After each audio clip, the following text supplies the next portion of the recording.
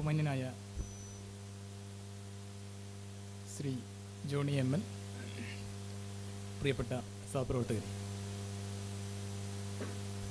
നമ്മൾ യഥാർത്ഥത്തിൽ ജീവനക്കാരിങ്ങനെ കൂടിയിരുന്നിട്ട് തന്നെ ഏറെ കാലമായി എന്ന് നമുക്കൊക്കെ അറിയാം. 2020 കോവിഡിന് ശേഷം എല്ലാവരും ഇങ്ങനെ കണ്ടുമുട്ടുക എന്ന് പറയുന്നത് തന്നെ കുറച്ച് അസാധ്യമായി പോയിരുന്നു. അതിനുശേഷം നമ്മളൊരു സാധാരണ നിലയിലുള്ള നമ്മുടെ ജീവിതക്രമങ്ങളിലേക്ക് പലതരത്തിൽ വന്നുകൊണ്ടിരിക്കുന്ന ഒരു സന്ദർഭമാണ്. അങ്ങനെ ആയിത്തീരുന്ന ഒരു സന്ദർഭത്തിലാണ് നമ്മൾ ഈ ഒരു പരിശീലന പരിപാടി ആലോചിച്ചത്. നിങ്ങൾക്ക് പൊതുവെ അറിയുന്നത് പോലെ, ഇപ്പോൾ കൃഷ്ണരാജ് നേരത്തെ സൂചിപ്പിച്ചതുപോലെ, ഈ പരിശീലന പരിപാടി മ്യൂസിയം ശാസ്ത്രത്തെ കേന്ദ്രീകരിച്ചുകൊണ്ട്, അഥവാ മ്യൂസിയോളജി എന്ന് പറയുന്ന അതിൻ്റെ ഡിസിപ്ലിൻ എന്നുള്ള അർത്ഥത്തിലല്ല ഞാൻ ഉദ്ദേശിക്കുന്നത്, മറിച്ച് മ്യൂസിയം ഒരു സാംസ്കാരിക സ്ഥലമായി, ഒരു കൾച്ചറൽ സ്പേസായി മാറുന്നത് എങ്ങനെയാണ് ഒരു മ്യൂസിയം നിർമ്മിക്കപ്പെടുന്നത്, എങ്ങനെയാണ് ഒരു മ്യൂസിയത്തിൻ്റെ സങ്കല്പനമുണ്ടാവുന്നത്, എങ്ങനെയാണത് ആവിഷ്കരിക്കപ്പെടുന്നത് തുടങ്ങി ഒരു മ്യൂസിയവുമായി ബന്ധപ്പെട്ട് എന്തെല്ലാം തരത്തിലുള്ള മേഖലകൾ നാം മനസ്സിലാക്കേണ്ടതുണ്ട്, അറിഞ്ഞിരിക്കേണ്ടതുണ്ട് എന്നതിലേക്ക് ഉള്ള ഒരു ചെറിയ അന്വേഷണം എന്ന നിലയിലാണ് നമ്മൾ ഈ പരിശീലന പരിപാടി ആലോചിച്ചത്. നമുക്ക് നേരത്തെ ഇവിടെ സൂചിപ്പിച്ചതുപോലെ നമ്മൾ പല പരിശീലന പരിപാടികൾ നമ്മുടെ വകുപ്പ് തന്നെ നേരത്തെ സംഘടിപ്പിച്ചിട്ടുണ്ട്, പലതരത്തിലുള്ള പരിശീലന പരിപാടികൾ. അപ്പോൾ അത് പലപ്പോഴും പല മേഖലകളെ കേന്ദ്രീകരിച്ചുകൊണ്ട്, അതിൽ നമ്മുടെ സൗത്ത് ഇന്ത്യൻ ഹിസ്റ്ററിയെ റീഡിഫൈൻ ചെയ്യുന്ന വിധത്തിലുള്ള വലിയ സെഷനുകൾ ഉൾപ്പെടെ ഒരു ഘട്ടത്തിൽ നമ്മൾ നടത്തിയത് നിങ്ങളിൽ പലരും അതിൽ പങ്കെടുത്തിട്ടുണ്ടാവും എന്നാണ് ഞാൻ വിചാരിക്കുന്നത്. കോവിഡിൻ്റെ പശ്ചാത്തലത്തിൽ നമ്മൾ ഓൺലൈനായി കുറച്ച് വെബിനാറുകൾ നമ്മൾ സംഘടിപ്പിച്ചു. ആ വെബിനാറുകളുടെ ഒരു വിഷയമേഖല യഥാർത്ഥത്തിൽ നമ്മൾ കൈകാര്യം ചെയ്യുന്ന പുരാതത്വ ശാസ്ത്രം, ആർക്കിയോളജി എന്ന് പറയുന്ന ഡിസിപ്ലിനുമായി ബന്ധപ്പെട്ട മണ്ഡലങ്ങളായിരുന്നു. എന്നാൽ ഇന്ന് അത് ഓൺലൈൻ ആയതുകൊണ്ട് ആ വെബിനാറിൽ നമ്മളിൽ പലരും പങ്കെടുത്തിട്ടുണ്ട്, അതിൻ്റെ ചർച്ചകൾ നമ്മൾ നടത്തിയിട്ടുണ്ട്. എങ്കിൽ പോലും അതൊക്കെ എന്നത് നമ്മുടെ സാമൂഹ്യ ബന്ധങ്ങളെ സംബന്ധിച്ചുള്ള ആഴത്തിലുള്ള ചില താത്വികമായ ധാരണ കൂടി അത്തരം ചെറുതെങ്കിലുമുള്ള ചർച്ചകൾക്ക് പുറകിലുണ്ടായിരുന്നു. ഇപ്പം നമ്മൾ വീണ്ടും മനുഷ്യരെ നേരിൽ കണ്ടുമുട്ടുകയും നേരിട്ട് നമ്മുടെ ആഹ്ലാദങ്ങളും നമ്മുടെ വേദനകളും നമ്മുടെ അറിവുകളും അറിവില്ലായ്മകളും ഒക്കെ പങ്കുവെക്കുകയും ചെയ്യുന്ന വേറൊരു തരത്തിലുള്ള സാമൂഹ്യ ഇടപെടലിൻ്റെ ഒരു മണ്ഡലത്തെ രൂപീകരിക്കുക അല്ലെങ്കിൽ തുടരുക എന്ന അർത്ഥത്തിൽ കൂടിയാണ് ഇത്തരത്തിലുള്ള ഒരു ഫിസിക്കലായ, ഭൗതികമായ ഒരു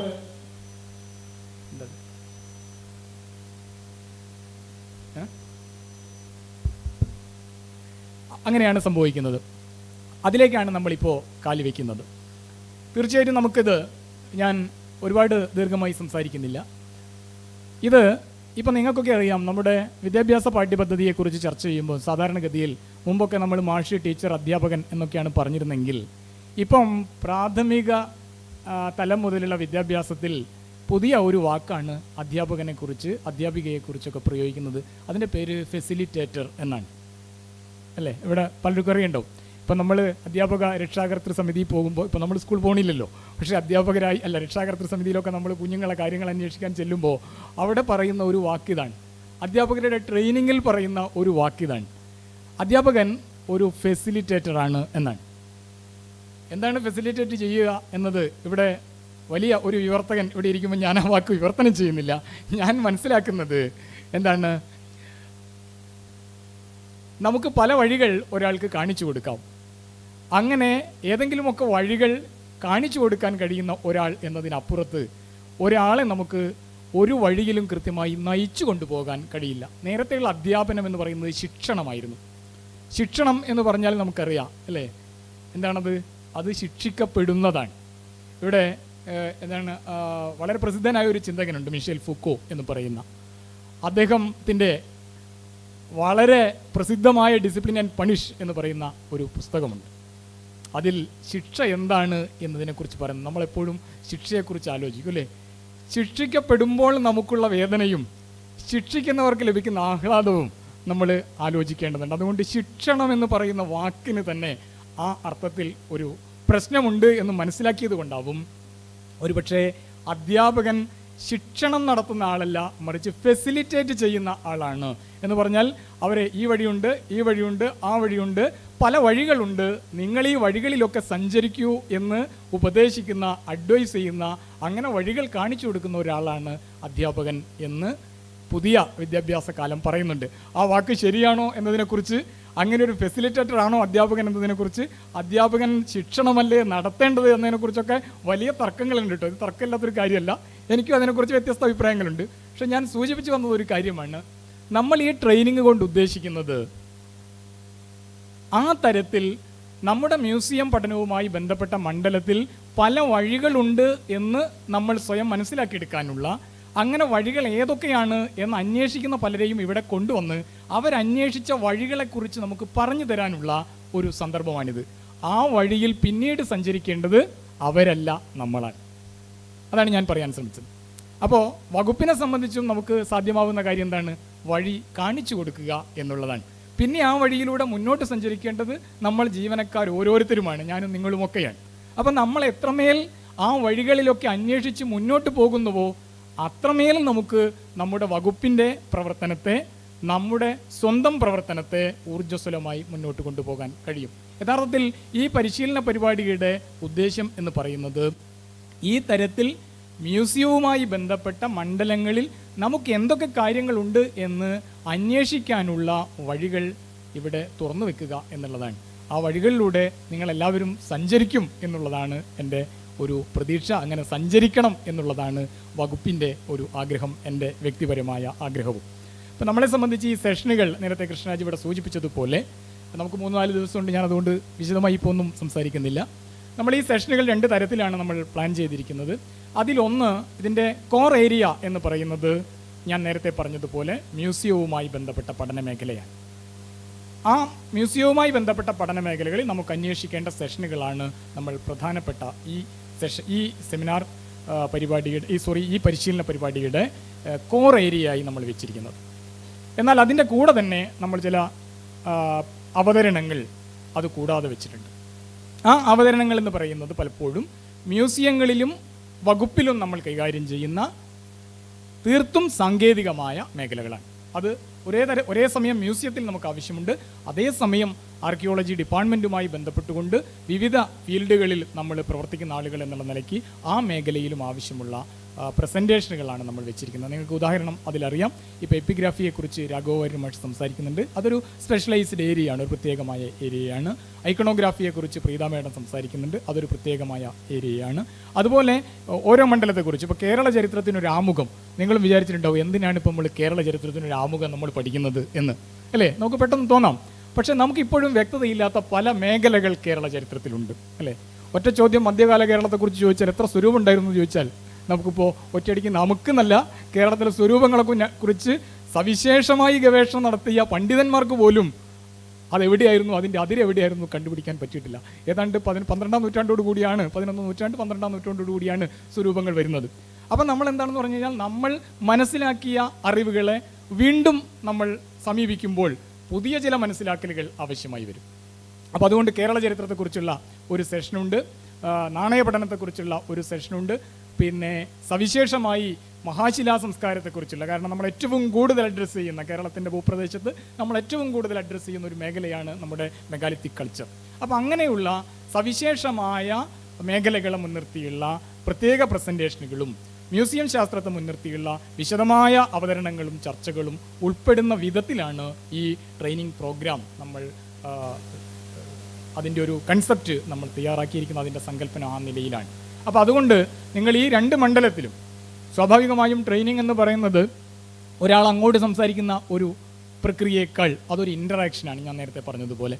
അതുകൊണ്ട് നമ്മൾ എത്രമാത്രം അതിലേക്ക് ഇൻ്ററാക്റ്റ് ചെയ്യുന്നുവോ അത്രയായിരിക്കും ഒരു ട്രെയിനിങ്ങിൻ്റെ വിജയം എന്ന് പറയുന്നത്. ഒരാൾ അങ്ങോട്ട് സംസാരിച്ചുകൊണ്ടിരിക്കുക എന്നത് മാത്രമല്ല, നമുക്ക് ഏതൊക്കെ മേഖലകൾ നമുക്ക് തെളിഞ്ഞു കിട്ടേണ്ടതുണ്ടോ ആ മേഖലകളെക്കുറിച്ചൊക്കെ നമ്മൾ അവരോട് സംസാരിക്കുമ്പോഴാണ് നമുക്ക് അത്തരത്തിൽ ഇൻ്ററാക്ഷൻസ്, അത്തരത്തിൽ സംവാദങ്ങൾ നടക്കുമ്പോഴാണ് നമുക്ക് ഈ ട്രെയിനിങ് പ്രോഗ്രാം നിങ്ങൾക്ക് ഓരോരുത്തർക്കും നിങ്ങളതിൽ പങ്കാളിയായി എന്നും നിങ്ങളുടെ സംശയങ്ങൾ, നിങ്ങളുടെ നിങ്ങളുടെ സങ്കല്പനങ്ങളൊക്കെ ഇവിടെ ഷെയർ ചെയ്യാൻ കഴിയുന്ന ഒരവസ്ഥ കൂടി ഉണ്ടാവണം.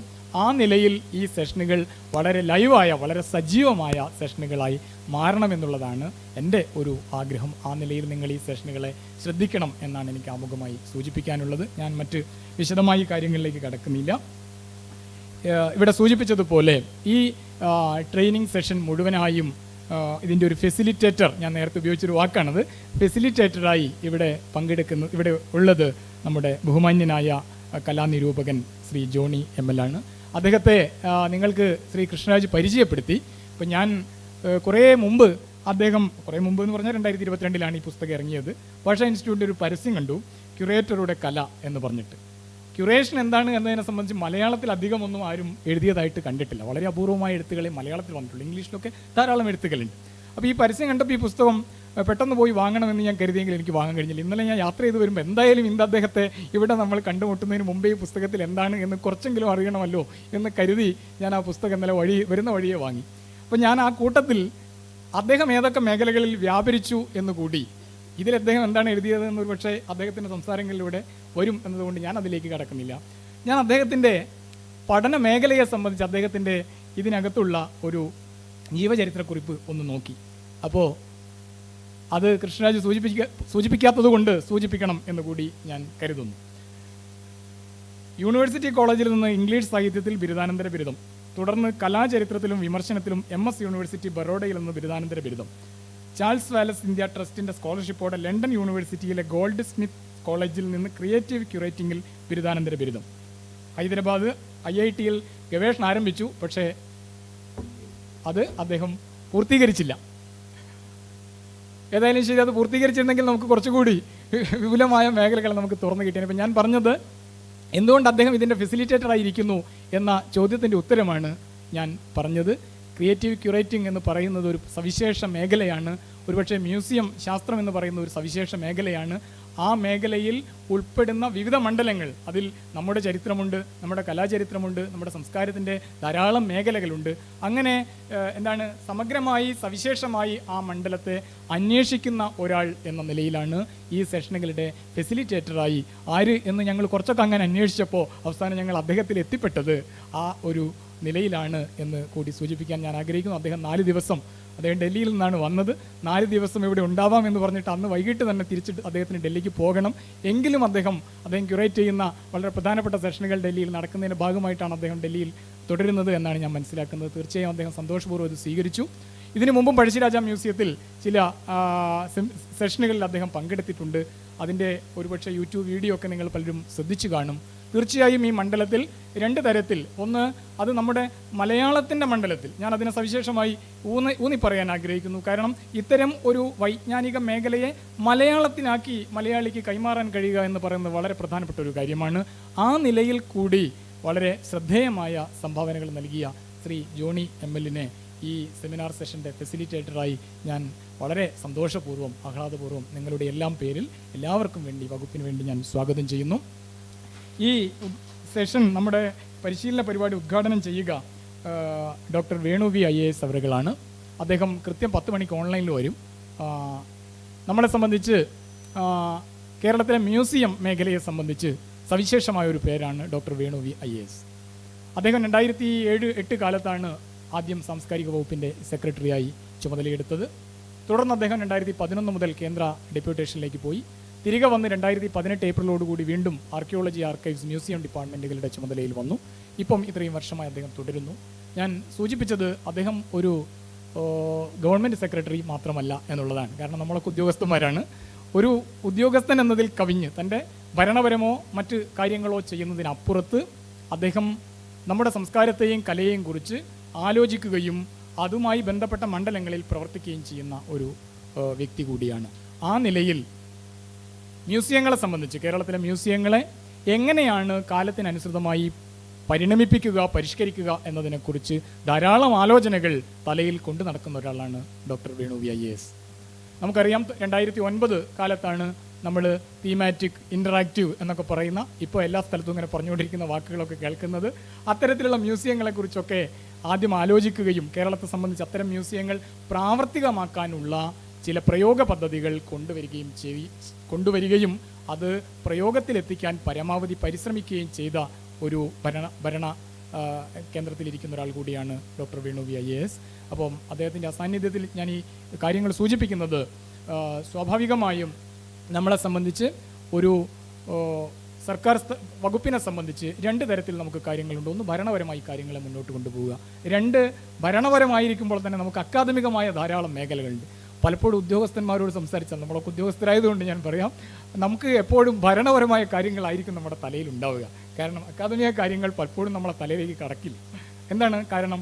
നമ്മൾ അതിൻ്റെ പലതരം സമ്മർദ്ദങ്ങളിലും പെട്ട് നടക്കുന്ന ആളുകളാവുമ്പോൾ എപ്പോഴും നമ്മുടെ അക്കാദമിക് കാര്യങ്ങളിൽ നിന്ന് നമ്മൾ കുറച്ച് അത് മാറ്റിവെക്കാം. മറ്റത് നമ്മുടെ തലയുടെ മുകളിൽ തൂങ്ങുന്ന ഒരു വാളാണല്ലോ എന്നുള്ളത് കൊണ്ട് നമ്മൾ ഭരണപരമായ കാര്യങ്ങൾക്ക് എപ്പോഴും നമുക്ക് മുൻതൂക്കം ഉണ്ടാകും. പക്ഷേ വേണു സാറിനോട് സംസാരിക്കുമ്പോൾ എനിക്ക് തോന്നിയിട്ടുള്ള ഒരു കാര്യം, അദ്ദേഹം ഭരണപരമായ കാര്യങ്ങളിലൊക്കെ വളരെ ശുഷ്കാന്തിയും വളരെ കൃത്യതയും സ്ട്രിക്റ്റുമാണ്. അതേസമയം അക്കാദമികമായ എല്ലാ കാര്യങ്ങളും വളരെ സൂക്ഷ്മമായി ശ്രദ്ധിക്കുകയും സൂക്ഷ്മമായി ഓർത്തു വെക്കുകയും, ഒരുപക്ഷേ ഈ മ്യൂസിയത്തിൽ വന്നാൽ ആ വിഷ്ണു വിഗ്രഹം ഇവിടെ ആയിരുന്നല്ലോ കൃഷ്ണരാജ ഇരുന്നത്, കഴിഞ്ഞ തവണ അവിടെ ആയിരുന്നല്ലോ ഞാൻ വന്ന് ഇരുന്നത് എന്ന് ചോദിക്കാൻ തക്കവണ്ണം നമ്മുടെ മ്യൂസിയത്തിൻ്റെ എല്ലാ മുക്കും മൂലയും ഓർത്തു വെക്കുകയും ചെയ്യുന്ന ആളുകളെ നമ്മൾ അപൂർവമേ കണ്ടിട്ടുള്ളൂ.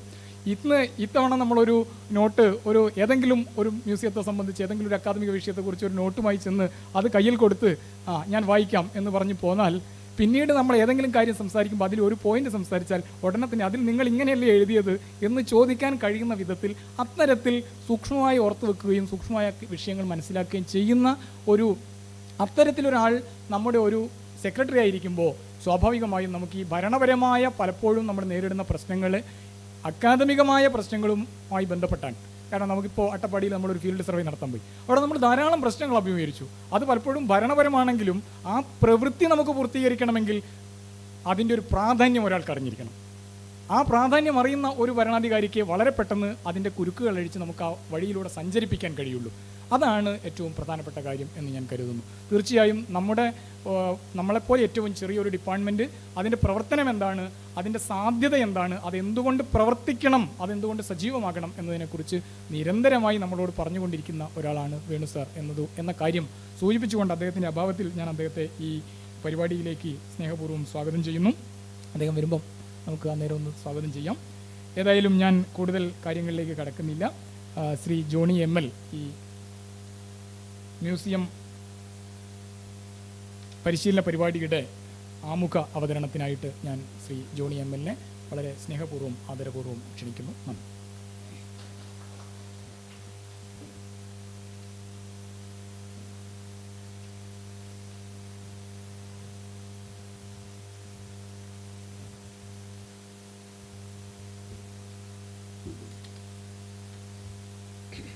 നമസ്കാരം. കേൾക്കുന്നുണ്ട്? എന്നെക്കുറിച്ച് പറഞ്ഞ വളരെ നല്ല വാക്കുകൾക്ക് ഞാൻ ഡയറക്ടർ ശ്രീ ദിനേശൻ സാറിനോട് നന്ദി ആദ്യമേ പറയട്ടെ. പിന്നെ നന്ദി പറയാനുള്ളത് എന്നെ ക്ഷണിക്കാൻ മുൻകൈയെടുത്ത ശ്രീ കൃഷ്ണരാജനോടാണ്. ഈ ആമുഖ പ്രഭാഷണം നിങ്ങളുടെ ഈ പ്രോഗ്രാം ഷെഡ്യൂളിൽ കാണുന്നത് പോലെ മ്യൂസിയം സാംസ്കാരിക ആചാരങ്ങളുടെ ഭൂമിക എന്നാണ്. മ്യൂസിയം സിവിലൈസിംഗ് റിച്വൽ എന്ന് വേണമെങ്കിൽ പറയാം. അത് ഞാനുണ്ടാക്കിയ വാക്കല്ല. കരോൾ ഡങ്കൺ എന്ന് പറയുന്ന പ്രശസ്തനായ തിയററ്റിഷ്യൻ എഴുതിയ ഒരു പുസ്തകത്തിൻ്റെ ടൈറ്റിലാണ് മ്യൂസിയം ആസ് സിവിലൈസിംഗ് റിച്വൽസ്. പക്ഷെ ആ വിഷയത്തിലേക്ക് കടക്കുന്നതിന് മുമ്പ് ശ്രീ ദിനേശൻ സാർ പറഞ്ഞ രണ്ട് കാര്യങ്ങൾ ഒന്ന് സ്പർശിക്കാമെന്ന് വിചാരിക്കുന്നു. കൊറോണയുടെ കാലത്ത്, പാൻഡമിക്കിൻ്റെ കാലത്ത് ഉണ്ടായ ഒരു പ്രധാനപ്പെട്ട മാറ്റം എന്ന് പറയുന്നത് മനുഷ്യനെ ഓൺലൈനിലേക്ക് മാറ്റുന്നു. മനുഷ്യൻ്റെ നേരിട്ടുള്ള സമ്പർക്കം, സംസർഗം, സംഭാഷണം ഇവയെല്ലാം തന്നെ ഓൺലൈനിലേക്ക് വെർച്വലായിട്ടുള്ള, അതായത് പ്രതീതി യാഥാർത്ഥ്യത്തിലേക്ക് മാറ്റുകയും അവിടെ മനുഷ്യർ തമ്മിൽ ബന്ധപ്പെടുകയാണ്, സംസാരിക്കുകയാണ് എന്ന ഒരു തോന്നൽ ഉളവാക്കുകയും ചെയ്യുന്നു. പക്ഷേ ഇത് എത്രത്തോളം ഫലപ്രദമായിരുന്നു അല്ലെങ്കിൽ എത്രത്തോളം ഫലപ്രദമായിരുന്നില്ല എന്നുള്ളതിനെക്കുറിച്ച് ഏകദേശം ഒരു ധാരണയിൽ നമ്മൾ ഇന്ന് എത്തിക്കഴിഞ്ഞു. അത് ഫലപ്രദമായിരുന്നില്ല എന്നാണ് നമ്മൾ ഒടുവിലെത്തിയ ധാരണ. അതിന് ഉദാഹരണം എന്ത് എന്ന് ചോദിച്ചു കഴിഞ്ഞാൽ, എൻ്റെ കയ്യിൽ തെളിവുണ്ടോ എന്ന് ചോദിച്ചു കഴിഞ്ഞാൽ എൻ്റെ കയ്യിൽ പ്രത്യേകിച്ച് തെളിവില്ല. നിങ്ങൾക്കെല്ലാവർക്കും അറിയാവുന്ന 2 തെളിവുകൾ പറയാൻ കഴിയും. ഒന്ന്, ഈ ഗൂഗിൾ മീറ്റുകളുടെ എണ്ണം കൺസിഡറബിളി കുറഞ്ഞു. പിന്നെ അത് കഴിഞ്ഞിട്ട് അതുപോലുള്ള പല ചാറ്റ് റൂമുകളും ഉണ്ടായി. ദിനം പ്രതി സാഹിത്യത്തെയും സംസ്കാരത്തെയും അല്ലെങ്കിൽ സിനിമയെയും സംഗീതത്തെയും ഒക്കെ ഇഴകീറി പരിശോധിക്കുന്ന ഒരു പ്രത്യേക സംവിധാനം നമ്മുടെ ഇടയിലുണ്ടായിരുന്നത് അത് ഇല്ലാതായി. എന്തുകൊണ്ടില്ലാതായി എന്ന് ചോദിച്ചു കഴിഞ്ഞാൽ, മനുഷ്യൻ അവൻ്റെ സാമൂഹിക ഇടങ്ങളിലേക്ക് തിരിച്ചു വരികയും പരസ്പരം കാണുകയും പരസ്പരം സംസാരിക്കുകയും ചെയ്യുവാൻ തുടങ്ങി. എങ്കിലും അതിനകത്തൊരു ചെറിയൊരു എക്സെപ്ഷൻ, ചെറിയൊരു മാറ്റം അവിടെ പറയേണ്ടതുണ്ട്, ഒരു അപവാദം പറയേണ്ടതുണ്ട്. കാരണം ഇന്ന് മനുഷ്യരിലേറെ പേരും, ക്ലാസ് മുറികളിൽ ഉൾപ്പെടെ നമ്മൾ നോക്കിക്കഴിഞ്ഞാൽ മനുഷ്യരിലേറെ പേരും മൊബൈലിലേക്ക് അവരുടെ ശ്രദ്ധ മുഴുവൻ തിരിച്ചു വയ്ക്കുന്നത് കാണാം. റോഡിൽ നടക്കുമ്പോൾ, കാർ ഓടിക്കുമ്പോൾ, അല്ലെങ്കിൽ മെട്രോയിൽ യാത്ര ചെയ്യുമ്പോൾ, ബസ്സിൽ യാത്ര ചെയ്യുമ്പോൾ ഒക്കെ തന്നെ ആളുകൾ ഒരു സെക്കൻഡ് കിട്ടിക്കഴിഞ്ഞാൽ അവർ നേരെ ഇതിലേക്ക് പോകുന്നത് ഈ മൊബൈൽ നോക്കുന്നതിലേക്കാണ്. അത് നമ്മളൊരു പുതിയ ബിഹേവിയറൽ പാറ്റേൺ നമ്മുടെ ഇടയിൽ ഉണ്ടായിരിക്കുന്നു എന്നുള്ളതിനെക്കുറിച്ചാണ്. അതൊരു ക്യൂരിയോസിറ്റിയുമായി ബന്ധപ്പെട്ട ഒരു പ്രശ്നമായിട്ട് ഞാനത് പിന്നീട് സംസാരിക്കാം. അത് എന്തുകൊണ്ടാണ് ഈ തിരിച്ചുവരവ്, അതായത് വെർച്വൽ ഇടങ്ങളിൽ നിന്ന് യഥാർത്ഥ ഇടങ്ങളിലേക്കുള്ള തിരിച്ചുവരവിനെക്കുറിച്ച് നമ്മൾ മ്യൂസിയത്തിൻ്റെ കൺസെപ്റ്റിൽ അല്ലെങ്കിൽ മ്യൂസിയത്തിൻ്റെ ഭാഷയിൽ പറഞ്ഞു കഴിഞ്ഞാൽ അതിനെ ഒബ്ജക്റ്റ് എക്സ്പീരിയൻസ് എന്ന് പറയാം. അതായത് വസ്തുവുമായി ചേർന്ന് ഒരാൾക്ക് ലഭിക്കുന്ന അനുഭവം. മ്യൂസിയം എന്ന് പറഞ്ഞു കഴിഞ്ഞാൽ കുറേ സാധനങ്ങൾ നിരത്തി വച്ചിരിക്കുന്നു, ചരിത്രത്തിൻ്റെ വിവിധ ഘട്ടങ്ങളിൽ നിന്നുള്ള കുറേ വസ്തുക്കൾ നിരത്തി വച്ചിരിക്കുന്നു. പക്ഷേ എന്താണ് അത് മറ്റുള്ളവർക്ക് നൽകുന്നത് എന്ന് ചോദിച്ചു കഴിഞ്ഞാൽ അത് ഒബ്ജക്റ്റ് എക്സ്പീരിയൻസ് ആണ് എന്ന് പറയാം. അമേരിക്കയിലെ പ്രധാനപ്പെട്ട മ്യൂസിയങ്ങളെയൊക്കെ ഡിജിറ്റൈസ് ചെയ്യുന്നതിൻ്റെ ഭാഗമായി ഈ ഡിജിറ്റൈസിങ് മ്യൂസിയംസ് എന്ന് പറയുന്ന തിയറിയിൽ പ്രവർത്തിച്ചു കൊണ്ടിരിക്കുന്ന ജാ ഫിയെ എന്ന് പറയുന്ന ഒരു യുവ ഡിജിറ്റൽ ക്യൂറേറ്റർ, അവർ പറഞ്ഞിട്ടുള്ളത് എന്തുകൊണ്ടാണ് ഡിജിറ്റൽ മ്യൂസിയങ്ങൾ അല്ലെങ്കിൽ എന്തുകൊണ്ടാണ് വെർച്വൽ മ്യൂസിയങ്ങളുടെ അനുഭവങ്ങൾ എന്തുകൊണ്ട് മനുഷ്യന് താല്പര്യമില്ലാതാകുന്നു. അതിനർത്ഥം ആ താല്പര്യമില്ലായ്മയുടെ കാരണം എന്ന് പറയുന്നത് നമുക്ക് ഒബ്ജക്റ്റ് എക്സ്പീരിയൻസ് ഇല്ലാതാകുന്നു എന്നുള്ളതുകൊണ്ടാണ്. എന്താണ് ഒബ്ജക്റ്റ് എക്സ്പീരിയൻസ് എന്ന് പറഞ്ഞു കഴിഞ്ഞാൽ ഞാൻ പ്രത്യേകിച്ച് പറയേണ്ടതില്ല. ഒരു വസ്തുവുമായി ഒരു മനുഷ്യൻ പൊടുന്നനെ ഉണ്ടാക്കുന്ന ബന്ധത്തെ ആണ് ഒബ്ജക്റ്റ് എക്സ്പീരിയൻസ് എന്ന് പറയുന്നത്. ഒരു വസ്തു കാണുമ്പോൾ അത് നമ്മൾ ഉണ്ടാക്കുന്ന അനുഭവങ്ങളുടെ തുടർച്ചകൾ. ഒരു വസ്തുവും ചരിത്ര നിരപേക്ഷമല്ല എന്നുള്ള തിരിച്ചറിവ്, ഇതൊക്കെയാണ് ഒബ്ജക്റ്റ് എക്സ്പീരിയൻസ് എന്ന് പറയുന്നത്. പണ്ട് മാർസൽ പ്രൂസ്റ്റ് എന്ന് പറയുന്ന ഒരു എഴുത്തുകാരനുണ്ടായിരുന്നു. അദ്ദേഹം റിമെമ്പറൻസ് ഓഫ് തിങ്സ് പാസ്റ്റ്, ഗതകാല സ്മരണകൾ അല്ലെങ്കിൽ ഭൂതകാലത്തെ ഓർമ്മിച്ചെടുക്കൽ എന്ന് പറയുന്ന ഒരു വലിയ ബൃഹത്തായ പുസ്തകം എഴുതിയിട്ടുണ്ട്. ആ പുസ്തകം എഴുതാനുള്ള കാരണം എന്തെന്ന് ചോദിച്ചു കഴിഞ്ഞാൽ, അദ്ദേഹം ഒരു പ്രഭാതത്തിൽ ഒരു കപ്പ് ചായയുമായിട്ടിരിക്കുകയായിരുന്നു. ആ ചായക്കോപ്പയിൽ നോക്കുമ്പോൾ അദ്ദേഹത്തിൻ്റെ ഉള്ളിലേക്ക് അദ്ദേഹത്തിൻ്റെ ഭൂതകാലം ഒന്നാകെ ഇരച്ചെത്തി എന്ന് പറയുന്നു. അപ്പോൾ ഈ ചായയും അദ്ദേഹത്തിൻ്റെ ഭൂതകാലവും തമ്മിൽ എന്താണ് ബന്ധം എന്ന് ചോദിച്ചു കഴിഞ്ഞാൽ പ്രത്യേകിച്ച് ഒരു ബന്ധവുമില്ല. പക്ഷേ ദർ ഇസ് എ ട്രിഗർ, അല്ലെങ്കിൽ ദർ വാസ് എ ട്രിഗർ. നിങ്ങളുടെ അല്ലെങ്കിൽ അദ്ദേഹത്തിൻ്റെ അനുഭവങ്ങളുടെ, ഗതകാല അനുഭവങ്ങളെ പ്രജ്വലിപ്പിക്കാൻ പോകുന്ന അല്ലെങ്കിൽ പ്രചോദിപ്പിക്കാൻ പോകുന്ന എന്തോ ഒന്ന് ആ ഒരു ദൃശ്യത്തിൽ ഉണ്ടായിരുന്നു. നമ്മുടെ മിക്കവാറും എല്ലാ പോപ്പുലറായിട്ടുള്ള സിനിമകളിലും സാഹിത്യ രൂപങ്ങളിലും ഒക്കെ തന്നെ നമുക്ക് ഇത് കാണാൻ കഴിയും. ഒരു ഗന്ധം, അല്ലെങ്കിൽ നമ്മുടെ ദൈനംദിന ജീവിതത്തിൽ ഒരു പ്രത്യേക തരം ഗന്ധം പെട്ടെന്ന് നിങ്ങളുടെ കൂടെ നിങ്ങളുടെ കോളേജിൽ പഠിച്ചിരുന്ന ഒരു കൂട്ടുകാരൻ ഉപയോഗിച്ചിരുന്ന ഡിയോഡറൻറ്റിൻ്റെ ഗന്ധം, അത് നിങ്ങൾ തിരിച്ചറിയുന്നതോടുകൂടി അയാളെക്കുറിച്ചുള്ള ഓർമ്മകളെല്ലാം നിങ്ങളിലേക്ക് വരികയായി. അങ്ങനെ ഓരോന്നും ഒരു ഒരു ഒരു ജംഗ്ഷൻ, ഒരു കടയുടെ പേര് മറ്റൊരിടത്ത്, അതിന് നമ്മൾ വേറൊരു വാക്ക് ഉപയോഗിക്കും, ദേജാവു എന്ന് പറയുന്നത്. അതായത് ഈ പണ്ടെങ്കോ നടന്നിട്ടുള്ള ഒരു കാര്യം നമ്മളിലേക്ക് ഇരച്ചെത്തുന്നു എന്നുള്ളൊരു തോന്നൽ. അപ്പോൾ എല്ലാ ഒബ്ജക്റ്റുകളും, എല്ലാ വസ്തുക്കളും നമ്മളിലേക്ക് അത്തരത്തിലുള്ള ഒബ്ജക്റ്റ് എക്സ്പീരിയൻസസ്, വസ്തുനിഷ്ഠമായ അനുഭവങ്ങളുടെ ഒരു പരമ്പര തന്നെ നമ്മൾ സൃഷ്ടിക്കുന്നു. അപ്പോൾ ഇത് മ്യൂസിയം ഡിസ്കോഴ്സിൻ്റെ, മ്യൂസിയം അല്ലെങ്കിൽ മ്യൂസിയത്തിന് നമ്മൾ മലയാളീകരിച്ച് പറഞ്ഞാൽ പുരാവസ്തു ശേഖരം എന്നൊക്കെ പറയാം. പുരാവസ്തു ശേഖരങ്ങളുടെ ആ വ്യവഹാര സമ്പർക്കം അല്ലെങ്കിൽ ആ വ്യവഹാര സമുച്ചയത്തിനുള്ളിൽ ഏറ്റവും പ്രധാനം, പരമപ്രധാനമായ ഒരു കാര്യം, നിങ്ങളിൽ ഗൈഡ്സ് ഉണ്ടാവും, നിങ്ങളിൽ പല മ്യൂസിയത്തിൻ്റെ പല ഭാഗങ്ങളിൽ പ്രവർത്തിക്കുന്ന ആളുകളുണ്ടാവും. ഇതിൻ്റെ എല്ലാത്തിൻ്റെയും പിന്നിൽ പ്രവർത്തിക്കുന്നത് ഒരു സന്ദർശകന് അല്ലെങ്കിൽ സന്ദർശകയ്ക്ക്, ഒരു വിസിറ്ററിന്, ഒരു ഗസ്റ്റിന് ഈ ഒബ്ജക്റ്റ് എക്സ്പീരിയൻസ് പകർന്നു കൊടുക്കുക എന്നുള്ളതാണ്. നമ്മൾ മ്യൂസിയത്തിൻ്റെ ലേബൽ ചെയ്യുന്നതും അതിൻ്റെ വർഷം എഴുതുന്നതും അതിൻ്റെ സോഴ്സ് എഴുതുന്നതും അതിന് പ്രൊവനൻസ് എന്ന് നമ്മൾ മ്യൂസിയം ഭാഷയിൽ പറയും. നിങ്ങൾക്ക് ഈ ഐകോമിൻ്റെ ഈ ബുക്ക്ലെറ്റ്സ് തന്നിട്ടുണ്ട് നിങ്ങളുടെ സ്റ്റഡി മെറ്റീരിയലിൽ. അതിൽ ഈ കാര്യങ്ങളൊക്കെ വിശദമായിട്ട് പറയുന്നുണ്ട്. ഞാൻ പുതുതായിട്ടൊന്നും പറയുന്നില്ല, അതിനകത്ത് ഇതെല്ലാം ഉണ്ട്. അപ്പോൾ ഇതെല്ലാം തന്നെ, പക്ഷേ ഒബ്ജക്റ്റ് എക്സ്പീരിയൻസിനെ കുറിച്ചല്ല പറയുന്നത്, ഞാൻ അതിനെ ബന്ധപ്പെടുത്തി പറയുന്നു. ഈ ഒബ്ജക്റ്റ് എക്സ്പീരിയൻസിനെ നൽകുന്നതിന് വേണ്ടി ഉള്ള കാര്യങ്ങളാണ് ഇതെല്ലാം പറയുന്നത്. ഇനി രണ്ടാമത്തെ വാക്ക്, അത് ഞാൻ ഇതിൻ്റെ സന്ദർഭത്തിൽ വെർച്വൽ എക്സ്പീരിയൻസിൻ്റെ അഭാവം ഇന്നെങ്ങനെ ശക്തമാകുന്നു എന്നുള്ളതിനെക്കുറിച്ച് പറയുന്നു. അതായത് പാൻഡമിക് സമയത്തുള്ള ഒബ്ജക്റ്റ് ഈ പറയുന്ന വെർച്വൽ എക്സ്പീരിയൻസ് അത് മാറി പോസ്റ്റ് പാൻഡമിക് ഡേയ്സിൽ നമ്മൾ വീണ്ടും പഴയതുപോലെ ഒബ്ജക്റ്റ് എക്സ്പീരിയൻസിലേക്ക് വരുന്നു എന്നുള്ളതിനെക്കുറിച്ച് പറയുന്നു. രണ്ടാമത്തേത് അദ്ദേഹം സൂചിപ്പിച്ച ഫെസിലിറ്റേറ്റർ എന്ന് പറയുന്ന വാക്കാണ്. അതിന് സത്യം പറഞ്ഞു കഴിഞ്ഞാൽ ഞാൻ അങ്ങനെ ഒരു വാക്കിനെ ഒരു പരിഭാഷയെക്കുറിച്ച് ചിന്തിച്ചില്ല. എങ്കിലും ഞാൻ അതിനെക്കുറിച്ച് ആലോചിച്ചപ്പോൾ സാധ്യതാ ദർശകൻ എന്ന് പറയുന്ന, അതായത് person who shows the possibilities, അത് മൾട്ടിപ്പിൾ പോസിബിലിറ്റീസ് ആണ്.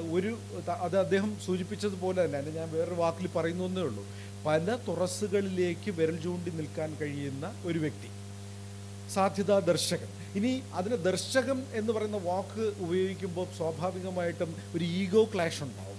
നമ്മളും നിങ്ങളും തമ്മിലുള്ളൊരു ഈഗോ ക്ലാഷ് ഉണ്ടാവും. ഇവനെന്ത് ദർശകനാണ് അല്ലെങ്കിൽ ഇവളെന്ത് ദർശകയാണ് എന്നുള്ളത് തോന്നും. അപ്പോൾ ദർശനത്തിന് നമ്മൾ വേറെ തരം വിഷനറി, വിഷൻ, സീയർ എന്നൊക്കെ പറയുന്ന ഫിലോസഫിക്കലായിട്ടുള്ള ചില ഇൻ്റർപ്രിട്ടേഷൻസ്, ചില വ്യാഖ്യാനങ്ങൾ നമ്മൾ കൊടുത്തിട്ടുണ്ട്. വേണമെങ്കിൽ നമുക്ക് പറയാവുന്നത് സാധ്യതാ സഹായി എന്ന് വേണമെങ്കിൽ പറയാം. ഈ വഴികാട്ടി എന്ന് പറയുന്ന വാക്കിന് നമ്മൾ ഡയറക്റ്റായിട്ട് ഗൈഡ് എന്ന് പറയുന്ന വാക്ക് ഇംഗ്ലീഷിൽ ഉപയോഗിക്കുന്നതുകൊണ്ട്, അപ്പോൾ ആ വഴി കാട്ടലുമായിട്ട് ബന്ധപ്പെട്ടിട്ടുള്ള ഒരു കാര്യം വരുമ്പോഴും നിശ്ചിതമായ ഒരു വഴിയെ കാട്ടുക എന്ന് പറയുന്ന ഒരു മുൻ സാധ്യത അതിനകത്ത് കിടപ്പുണ്ട്. സാധ്യതാ ദർശകൻ അല്ലെങ്കിൽ ദർശക എന്നാകുമ്പോഴേക്കും അതിനെ ഒരു ഓപ്പൺ എൻഡഡ് ആയിട്ടുള്ളൊരു ഡിസ്കോഴ്സിലേക്ക് അല്ലെങ്കിൽ തുറന്ന ഒരു വ്യവഹാരത്തിലേക്ക് നമുക്ക് നയിക്കാൻ കഴിയും. അപ്പോൾ ഒരു അധ്യാപിക എന്ന് പറയുന്ന വ്യക്തി ചെയ്യുന്നത് ഇന്ന് ഫെസിലിറ്റേറ്റിംഗ് മാത്രമാണ്. കാരണം മൾട്ടി ടാലൻറ്റഡ് ആയിട്ടുള്ള മില്ലേനിയം കിഡ്സ്, പുതിയ നൂറ്റാണ്ടിൽ ഈ കമ്പ്യൂട്ടർ എന്ന് പറയുന്നത് വളരെ നാച്ചുറലായിട്ടുള്ളൊരു മത്സ്യത്തിന് ജലം എന്നുപോലെ നാച്ചുറലായിട്ടുള്ള ഒരു സംവിധാനത്തിലേക്ക് പിറന്നു വീഴുന്ന കുട്ടികൾ സ്വാഭാവികമായിട്ടും കമ്പ്യൂട്ടർ എന്ന് പറയുന്നത് അല്ലെങ്കിൽ ഡിജിറ്റൽ ടെക്നോളജി എന്ന് പറയുന്നത് അവർക്കൊരു പുതിയ സംഗതിയായിട്ട് തോന്നാറില്ല. ഈ നമ്മളുടെയൊക്കെ മൊബൈൽ ഫോണിൽ എന്തെങ്കിലും ഒരു പ്രശ്നം വന്നു കഴിഞ്ഞാൽ നമ്മൾ വളരെയധികം ശ്രമിച്ചാലും ശരിയാക്കാത്തത് ചിലപ്പോൾ ഒരു 1ാം ക്ലാസ്സിലെ കുട്ടി 2 മിനിറ്റ് കൊണ്ട് ശരിയാക്കി എടുക്കുന്നത് കാണാം. കാരണം ഇത് എന്തുകൊണ്ടെന്ന് ചോദിച്ചു കഴിഞ്ഞാൽ he or she is not exceptionally gifted, but it is so natural for them. അത് അസാമാന്യമായ വിധത്തിൽ ആ കുട്ടിക്ക് പ്രതിഭാശാലിത്വം ഉള്ളത് കൊണ്ടല്ല, മറിച്ച് അതിൻ്റെ സ്വാഭാവിക ജീവത് പരിതോവസ്ഥകളിൽ, ലിവിങ് എൻവയോൺമെന്റിൽ, ലിവിങ് സർക്കംസ്റ്റൻസസിൽ അതിന് ഈ കാര്യങ്ങളെല്ലാം സ്വാഭാവികമായി അനുഭവപ്പെടുന്നത് കൊണ്ടാണ്. പണ്ട് നമ്മൾ റേഡിയോ വെച്ചിരുന്നത് പോലെ. അപ്പോൾ ഇത്രയേ ഉള്ളൂ. ഈ സാധ്യതകളെ കാണിച്ചു തരുന്ന ഒരു വ്യക്തി എന്നുള്ള നിലയിൽ മാത്രമാണ് നമ്മൾ ഈ ഒരു ഫെസിലിറ്റേറ്ററെ കാണുന്നത്. ഇതൊരു ജസ്റ്റ് ഒരു പ്രിയാമ്പിൾ. ഇനി ഒരു 15 മിനിറ്റ് ഞാൻ പറയേണ്ട കാര്യങ്ങൾ തീർക്കണം എന്ന് ഞാൻ വിചാരിക്കുന്നു. അപ്പോൾ ഈ മ്യൂസിയം എന്താണ്? മ്യൂസിയം എന്ന് പറയുമ്പോൾ അതിനകത്ത് ഇങ്ങനെ ഒരു ഡെഫിനിഷൻ ഇവിടെ ഇങ്ങനെ പറയുന്നുണ്ട്. മ്യൂസിയംസ് ഇതിൽ പല ഡെഫിനിഷൻസ് ഉണ്ട്. ഒരു പ്രധാന definitions: museums that maintain collections, hold them in trust for the benefit of society and it's development. ഒരു സമൂഹത്തിൻ്റെ വികാസത്തിന് വേണ്ടി, പൊതുവികാസത്തിന് വേണ്ടി കുറേയധികം സാധനങ്ങളെ വെച്ചിരിക്കുന്ന ഒരിടം, അതിനെ ഡിസ്പ്ലേ ചെയ്യുന്ന ഒരു ഇടമായിട്ടാണ് മ്യൂസിയത്തിനെ നമ്മൾ കാണുന്നത്. ഇനി മ്യൂസിയത്തിന് മറ്റൊരു കോൺട്രിബ്യൂഷൻ അല്ലെങ്കിൽ മറ്റൊരു നിലനിൽപ്പ്, മറ്റൊരു എക്സിസ്റ്റൻസ് നമ്മുടെ സമൂഹത്തിലുണ്ട്. നിങ്ങൾ മ്യൂസിയം പ്രാക്ടീഷണേഴ്സ് ആണ് എന്നുള്ള നിലയിൽ നിങ്ങൾ അതിനെക്കുറിച്ച് ചിന്തിച്ചിട്ടുണ്ടോ എന്നുള്ള കാര്യം എനിക്കറിയില്ല. പക്ഷെ മ്യൂസിയം എന്ന് പറയുന്നത് ഒരു റിച്വലിസ്റ്റിക് സ്പേസ് ആണ്. അതാണ് ഞാൻ ഈ കരോൾ ഡങ്കന്റെ പുസ്തകത്തിന്റെ സാന്നിധ്യത്തിൽ അത് പറയാൻ ഞാൻ ആഗ്രഹിക്കുന്നത്. മ്യൂസിയം ഒരു റിച്വലിസ്റ്റിക് സ്പേസ് ആണ്. അതായത് ആചാരങ്ങൾ ഉള്ള ഒരിടം, അല്ലെങ്കിൽ ആചാരങ്ങളെ സൃഷ്ടിക്കുന്ന ഒരിടം, പുതുതായുള്ള ആചാരങ്ങളെ സൃഷ്ടിക്കുന്ന ഇടം. എന്തുകൊണ്ടാണ് മ്യൂസിയത്തിനെ ഒരു റിച്വൽ സ്പേസ് എന്ന് പറയാനുള്ള കാരണം? ആദ്യകാലങ്ങളിൽ ഒരു മനുഷ്യൻ കാണാൻ പോകുന്നത് മിക്കവാറും എന്തായിരുന്നു? ദേവാലയങ്ങളായിരുന്നു. ചർച്ച് അല്ലെങ്കിൽ ടെമ്പിൾസ്, അങ്ങനെയുള്ള സ്ഥലങ്ങളാണ് കാണാൻ പോവുക എന്ന് പറയുന്നത്. അപ്പൊ ഈ കാണാൻ പോകുന്ന അതേ ഇടങ്ങളെയാണ് പിൽക്കാലത്ത് ഒരു പുതിയ ആർക്കിടെക്ചറൽ സാന്നിധ്യത്തിൽ, അതായത് പുതിയൊരു വാസ്തുശില്പത്തിന്റെ സാന്നിധ്യത്തിൽ കാണാൻ പോകുന്ന ഇടങ്ങളെ പുതുതായി സൃഷ്ടിക്കുകയാണ് മ്യൂസിയങ്ങളിൽ ചെയ്യുന്നത്. അതായത് ടെമ്പിൾ ആർക്കിടെക്ചർ അല്ലെന്നുണ്ടെങ്കിൽ എന്താ പറയുക, ചർച്ച് ആർക്കിടെക്ചർ അല്ല, പള്ളിയെയോ ക്ഷേത്രങ്ങളെയോ നിർമ്മിക്കുന്ന വാസ്തുശില്പമല്ല, മറിച്ച് മ്യൂസിയത്തിന് വേണ്ടി ഒരു പുതിയ ആർക്കിടെക്ചർ ഉണ്ടാക്കുന്നു. അല്ലെന്നുണ്ടെങ്കിൽ എക്സിസ്റ്റ് ചെയ്യുന്ന, അതുവരെ നിലനിന്നിരുന്ന, ഇപ്പോൾ ലൂവർ മ്യൂസിയം എന്ന് പറയുന്നത് അവിടുത്തെ ഫ്രാൻസിലെ ഒരു കൊട്ടാരമായിരുന്നു. ആ കൊട്ടാരത്തിനെയാണ് പിന്നീട് മ്യൂസിയമാക്കി മാറ്റുന്നത്. ഇപ്പൊ തിരുവനന്തപുരത്തെ നേപ്പിയർ മ്യൂസിയം എന്ന് പറയുന്നത് ആ മ്യൂസിയത്തിന് വേണ്ടി സൃഷ്ടിച്ചെടുത്തിട്ടുള്ള ഒരു മ്യൂസിയമാണ്, അല്ലെങ്കിൽ അങ്ങനെ ഒരു ബിൽഡിംഗ് ആണ്. അപ്പോൾ ആ കാലത്ത്, അല്ലെങ്കിൽ 20-ാം നൂറ്റാണ്ടിന്റെ തുടക്കത്തിൽ, അല്ലെങ്കിൽ 19-ാം നൂറ്റാണ്ടിന്റെ ഒടുവിൽ ഉണ്ടായിരുന്ന മനുഷ്യന്, അല്ലെങ്കിൽ അന്ന് പബ്ലിക് മൊബിലിറ്റി ഉണ്ടായിരുന്ന, അന്ന് സോഷ്യൽ മൊബിലിറ്റി ഉണ്ടായിരുന്ന മനുഷ്യന് എന്തൊക്കെ വേണം എന്നുള്ളതിനെ ആശ്രയിച്ചാണ് ആ വാസ്തുശില്പം ഉണ്ടാക്കിയിരിക്കുന്നത്. അപ്പോൾ 19-ാം നൂറ്റാണ്ടിന്റെ ഒടുവിൽ അല്ലെങ്കിൽ 20-ാം നൂറ്റാണ്ടിന്റെ തുടക്കത്തിൽ ആർക്കായിരുന്നിരിക്കാം സോഷ്യൽ മൊബിലിറ്റി ഉണ്ടായിരുന്നത്? ഇവിടുത്തെ വരേണ്യമായിട്ടുള്ള ഒരു വർഗത്തിനായിരുന്നു അന്ന് സോഷ്യൽ മൊബിലിറ്റി ഉണ്ടായിരുന്നത്. അപ്പോൾ ആ വർഗത്തിന് മാത്രം എത്തിച്ചേരാൻ കഴിയുന്ന, അല്ലെങ്കിൽ ആ വർഗത്തിന് വേണ്ടിയുള്ള ചില ഇടങ്ങളാണ് ഉണ്ടായിരുന്നത്. ഇനി മറ്റൊരു കാര്യം, മ്യൂസിയം ആർക്കിടെക്ചറിൽ നിങ്ങൾ നോക്കിക്കഴിഞ്ഞാൽ പലപ്പോഴും ഇന്ത്യയുടെ കാര്യത്തിൽ, അല്ലെങ്കിൽ നമ്മളെപ്പോലുള്ള ഡെവലപ്പിംഗ് കൺട്രീസ്, അല്ലെങ്കിൽ നാളെ സൂപ്പർ ആകാൻ പോകുന്ന പല രാജ്യങ്ങളിലും സംഭവിക്കുന്നത്, ഇന്ന് നമ്മൾ കുറച്ചുകൂടി സെൻസിറ്റൈസ്ഡ് ആയിരിക്കുന്നു. പക്ഷേ പലയിടത്തും നോക്കിക്കഴിഞ്ഞാൽ ഈ മ്യൂസിയം ആർക്കിടെക്ചറിൽ തന്നെ പലയിടത്തും ഈ ഡിഫറൻ്റ്ലി ഏബിൾഡ് ആയിട്ടുള്ള പറയുമ്പോഴത്തേക്ക് നിങ്ങൾക്ക് അറിയാമല്ലോ, പൊളിറ്റിക്കലി കറക്റ്റ് ആയിട്ടുള്ള ഒരു ടേമാണ്. ഡിഫറൻ്റ്ലി ഏബിൾഡ് ആയിട്ടുള്ള പല മനുഷ്യർക്കും അതിനെ ആക്സസ് ചെയ്യാൻ പറ്റുന്ന കാര്യങ്ങൾ ഇല്ല എന്നുള്ളതാണ്. ഒരു റാമ്പോ, അല്ലെങ്കിൽ ടോയ്ലറ്റ് ഫെസിലിറ്റീസോ, അല്ലെന്നുണ്ടെങ്കിൽ ഒരു എസ്കലേറ്ററോ, ഇത്തരം വീൽ ചെയർ ഫെസിലിറ്റിയോ ഒന്നും തന്നെ ഇല്ല എന്നാണ് പറയുന്നത്. അപ്പൊ എന്തുകൊണ്ടാണ് ഒരു മ്യൂസിയം എന്ന് പറയുന്ന ഇടത്തിലേക്ക് നമ്മൾ ക്ഷണിക്കുന്നത്? സോഷ്യൽ മൊബിലിറ്റിയുള്ള, ഫിസിക്കൽ എജിലിറ്റിയുള്ള, ശാരീരികമായ ക്ഷമതയുള്ള, ഒരു ജെൻഡേർഡ് ആയിട്ടുള്ള, അതായത് ആണോ പെണ്ണോ, ഇപ്പൊ നമ്മുടെ ലാബറട്ടറി നോക്കിയാൽ മതി, അതായത് നമ്മുടെ ശൗചാലയങ്ങൾ നോക്കിയാൽ മതി, പുരുഷൻ സ്ത്രീ എന്നേ ഉള്ളൂ, ഒരു തേർഡ് ജെൻഡറിനുള്ള സ്പേസ് ഇല്ല. അപ്പോൾ ഇത്തരത്തിലുള്ള കാര്യങ്ങൾ വളരെയധികം ഐഡിയോളജിക്കലായിട്ട് ഇൻസ്ക്രൈബ്ഡ് ആയിട്ടുള്ള, അതായത് പ്രത്യയശാസ്ത്രപരമായിട്ട് എഴുതി ചേർക്കപ്പെട്ടിട്ടുള്ള ഇടങ്ങളാണ്. ഇതൊന്നും എഴുതി വെച്ചിട്ടല്ല, പക്ഷേ ഇത് നമുക്ക് കാണാം. എംബഡഡ് എന്നുള്ള വാക്ക് അവിടെയാണ് വരുന്നത്. അതിനകത്തു തന്നെ ഉണ്ട്. ഒരു ആർക്കിടെക്ചർ നോക്കുമ്പോൾ ഇപ്പൊ കേരളത്തിൽ ഒരു പ്രത്യേക ഘട്ടത്തിൽ, ഇപ്പൊ പ്രത്യേകിച്ച് 90കളിൽ കേരളത്തിൽ ഈ ബസ് സ്റ്റാൻഡിലെ ശൗചാലയവും വീടുകളും ഗാർഹിക ഇടങ്ങളും ഒക്കെ തന്നെ ക്ഷേത്രത്തിന്റെ മുഖപ്പുകൾ പോലെ ഉണ്ടാക്കാൻ തുടങ്ങി. ഇപ്പൊ ഗൾഫിലൊക്കെ പോയിട്ട് നല്ല കാശൊക്കെ ഉണ്ടായി വരുന്നവരും ഇവിടെ വന്നിട്ട് കഴിഞ്ഞാൽ അവരുടെ ഒരു ക്ഷേത്രത്തിന്റെ, അതിപ്പോ മോഹൻലാലിന്റെ സിനിമ ഉൾപ്പെടെയുള്ള ഈ നരസിംഹം, അങ്ങനെയുള്ള സാധനങ്ങൾ, രാവണപ്രഭു, അങ്ങനെയൊക്കെയുള്ള സിനിമകളൊക്കെ തന്നെ ഒരുപാട് കോൺട്രിബ്യൂട്ട് ചെയ്തിട്ടുണ്ട്. അതായത് എന്തോ ഒരു വലിയൊരു മനയുണ്ടല്ലോ ഇവിടെ, ഈ വരിക്കാശ്ശേരി മന. അപ്പൊ ഇതിനെയൊക്കെ മോഡൽ ചെയ്തിട്ട്, അതായത് നമ്മുടെ ഉള്ളിലിരിക്കുന്ന ഡിസയറിനെ എല്ലാത്തിനെയും, നമ്മുടെ ഉള്ളിലുള്ള സാമൂഹികവും സാംസ്കാരികവുമായിട്ടുള്ള ആഗ്രഹങ്ങളെയൊക്കെ സൂചിപ്പിക്കുന്ന ഒരു വാസ്തുശില്പം ഉണ്ടാക്കിയെടുക്കുക. എന്നാൽ മ്യൂസിയങ്ങൾ അത്തരത്തിലുള്ള കാര്യങ്ങൾ ചെയ്യാൻ പാടില്ല എന്നുള്ളതാണ് നമ്മൾ മനസ്സിലാക്കുന്നത്. മ്യൂസിയം സൃഷ്ടിക്കുന്നത് ഒരു പുതിയ റിച്വലാണ്. അത് അതിൻ്റെ ആർക്കിടെക്ചറിലൂടെ തന്നെ, അതിൻ്റെ വാസ്തുശില്പത്തിലൂടെ തന്നെ ഒരു പുതിയ ഡിസ്കോഴ്സ്, ഒരു പുതിയ വ്യവഹാരം സൃഷ്ടിക്കാനായിട്ട് ബാധ്യസ്ഥമാണ് എന്നുള്ളതാണ്. ഇനി എന്താണ് ഈ ആർക്കിടെക്ചറിനകത്ത് നമ്മൾ കൊണ്ടുവയ്ക്കുന്നത്? ഇപ്പൊ നമുക്ക് എല്ലാവർക്കും അറിയാം, ഇരിക്കുന്ന വസ്തുക്കളെല്ലാം തന്നെ, മ്യൂസിയത്തിനുള്ളിൽ ഇരിക്കുന്ന എല്ലാ വസ്തുക്കളും തന്നെ ഒരു പ്രത്യേക തരത്തിൽ ചരിത്രത്തിനെ പ്രതിനിധാനം ചെയ്യുന്നവയാണ്.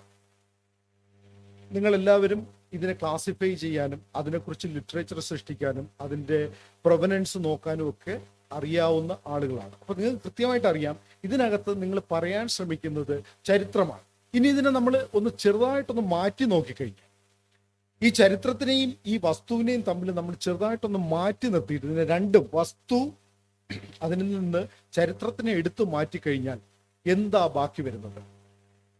വസ്തുവിൽ നിന്ന് ചരിത്രത്തെ എടുത്തു മാറ്റുകയും, അതായത് വസ്തുവിൽ നിന്ന് വസ്തുവുമായി ബന്ധപ്പെട്ട നറേറ്റീവിനെ, അതിൻ്റെ വിവരണത്തെ, അതിൻ്റെ വിവരണാത്മകതയെ എടുത്തു മാറ്റിക്കഴിഞ്ഞാൽ ബാക്കി എന്താകും അവശേഷിക്കും? ആ അവശേഷിക്കുന്നത് വെറും ഒരു എംപ്റ്റി സ്റ്റോൺ ആയിരിക്കും, അല്ലെങ്കിൽ എംപ്റ്റി ഒബ്ജക്റ്റ് ആയിരിക്കും. നമ്മൾ ഈ ഇന്ന് കാണുന്ന മ്യൂസിയത്തിനുള്ളിൽ കാണുന്ന ഓരോ വസ്തുവും ഒരു എംപ്റ്റി ഓബ്ജക്റ്റ് അല്ലാതിരിക്കുന്നതിന് കാരണം അതിൻ്റെ മേൽ ഒരു ഒരു ഒരു ആരോപിതമായ, അല്ലെങ്കിൽ അതിൻ്റെ മേലൊരു ചരിത്രം, അല്ലെങ്കിൽ ചരിത്രത്തിന്റെ നറേറ്റീവ് അടങ്ങിയിരിക്കുന്നു എന്നുള്ളത് കൊണ്ടാണ്. അപ്പൊ ഈ ചരിത്രത്തിന്റെ നറേറ്റീവ് എവിടെ നിന്നുണ്ടാകുന്നു എന്ന് ചോദിച്ചു കഴിഞ്ഞാൽ, ഈ വസ്തുക്കളെല്ലാം തന്നെ ഒരു കാലത്ത്, ഈ നമ്മൾ മ്യൂസിയത്തിനുള്ളിൽ കാണുന്ന എല്ലാ വസ്തുക്കളും ഒരു കാലത്ത് മറ്റെന്തോ ഫങ്ഷൻ നിർവഹിച്ചിരുന്നതായിരുന്നു. ശരിയാവില്ലേ? കാരണം അത് ടെമ്പിൾ ആയിരുന്നിരിക്കാം, ചിലപ്പോൾ ഒരു രാജകൊട്ടാരം ആയിരുന്നിരിക്കാം, എന്തൊക്കെ ആയിരുന്നു. അത് ഒരു കാലത്ത് മറ്റൊരു ഫങ്ഷൻ നിർവഹിച്ചിരുന്നു. ഇന്ന് നമ്മുടെ ഒരു മ്യൂസിയം ഗോവർ കാണുന്ന, അല്ലെങ്കിൽ ഒരു മ്യൂസിയത്തിൽ പോകുന്ന ഒരാൾ കാണുന്ന കാഴ്ചകളല്ല, മറിച്ച് മറ്റൊരു ഫങ്ഷൻ നിർവഹിച്ചിരുന്നു. അപ്പോൾ അതിനൊരു ഫങ്ഷനാലിറ്റി ഉണ്ടായിരുന്നു, ഒരു പ്രയോജനമുണ്ടായിരുന്നു. ആ പ്രയോജനത്തിൽ നിന്ന് മാറി ഒരു കേവലമായ വസ്തുവായി നമ്മുടെ മുന്നിൽ വരുമ്പോഴാണ് അത് മ്യൂസിയം പീസായിട്ട് മാറുന്നത്. അപ്പോൾ ഈ യാത്ര, അതായത് ഒരു ചരിത്രത്തിന്റെ ഒരു പ്രത്യേക ഘട്ടത്തിൽ നിന്ന് മ്യൂസിയത്തിന്റെ ഉള്ളിൽ ഒരു പെഡസ്റ്റലിൽ ഒരു പ്രൊവനൻസോട് കൂടി വെച്ചിരിക്കുന്ന ഒരു വസ്തുവിലേക്കുള്ളൊരു മാറ്റം എന്ന് പറയുന്നത് ചുരുക്കി നമുക്ക് ഇങ്ങനെ പറയാൻ കഴിയും. അതായത് മൂല്യത്തിൽ നിന്ന്, അതായത് ഫങ്ഷണൽ വാല്യൂവിൽ നിന്ന് അത് ഒരു സിംബോളിക് വാല്യൂയിലേക്കുള്ള മാറ്റം. ഒരു കാലത്ത് ഉപയോഗിച്ചിരുന്നത്, അതായത് ഒലക്ക, ഏറ്റവും എളുപ്പം പറയാവുന്ന ഒരു ഉദാഹരണം ഒലക്ക. ഇന്ന് നമ്മൾ ഒലക്ക ഉപയോഗിക്കുന്നില്ല. ഒലക്കയുടെ പ്രയോജനം അത് അരിയോ നെല്ലോ കുത്തുന്നതായിരുന്നു. അതിനെ നമ്മൾ ഇന്ന് മ്യൂസിയത്തിൽ കൊണ്ടുവയ്ക്കുമ്പോൾ ആ ഒലക്ക അതിന്റെ ഫങ്ഷണൽ, ഈ നമ്മുടെ അടുക്കളകളുടെ പിൻപുറത്ത് നിന്ന്, അല്ലെങ്കിൽ വർക്ക് ഏരിയയിൽ നിന്ന് ഒരു മ്യൂസിയം പ്രോഡക്റ്റായി മാറുമ്പോൾ, അല്ലെങ്കിൽ മ്യൂസിയത്തിലേക്ക് വന്ന് കയറുമ്പോൾ അത് നടക്കുന്ന ഒരു യാത്ര. ആ യാത്രയിൽ അതിലേക്ക് കൂട്ടിച്ചേർക്കപ്പെട്ട നറേറ്റീവുകൾ, ഇപ്പൊ പള്ളിപ്പറമ്പിൽ കാർത്യായനി അമ്മ വക ഒലക്ക വിളക്ക് എന്ന് പറയുമ്പോൾ അതിനകത്ത് ഈ പറയുന്ന വ്യക്തി, അവരുടെ കുടുംബം, അവരുടെ കുടുംബ പുരാണം, അവർ രാജകൊട്ടാരവുമായിട്ട് ബന്ധപ്പെട്ടിരുന്നത് എങ്ങനെ എന്ന് പറയുന്ന ഒരു വലിയ നറേറ്റീവ് അടങ്ങി വരും. ഇത് തന്നെയാണ് നമ്മൾ ഈ കാണുന്ന ടിപ്പു സുൽത്താന്റെ വാളെന്നോ, അല്ലെങ്കിൽ സാമൂതിരിയുടെ വാളെന്നോ, അല്ലെങ്കിൽ അദ്ദേഹം ഉപയോഗിച്ചിരുന്ന ആടയാഭരണങ്ങളെന്നോ ഒക്കെ പറയുമ്പോൾ ഉണ്ടാകുന്ന അതേ കാര്യം തന്നെയാണിത്. ഫങ്ഷണൽ വാല്യൂവിൽ നിന്ന് ഒരു എസ്തെറ്റിക് വാല്യൂ, അല്ലെങ്കിൽ ഒരു എന്താ പറയുന്നത്, ഒരു സിംബോളിക് വാല്യൂയിലേക്കുള്ള ഒരു യാത്രയാണ് മ്യൂസിയത്തിൽ സംഭവിക്കുന്നത്. ഇനി മറ്റൊരു കാര്യവും കൂടി ഞാൻ ചുരുക്കി പറഞ്ഞ് നിർത്താൻ കഴിയും, ഒരു 5-10 മിനിറ്റ് കൊണ്ട് നിർത്താം. അതായത് മ്യൂസിയം എന്ന് പറയുന്ന വാക്ക് ഉണ്ടായത് എവിടെ നിന്നും, ഈ ഒബ്ജക്റ്റുകളൊക്കെ എങ്ങനെ മ്യൂസിയത്തിൽ എത്തുന്നതെന്നും ഉള്ളതിനൊരു ചരിത്രമുണ്ട്. വാൾട്ടർ ബെഞ്ചമിൻ എന്ന് പറയുന്ന ഒരു പ്രശസ്തനായ ജർമ്മൻ ഫിലോസഫർ ഉണ്ടായിരുന്നു. അദ്ദേഹം 1940-കളിൽ ആത്മഹത്യ ചെയ്യുകയാണ് ചെയ്തത് ഈ നാസി പ്രശ്നങ്ങൾ കാരണം. ഹിറ്റ്ലറുടെ ഇടപെടൽ കാരണം ഈ ജൂതന്മാരെ വേട്ടയാടിക്കൊണ്ടിരിക്കുന്ന കാലത്ത് അദ്ദേഹം രക്ഷപ്പെടാൻ ശ്രമിക്കുന്നു. അതിന്റെ ഭാഗമായിട്ട് അദ്ദേഹം ആത്മഹത്യ ചെയ്യുന്നു. വാൾട്ടർ ബെഞ്ചമിൻ പറഞ്ഞത്, ഈ നമ്മൾ കാണുന്ന എല്ലാ കാര്യങ്ങളും ഒരു മ്യൂസിയം പോലെ തന്നെയാണ്. അതായത് തെരുവിലൂടെ ഇറങ്ങി നടന്നു കഴിഞ്ഞാൽ, ഒരു മാളിൽ ചെന്ന് കഴിഞ്ഞാൽ, നമ്മൾ ലുലു മോളിൽ ചെന്ന് കഴിഞ്ഞാൽ, അല്ലെങ്കിൽ വേറൊരു മോളിൽ ചെന്ന് കഴിഞ്ഞാൽ, ഒരു സിനിമാ തിയേറ്ററിൽ ചെന്ന് കഴിഞ്ഞാൽ, രാവിലെ തെരുവിലൂടെ നടക്കാൻ ഇറങ്ങിയാൽ actually we are seeing a museum, അല്ലെങ്കിൽ we are into a museum. നമ്മളൊരു മ്യൂസിയത്തിനുള്ളിലാണ്. കാരണം നമ്മളൊരു സിനിമയുടെ പരസ്യം കാണുന്നു. ആ സിനിമയുടെ പരസ്യം കാണുമ്പോൾ നമ്മൾ എന്തൊക്കെയാണ് കാണുന്നത്? അതിനകത്തിരിക്കുന്ന മുഖങ്ങൾ കാണുന്നു, ആരൊക്കെ അഭിനയിക്കുന്നു, അതിൽ എഴുതി വെച്ചിരിക്കുന്നത് കാണും, ആരാണ് സംവിധായകൻ. ഇനി ഒരു ബസ് അവിടെ കിടക്കുന്നു, ആ ബസ്സിന്റെ ബോർഡ് വായിക്കുന്നു, ആ ബസ് ഇന്നടത്തു നിന്ന് ഇന്ന സ്ഥലത്തേക്ക് പോകുന്നു, ഇന്ന സ്ഥലങ്ങളിൽ ടച്ച് ചെയ്ത് പോകുന്നു, അതിന്റെ പേര് വായിക്കുന്നു, അതിന്റെ നിറം കാണുന്നു, അതൊരു ഒബ്ജക്റ്റാണ്.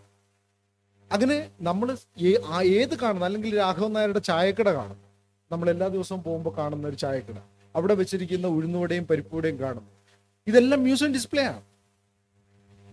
ഈ ഡിസ്പ്ലേ പക്ഷെ നമ്മളിത് അബോധാത്മകമായിട്ട് സ്വീകരിക്കുന്നതുകൊണ്ട്, കാരണം ഇതൊരു നമ്മുടെ ഡെയിലി ലൈഫിന്റെ, ഡെയിലി ഓബ്ജക്ട്സിന്റെ ഒരു ഭാഗമായിട്ട് കാണുന്നതുകൊണ്ട് ഇതിനകത്ത് നമ്മൾ ഒന്നിനും തന്നെ ഈ നേരത്തെ പറഞ്ഞ ചരിത്രപരമായ നറേറ്റീവുകൾ നമ്മൾ ആഡ് ചെയ്യുന്നില്ല. ചരിത്രപരമായ നറേറ്റീവ് ആഡ് ചെയ്യുമ്പോൾ എപ്പോഴാണ് ആഡ് ചെയ്യുന്നതെന്ന് പറഞ്ഞു കഴിഞ്ഞാൽ, നമ്മൾ കുറെ നാൾ ഇവിടെ ഇല്ലാതെ പോയിട്ട് തിരിച്ചു വന്ന് നോക്കുമ്പോൾ ആ ബസ് കിടന്നിടത്ത്, ആ ബസ് ഒരു 5 ബസ് ഉണ്ടായിരുന്നു ആ മുതലാളിക്ക്, ഇപ്പൊ അവിടെ ഒരു വലിയ ഹോസ്പിറ്റലാണ് ഇരിക്കുന്നത്. ആ ബസ്സിന്റെ ഒരു ചട്ടക്കൂട് അവിടെ എവിടെ കിടന്ന് തുരുമ്പിക്കുന്നുണ്ട്. Suddenly it turns into a museum objects. കാരണം അത് നമ്മളിൽ ഒരു ഗതകാലത്തെ ഇവോക്ക് ചെയ്യുന്നുണ്ട്. ഇന്ന് അതൊരു മൃതവസ്തുവായി മാറിക്കഴിഞ്ഞു, അതൊരു ഡെഡ് ഓബ്ജക്റ്റ് ആയി മാറിക്കഴിഞ്ഞു. ഒരു കാലത്ത് ഓടിക്കൊണ്ടിരുന്ന ഒരു ബസ് ഒരു ഡെഡ് ഓബ്ജക്റ്റ് ആയി. രാഘവൻ നായരുടെ കടയിരുന്ന സ്ഥലത്ത് ഇന്ന് ജാവേദ് ഹബീബിന്റെ ഒരു ബ്യൂട്ടി സലൂണാണ് കാണുന്നത്. അപ്പൊ അവിടെ അങ്ങനെ ഇതിങ്ങനെ നിങ്ങളിൽ നിരന്തരമായിട്ടുള്ള ഈ ഒബ്ജക്റ്റിനെ കുറിച്ചുള്ള അല്ലെങ്കിൽ ഒരു നറേറ്റീവ് ഇങ്ങനെ സൃഷ്ടിച്ചുകൊണ്ടിരിക്കുന്നു. അപ്പൊ സത്യത്തില് ഡേ ടു ഡേ ലൈഫിൽ നമ്മളൊരു മ്യൂസിയത്തിലൂടെയാണ് കടന്നു പോകുന്നത്. ഇതിനെ നമ്മൾ ആദ്യമായിട്ട് കോഴിക്കോട് വരുന്നൊരു വ്യക്തിയോട്, കോഴിക്കോടുള്ള ഒരു സുഹൃത്ത് പറഞ്ഞു കൊടുക്കുകയാണ്, ഇതാണ് ഇന്നത്, ഇത് ഇന്നാണെന്ന് പറയുമ്പോൾ actually what you are doing A museum guides job. അപ്പോഴാണ് വേറൊരു കൂട്ടുകാരൻ പറയുന്നത്, അല്ല ഇത് ആ കടയല്ല, ഇതിവിടെ നിന്നത് മറ്റേ കടയാണ്. കാരണം എനിക്ക് ഓർമ്മയുണ്ട്, ഞാൻ സ്കൂളിൽ പഠിക്കും. അപ്പൊ എന്താണ് അവിടെയാണ് പ്രൊവനൻസ് ക്ലാഷ് വരുന്നത്. ഒരാൾ പറയുന്നു ഇതാണ്, മറ്റൊരാൾ പറയുന്നു അങ്ങനെ അല്ല. അപ്പൊ 2 അഭിപ്രായങ്ങൾ വന്നു. അപ്പൊ നമ്മൾ ഈ പറയുന്ന നറേറ്റീവിനെ മുഴുവൻ മാറ്റും, ഒരു മൂന്നാമതൊരു നറേറ്റീവിലേക്ക് വരുന്നു. അപ്പൊ ഇതാണ് ഈ മ്യൂസിയം ഓബ്ജക്ട്സിൽ ഇങ്ങനെ സ്ഥിരമായിട്ട് എവരിഡേ ഓബ്ജക്റ്റ് അതിന്റെ കോണ്ടെക്സ്റ്റിൽ നിന്ന് മാറി മറ്റൊരിടത്തേക്ക് എത്തുമ്പോൾ അതൊരു പുതിയ നറേറ്റീവിലേക്ക് എത്തിച്ചേരുകയും അതിന് സിംബോളിക് വാല്യൂ ഉണ്ടാവുകയും അതിനെ നമ്മൾ ദൈവത്തെ പോലെ കാണാൻ തുടങ്ങുകയും ചെയ്യുന്നു. അതാണ് don't touch, don't take photograph, keep distance എന്നൊക്കെ പറഞ്ഞിട്ട് ഒത്തിരി നിയന്ത്രണങ്ങൾ വരുന്ന കാര്യം അതാണ്. കാരണം ഈ തൊടൽ എന്ന്, അപ്പൊ നമ്മൾ എന്തുകൊണ്ടോ തൊടുന്നുണ്ട്, എങ്ങനെ? കണ്ണുകൊണ്ട്. മറ്റേ മലയാള സിനിമ മുഴുവൻ അപ്പൊ അത്തരത്തിലുള്ള കണ്ണുകൊണ്ടുള്ള തൊട്ടേനെ ഞാൻ മനസ്സുകൊണ്ട് ഒട്ടിപ്പിടിച്ചതിനെ, ഈ ചിത്രത്തൂണിലെ പ്രതിഭ പോലെ മാറിൽ ഒട്ടിപ്പിടിച്ചതിനെ എന്നുള്ള പാട്ട്. അപ്പൊ ഇതെല്ലാം ചിത്രത്തൂണ്, പ്രതിമ, ഇതെല്ലാം എന്താ മ്യൂസിയം റെഫറൻസസ് ആണ്. അപ്പൊ ഈ മ്യൂസിയം, അതിനകത്ത് വേറെ ഐഡിയോളജിക്കൽ പ്രശ്നമുണ്ട്. ആർക്കാണ് അത്തരത്തിൽ ചിത്രത്തൂണുള്ള വീടുണ്ടായിരുന്നത്? വയൽവരമ്പത്ത് താമസിക്കുന്ന കോരന്റെ വീട്ടിൽ ചിത്രത്തൂണില്ല. അപ്പൊ അങ്ങനെ പറയുമ്പോഴത്തേക്ക് അതിന്റെ ഡിസ്കോഴ്സ് വേറെയാണ്, അതിലേക്കൊന്നും ഞാൻ പോകുന്നില്ല. അപ്പൊ നമുക്കറിയാം ഈ എവരിഡേ ഓബ്ജക്റ്റ് തന്നെയാണ് പിൽക്കാലത്ത് മ്യൂസിയങ്ങളിലേക്ക് വരുന്നത്, അതിൽ ചരിത്രം ഉണ്ടാകുന്നു. ഇനി ഞാൻ പറഞ്ഞു ഫങ്ഷൻ മാറി സിംബോളിക് വാല്യൂ വരും. അവിടെയാണ് ഈ മ്യൂസിയം എന്ന് പറയുന്ന വാക്കിനെ കുറിച്ച് നിങ്ങൾ അല്പം കൂടി, നിങ്ങൾക്ക് പലർക്കും അറിയാമായിരിക്കും ഈ മ്യൂസിയം എന്ന് പറയുന്ന വാക്ക് എവിടെ നിന്ന് വരുന്നു. അതെന്റെ പുസ്തകത്തിൽ ഞാൻ അത് വ്യക്തമായിട്ട് പറയുന്നുണ്ട്. മ്യൂസിയം എന്ന് പറയുന്ന വാക്ക് വരുന്നത് മൗസോളിയം എന്ന് പറയുന്ന വാക്കിൽ നിന്നാണ്. മൗസോളിയം എന്ന് പറഞ്ഞു കഴിഞ്ഞാൽ മരിച്ച ആളുകളെ അടക്കുന്ന സ്ഥലം. മൗസോളിയം, ലെനിന്റെ മൗസോളിയം എന്ന് പറയും. ലെനിനെ ഇപ്പോഴും ഇങ്ങനെ വെച്ചിരിക്കുന്ന സ്ഥലത്തിനെയാണ് മൗസോളിയം എന്ന് പറയുന്നത്. മൗസോളിയം എന്നുള്ള അർത്ഥം എന്ന് പറഞ്ഞാൽ മ്യൂസിയം, മ്യൂസിയത്തിൽ നിന്ന് മൗസോളിയം. ഇനി ക്യൂറേറ്റർ എന്ന് പറയുന്ന വാക്ക് എവിടെ നിന്നാണ് വരുന്നത്? Museum curator. ഈ ക്യുറാരെ എന്ന് പറയുന്ന ഒരു ലാറ്റിൻ പദമുണ്ട്. അതായത് മരിച്ച ഡെഡ് ബോഡി, അതായത് മരിച്ച ഒരു ജഡവസ്തുവിനെ അത് അഴുകിപ്പോകാതിരിക്കാനായിട്ട് മമ്മിഫൈ ചെയ്യുകയും അതിനെ സൂക്ഷിച്ചു വെക്കുകയും അത് ആരുടെ ജഡമാണെന്ന് വരുന്നവരോടൊക്കെ പറയുകയും അതിനൊരു ദൈവികത സൃഷ്ടിക്കുകയും ചെയ്യുന്ന ആളാണ് ഈ ക്യുറാരെ. അയാളിൽ നിന്നാണ് ക്യൂറേറ്റർ ഉണ്ടാകുന്നത്. അങ്ങനെയാണെങ്കിൽ ഈ ഇന്നത്തെ മ്യൂസിയത്തിൽ ഇരിക്കുന്ന എല്ലാ വസ്തുക്കളും തന്നെ എന്തായിരിക്കണം? ജഡവസ്തുക്കളായിരിക്കണം, മരിച്ച വസ്തുക്കളാണ്. അതായത് സാമൂഹികമായ ചലനാത്മകതയും ജീവനും നഷ്ടപ്പെടുന്ന വസ്തുക്കൾ ഒരിടത്ത് വന്ന് മരിച്ചിരിക്കുമ്പോൾ ആ മരിച്ചതിനെ കുറിച്ചുള്ള ഓർമ്മകൾ സൃഷ്ടിക്കുന്നവരാണ് ക്യൂറേറ്റർമാർ. പക്ഷെ അത് കറക്റ്റായിട്ട് സൃഷ്ടിച്ചില്ലെങ്കിൽ എന്ത് സംഭവിക്കും? നമ്മുടെ പിതാക്കന്മാർ തമ്മിൽ മാറിപ്പോകും. നമ്മുടെ പിതാവിന്റെ ഫോട്ടോ കാണിച്ചിട്ട് മറ്റൊരാളുടെ പിതാവാണെന്ന് പറഞ്ഞു കഴിഞ്ഞാൽ അടി കിട്ടും. അപ്പൊ അത് ഇവിടെയാണ് ഇതിനെ വളരെ കൃത്യമായ തിയറട്ടിക്കൽ ഭാഷയിൽ നിങ്ങളുടെ ഐകോം ഗൈഡ് ടൂൾ കിറ്റിൽ നിങ്ങൾക്ക് തന്നിട്ടുണ്ട്. അത് നിങ്ങൾക്ക് വായിച്ചാൽ മനസ്സിലാവും. അപ്പൊ നമ്മൾ എന്തുകൊണ്ടാണ് ഇത് കറക്റ്റായിട്ട് ഈ പ്രൊവനൻസ് അങ്ങനെ തന്നെ ആകണം എന്ന് വാശി പിടിക്കുന്നത്? കാരണം മരിച്ച ഒബ്ജക്റ്റ്, മരിച്ച ഒരു വസ്തുവിനെ കൊണ്ട് ഇവിടെ വയ്ക്കുമ്പോൾ ആ മൃതവസ്തുവിന് നമ്മൾ ചാർത്തി കൊടുക്കുന്ന ഒരു ഒഥന്റിസിറ്റി, അതിൻ്റെ ലീനിയേജ് മുഴുവൻ, അതിൻ്റെ ജനിതകമായ സ്മൃതികളെ മുഴുവൻ നമ്മൾ അതിലേക്ക് കൊണ്ടുവരും. അപ്പോൾ മൃതവസ്തുക്കൾ, അത് സാമൂഹ്യമായ എല്ലാ ജീവനും നഷ്ടപ്പെടുമ്പോഴാണ് അത് മ്യൂസിയത്തിലേക്ക് വരുന്നത്. ഒരു പോയിന്റ് കൂടി പറഞ്ഞ് മതിയാക്കാം. ഇനി മ്യൂസിയം എന്ന് പറയുമ്പോൾ ഒരു കാര്യം കൂടി നമ്മൾ ശ്രദ്ധിക്കേണ്ടതുണ്ട്. ഈ മ്യൂസിയം അങ്ങനെ വെറുതെ ഉണ്ടായ ഒരു സംഗതിയല്ല. മ്യൂസിയം ഉണ്ടായത് അധികാരത്തിന്റെ അധികാരത്തിന്റെ സിമ്പൽ എന്നുള്ള നിലയിലാണ്.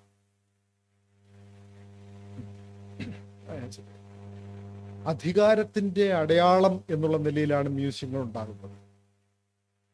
ഈ ഫ്രോയിഡിന്റെ ഒരു പ്രസ്താവനയുണ്ട്, ഫ്രോയിഡിന്റെ ഒരു നിരീക്ഷണമുണ്ട്, ഏനൽ റിട്ടൻഷൻ എന്ന് പറയും. അതായത് കൊച്ചുകുട്ടികള് ഈ ഡീഫിക്കേറ്റ് ചെയ്യില്ല. അതായത് കുറേ ദിവസം അവര് ഈ മലവിസർജനം നടത്തില്ല, അത് പിടിച്ചു വയ്ക്കും. എന്നിട്ട് കുട്ടികൾ ഭയങ്കരമായിട്ട് ഇത് ചെയ്യും. ഈ വസ്തുക്കൾ കളക്ട് ചെയ്യുക എന്ന് പറയുന്നത് ഫ്രോയിഡിന്റെ വീക്ഷണത്തിൽ എന്തെങ്കിലുമൊക്കെ, ചിലപ്പോൾ ബസ് ടിക്കറ്റ് സൂക്ഷിക്കുക, സിനിമ ടിക്കറ്റ് സൂക്ഷിക്കുക, അങ്ങനെ സ്റ്റാമ്പ്, അങ്ങനെ അതാണല്ലോ മ്യൂസിയം എന്ന് പറയുമ്പോൾ, ന്യൂമിസ്മാറ്റിക് എന്നൊക്കെ പറയുന്ന എല്ലാ കാര്യങ്ങളും. ഇപ്പോൾ സ്റ്റാമ്പ് സൂക്ഷിക്കുക, നാണയങ്ങൾ സൂക്ഷിക്കുക, ഇതെന്ന് പറയുന്നത് ഒരു തരം ഏനൽ റിട്ടൻഷൻ ആണ്. അതായത് നമ്മുടെ ഉള്ളത് പുറത്തു പോകാതെ സൂക്ഷിക്കുക, അതിനെ ഇങ്ങനെ കളക്ട് ചെയ്തുകൊണ്ടിരിക്കുക, ആ കളക്ഷനിൽ ഒരു അഭിരമിക്കുക എന്ന് പറയുന്നു.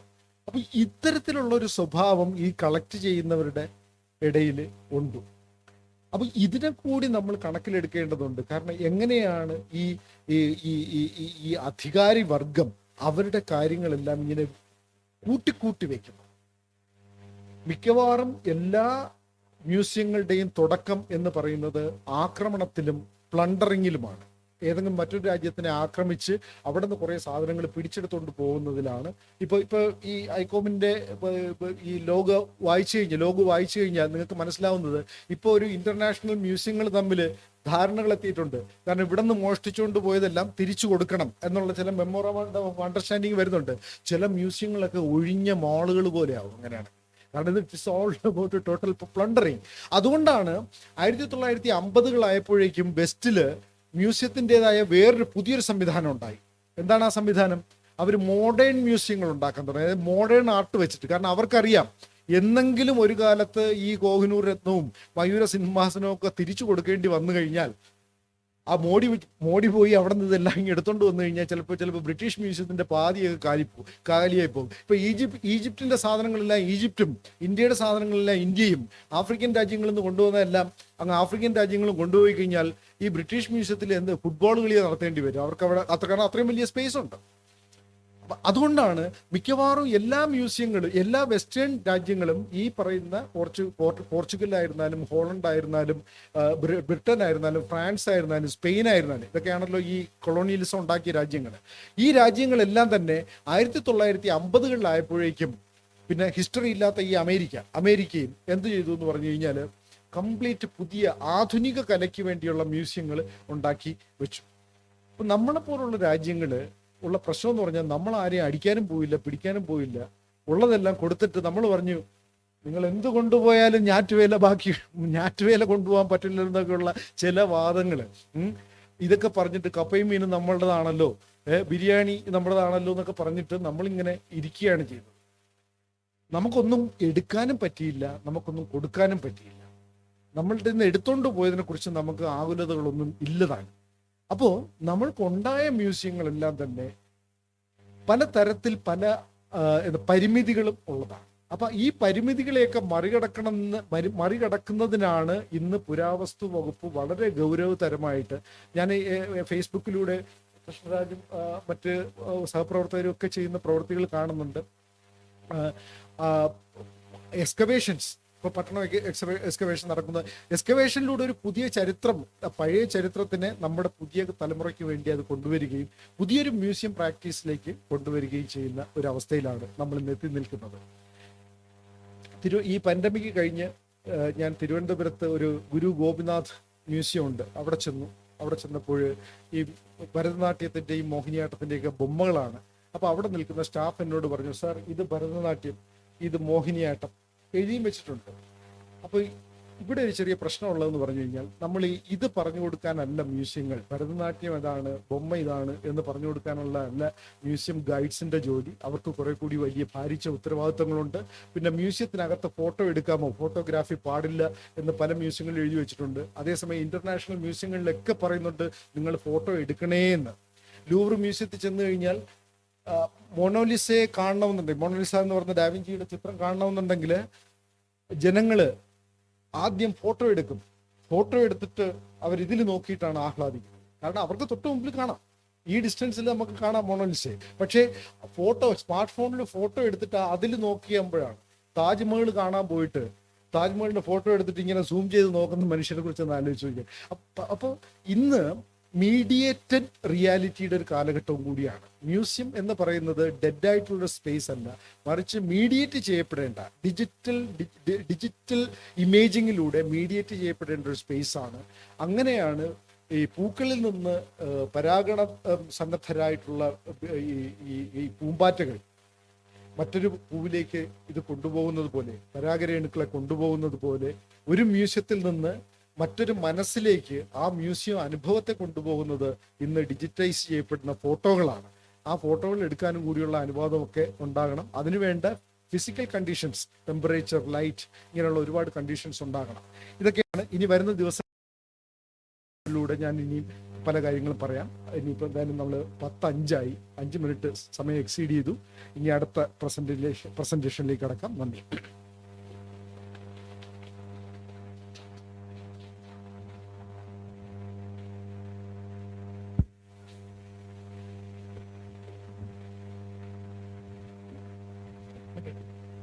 സർ കേൾക്കാമോ?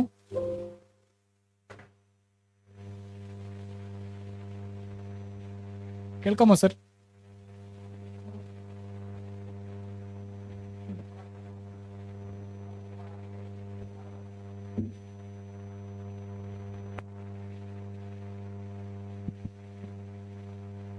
സർ കേൾക്കാമോ?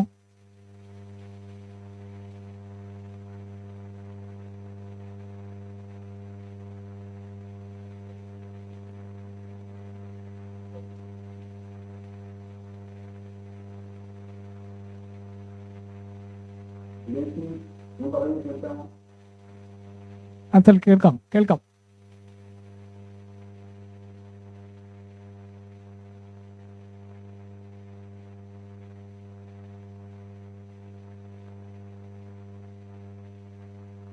സർ കേൾക്കാം.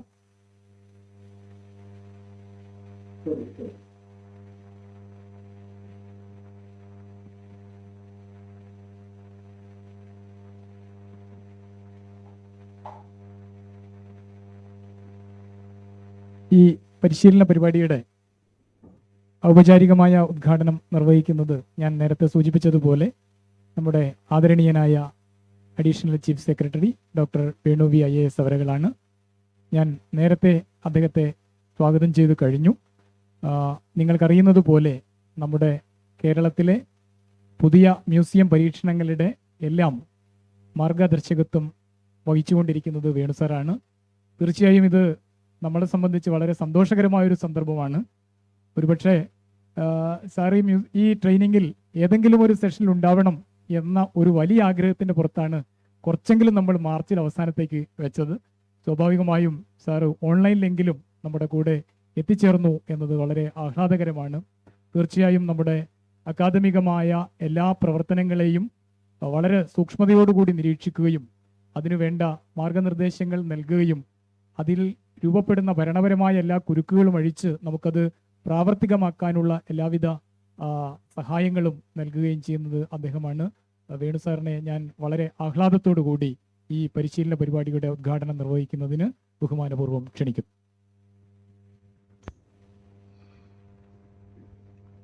നന്ദി ശ്രീ ദിനേശൻ.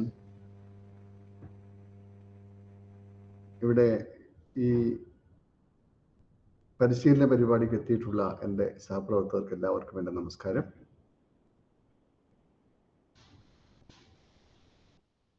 ഈ പരിശീലന പരിപാടി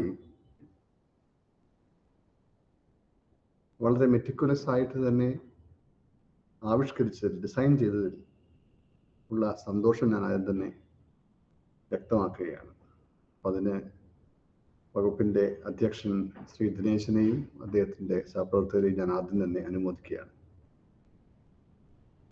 ഈ പ്രോഗ്രാമിന് മുഴുവൻ ചുക്കാൻ പിടിക്കുന്ന എൻ്റെ സുഹൃത്ത് ശ്രീ ജോണി അദ്ദേഹത്തിൻ്റെ സമയം ഇതിനു വേണ്ടി മാറ്റിവെച്ചു എന്ന് കണ്ടപ്പോൾ തന്നെ ഈ പ്രോഗ്രാം ശാസ്ത്രീയവും, ഞാൻ പറയുന്നത് കേൾക്കാമോ?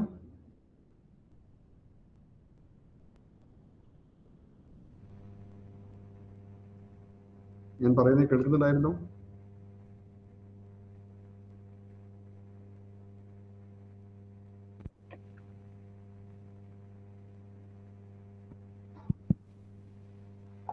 കേൾക്കാം സർ, കേൾക്കാം. ശരി. അപ്പോ ഏതെങ്കിലും ഒരു സമയത്ത്, ഏതെങ്കിലും ഘട്ടത്തിൽ കേൾക്കുന്നില്ല എങ്കിൽ ഒന്നിൽ ഉടൻ തന്നെ ഇതിലൂടെ തന്നെ, മൈക്കിലൂടെ തന്നെ പറയുക, അല്ലെങ്കിൽ എന്നെ ഫോൺ ചെയ്യുക. അല്ലെങ്കിൽ ഞാനൊരു ഏകപക്ഷീയമായിട്ട് അങ്ങ് പറഞ്ഞ് മുന്നോട്ട് അങ്ങ് പോകും. അപ്പൊ ഞാൻ പറഞ്ഞു വന്നത്, ഒരു അന്താരാഷ്ട്ര രംഗത്ത് തന്നെ അനുഭവ പരിചയമുള്ള, ഇന്ത്യയിൽ അറിയപ്പെടുന്ന ഒരു ക്യൂറേറ്ററും സ്കോളറുമായ ശ്രീ ജോണിയെ തന്നെ നമ്മുടെ ഈ പരിപാടിക്ക് നേതൃത്വം നൽകാൻ ലഭിച്ചു എന്നുള്ളത് ഏറ്റവും സുപ്രധാനമായ, ഇതിന്റെ വിജയത്തിലേക്ക് കോൺട്രിബ്യൂട്ട് ചെയ്യാൻ പോകുന്ന പ്രധാനപ്പെട്ട ഘടകം തന്നെയാണ്. അദ്ദേഹത്തിന് ഈ സമയത്ത് നന്ദി ഞാൻ രേഖപ്പെടുത്തുകയാണ്. മ്യൂസിയം രംഗത്തുള്ള വിദഗ്ധരും അധ്യാപകരുമായി തിളങ്ങി നിൽക്കുന്ന പല പ്രതിഭകളും ഇവിടെ നിങ്ങളോട് സംസാരിക്കാനും സംവദിക്കുവാനും നേരിട്ടും ഓൺലൈനായും വരുന്നുണ്ട്. അതും ഏറെ ആഹ്ലാദകരമായ കാര്യമാണ്. കാരണം ഒരു ട്രെയിനിങ് പ്രോഗ്രാമിനും ഒരു പ്രത്യേക ചട്ടക്കൂടുണ്ടെന്ന് ഞാൻ വിശ്വസിക്കുന്നില്ല. പ്രത്യേകിച്ചും മ്യൂസിയോളജി പോലെയുള്ള രംഗമാകുമ്പോൾ പല ഇന്റർഡിസിപ്ലിനറി ആയിട്ടുള്ള പല തരം ചർച്ചകളിലേക്കും ഓരോ സെഷനും പോകേണ്ടതായിട്ടുണ്ട്. അതുകൊണ്ട് നമ്മുടെ മ്യൂസിയം രംഗത്തെ പല മേഖലകളും ഫേസറ്റ്സും നിങ്ങളുടെ മുന്നിൽ അവതരിപ്പിക്കാനും ചർച്ചകൾക്ക് വേണ്ട കളമൊരുക്കുവാനുമുള്ള വ്യക്തിത്വങ്ങൾ ഇവിടെ വരുന്നു എന്ന് കാണുമ്പോൾ ഏറെ സന്തോഷമുണ്ട്. നേരത്തെ ശ്രീ ദിനേശൻ പറഞ്ഞതുപോലെ ഒരു അര ദിവസമെങ്കിലും നിങ്ങളുടെ കൂടെ ഇരുന്ന്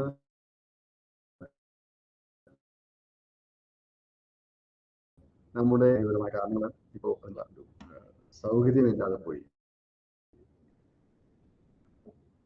ഇവിടെ ഞാൻ എന്നെ 10 മണിക്ക് ഈ പരിപാടിക്ക് എത്തിയാൽ മതിയെന്നാണ് ശ്രീ ദിനേശൻ പറഞ്ഞതെങ്കിലും ശ്രീ ജോണിയുടെ പ്രസംഗം കേൾക്കണമെന്ന താല്പര്യം കൊണ്ട് ഞാൻ അല്പം മുമ്പ് തന്നെ രഹസ്യമായി ഈ സദസ്സിന്റെ ഭാഗമായി വെർച്വലായി ഉണ്ടായിരുന്നു. അതുകൊണ്ട് തന്നെ ഞാൻ പറയാൻ ഉദ്ദേശിച്ച പല കാര്യങ്ങളും അദ്ദേഹം ഇവിടെ അവതരിപ്പിച്ച് കഴിഞ്ഞു എന്നതുകൊണ്ട് എൻ്റെ ദൗത്യം കുറെ കൂടെ ലളിതമായിരിക്കുകയാണ്.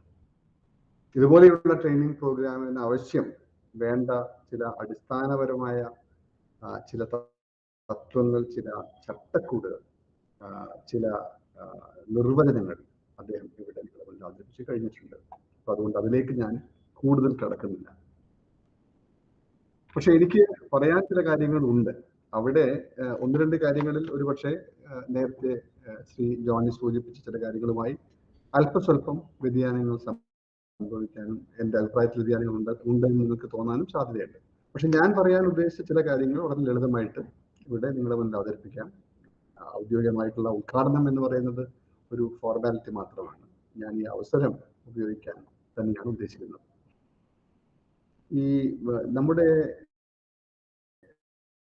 ട്രഡീഷണൽ മ്യൂസിയംസിന്റെ സ്ഥാനവും അതിന്റെ കാലഹരണപ്പെട്ട ചില രീതികളെ കുറിച്ചൊക്കെ ശ്രീ ജോൺ പറഞ്ഞതുകൊണ്ട് കൂടുതൽ അവിടെ ഞാൻ നിൽക്കുന്നില്ല.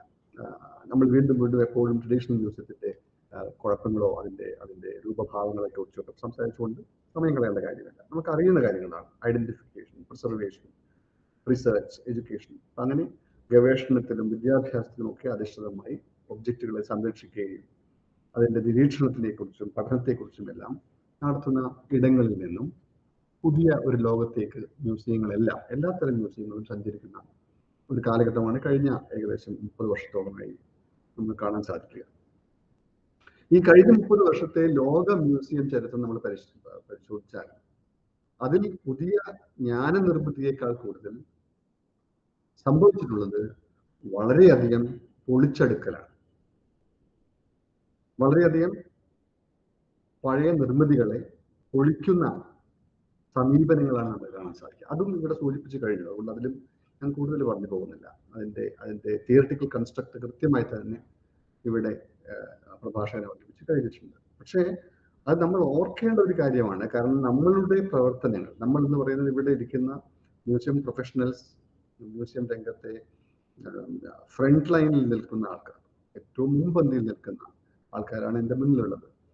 അങ്ങനെയുള്ള ആൾക്കാരുടെ നമ്മുടെ പ്രവർത്തനങ്ങളിലും നമ്മളുടെ പ്രവർത്തന മണ്ഡലത്തിൽ നമ്മൾ സ്വീകരിക്കേണ്ട നിലപാടുകളെ കുറിച്ചും ഒക്കെ നമ്മൾ ആലോചിക്കുമ്പോൾ എപ്പോഴും നമ്മുടെ മനസ്സിലേക്ക് ഓടി വരേണ്ട ഒരു കാര്യമാണ് ഈ പുനർനിർമ്മിതിയുടെ മുൻ പന്തിയിൽ നിൽക്കുന്നവരാണ് നമ്മൾ എന്ന തോന്നൽ നിങ്ങളിൽ ഓരോരുത്തർക്കും എപ്പോഴും ഉണ്ടാകേണ്ടതുണ്ട് എന്നുള്ള കാരണം കൊണ്ടാണ് ഞാൻ ഇപ്പോൾ ഇത് നിങ്ങളെ ഓർമ്മിപ്പിക്കുന്നത്.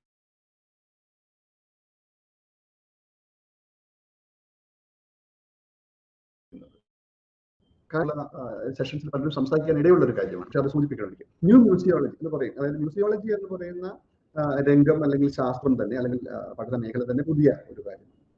പക്ഷെ ആ മ്യൂസിയോളജിയെ തന്നെ മാറ്റി എഴുതുന്ന ന്യൂ മ്യൂസിയോളജി എന്ന പുതിയൊരു സമീപനം ലോകത്തെമ്പാടും ഇന്ന് ഏറെ വേരുറപ്പിച്ച ഒരു മേഖലയാണ്.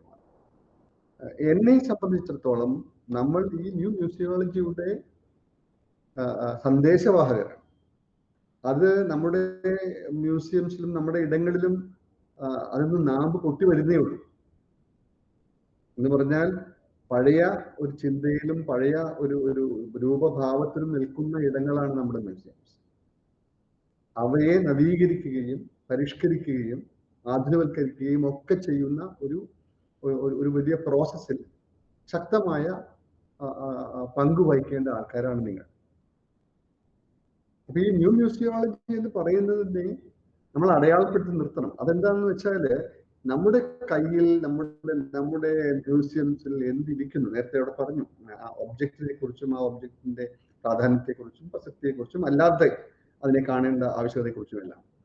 അപ്പോൾ ഈ ഒബ്ജക്ട്സിന്റെ അപ്പുറത്തേക്ക് നമ്മുടെ മ്യൂസിയങ്ങൾ സമകാലീന സാമൂഹ്യ, രാഷ്ട്രീയ, സാംസ്കാരിക ചലനങ്ങളെ സുസൂക്ഷ്മം മനസ്സിലാക്കുകയും അവയെ നമ്മുടെ ഇടങ്ങളിൽ, നമ്മുടെ പ്രവർത്തനങ്ങളിൽ, നമ്മുടെ ജോലിയിലേക്ക് അവയിൽ നമുക്ക് പ്രസക്ത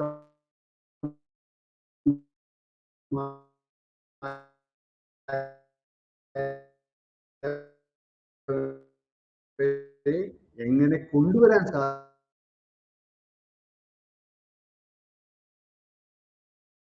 സാധിക്കുമെന്ന് കോൺസ്റ്റന്റ് ഉദാഹരണം ഉണ്ട്. ഇതിലേക്ക് എങ്ങനെയാണ് ഒരു മ്യൂസിയം കടക്കുക എന്ന് ചോദിച്ചാൽ നമുക്ക് വളരെ നമ്മുടെ കയ്യിലുള്ള കാര്യങ്ങളെ കുറിച്ച് തന്നെ ചുറ്റും നോക്കിയാൽ മതി. അതായത് ഇപ്പോ നമ്മളിരിക്കുന്ന പഴശ്ശിരാജ മ്യൂസിയത്തിലെ ഒരു പ്രധാനപ്പെട്ട കളക്ഷൻ എന്ന് പറയുന്നത് വീരക്കല്ലുകളാണ്. ഇപ്പൊ വീരക്കല്ലുകളെ നമ്മൾ അവിടെ ഒരു ഹാളിൽ നമ്മൾ പ്രതിഷ്ഠിച്ചു വെച്ചിരിക്കുന്നു. ഇൻസ്റ്റലേഷൻ, പ്രതിഷ്ഠാപനം. ഇൻസ്റ്റലേഷൻ എന്ന വാക്കിൽ തന്നെ അത് ഇൻസ്റ്റാൾ ചെയ്യുകയാണ്. നമ്മളതിനെ ഒരിക്കലും ആർക്കിയോളജിക്ക് അകത്താണ് എൻ്റെ ലോകം എന്ന് വിചാരിക്കാൻ പാടില്ല.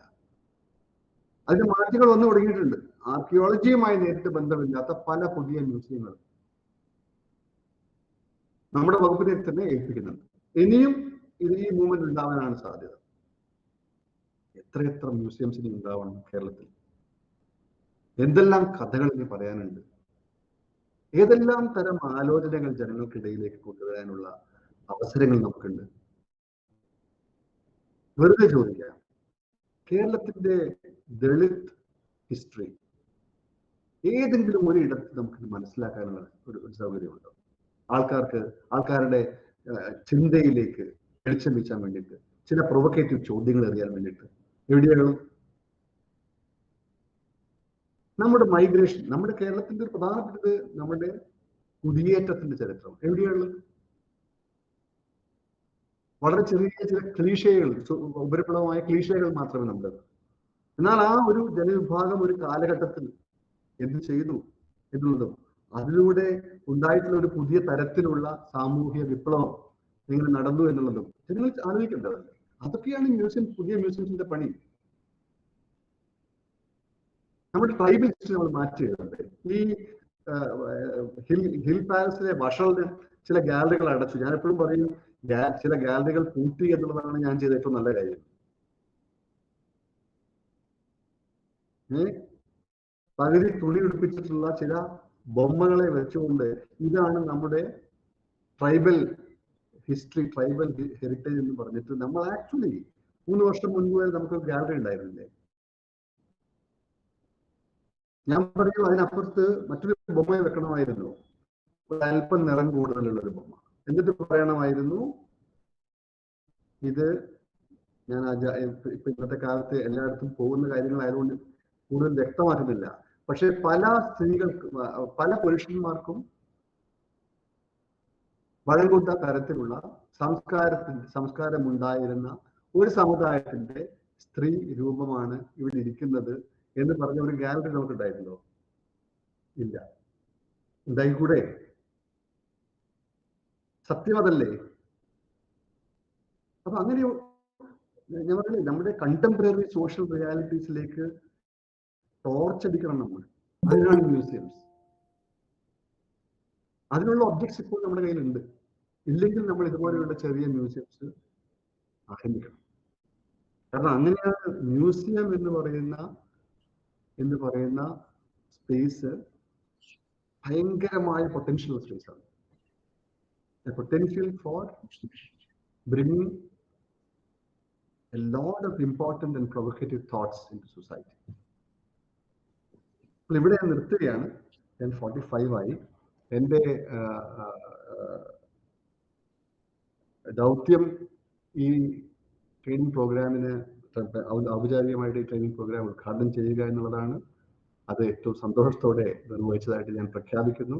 ഇതിൻ്റെ പിന്നിൽ പ്രവർത്തിക്കുന്ന ശ്രീ ജോണിക്കും ശ്രീ ദിനേശനും ഇവിടെ ലെക്ചേഴ്സ് എടുക്കാൻ വരുന്ന എല്ലാവർക്കും, എല്ലാ സുഹൃത്തുക്കൾക്കും എൻ്റെ compliments. I think I saw Dr. Ambika. Hello. Was that Ambika, Dr. Ambika? Good morning, this is Venu here. Good morning, namaskar. How are you, sir? I am very well. Thank you so much for taking the time and joining us on this training program. It's my pleasure. It's nice to see you after a long time. I hope you're well back now. Perfectly all right. Getting there, yes.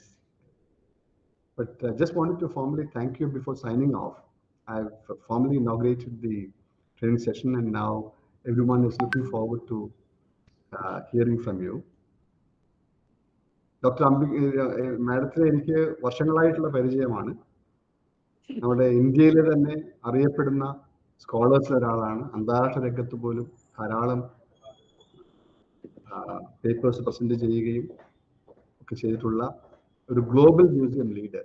We have a truly who can be called a global museum leader with us. Thank you, madam, for joining us, and I hope that this session will be a very interesting one. Thank you.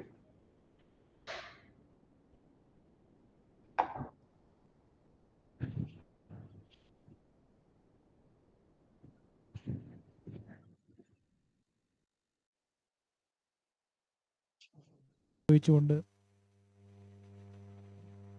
Venu sir സംസാരിച്ച കാര്യങ്ങൾ വളരെ ശ്രദ്ധാപൂർവം നമ്മൾ കേട്ടു. തീർച്ചയായും നമ്മൾ എങ്ങനെയാണ് മാറേണ്ടത് എന്നതിനെക്കുറിച്ചുള്ള വളരെ സൂക്ഷ്മവും കൃത്യവുമായ നിരീക്ഷണങ്ങളാണ് അദ്ദേഹത്തിൻ്റെ ഉദ്ഘാടന പ്രഭാഷണം. തീർച്ചയായും ആ നിലയിലുള്ള ചർച്ചകൾ, ആ നിലയിലുള്ള അന്വേഷണങ്ങൾ ഈ പരിശീലന പരിപാടിയിൽ നടക്കും, അങ്ങനെ നടക്കണം എന്നുള്ളതാണ് വകുപ്പിൻ്റെ താല്പര്യം എന്ന് സൂചിപ്പിച്ചുകൊണ്ട് അദ്ദേഹം നമ്മളോടൊപ്പം ഫിസിക്കലായി ഇവിടെ എത്തിച്ചേരുന്നത് വളരെ സന്തോഷകരമായ കാര്യമായിരുന്നു. എന്തായാലും ആ നിലയിൽ കഴിയാത്തത് കൊണ്ട് തീർച്ചയായും ഓൺലൈനിൽ വേണു സാർ വന്നു, ഇത്രയും കാര്യങ്ങൾ നമ്മളോട് പങ്കുവച്ചു. തീർച്ചയായും ഔപചാരികമായി മാത്രം, കാരണം നമ്മുടെ മ്യൂസിയങ്ങളുടെയും നമ്മുടെ പ്രവർത്തനങ്ങളുടെയും എല്ലാ മേഖലയിൽ മുഴുവൻ സമയവും ശ്രദ്ധ കേന്ദ്രീകരിക്കുന്ന ഒരാളാണ് നമ്മുടെ അഡീഷണൽ ചീഫ് സെക്രട്ടറി ബഹുമാനപ്പെട്ട വേണു സാർ. തീർച്ചയായും ഔപചാരികതയുടെ പേരിൽ മാത്രം ഞാൻ വകുപ്പിന്റെ നന്ദി അദ്ദേഹത്തെ അറിയിക്കുന്നു. ഇനി തുടർന്ന് നമുക്ക്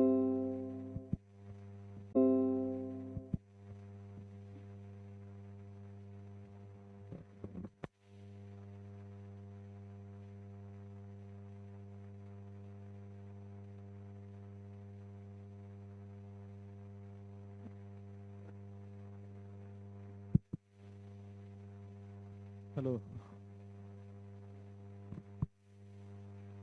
Can you hear me?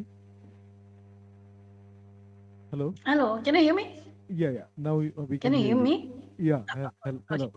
Yeah. There's some network issue. It was not happening. So Yeah. Anyway, ഇവിടെ നമുക്ക് അടുത്ത മ്യൂസിയം ശാസ്ത്രത്തിന് ഒരു ആമുഖം, preamble to museology, professor Ambika Bipin Patel. അവർ professor and head of the department museology, MS university Baroda. അപ്പോൾ പ്രിയാമ്പിൾ ടു മ്യൂസിയോളജി നിങ്ങൾക്ക് എല്ലാവർക്കും താല്പര്യമുള്ള വിഷയമാണ്. So without much ado, I invite you to present your paper, and I think you will be mixing Malayalam and English, or whatever language that you are. Okay. Yeah. Okay. രണ്ട് രീതിയിലും പക്ഷേ ഇടയ്ക്ക് stuck ആയി പോയി കഴിഞ്ഞാൽ I'll be mixing up. No, it's okay. No problem. Okay. So welcome. Yeah, thank you. A warm good morning to all of you, and thank you for inviting me to speak to you. I could see known faces, Preeta and Vinod, sitting. So it's a privilege to be with you people, and then we are all from MS Whites, so it's an opportunity for us to give back to the profession, the archaeology, the museology, museum studies, and the Department of Archaeology, as much as we gathered all these years of education, learning, unlearning, teaching, relearning, things like that. So without taking much time, I'll be sharing my screen.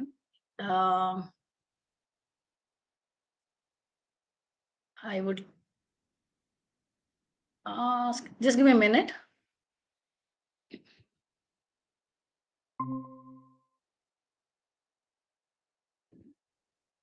Can you see the screen now?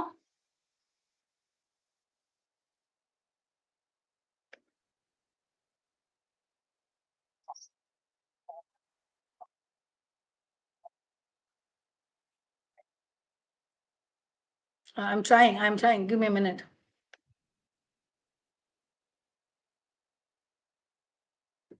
How is it now? Because I'm not able to see myself, so I'm just trying to make it a little blown up. Is it visible and readable to you?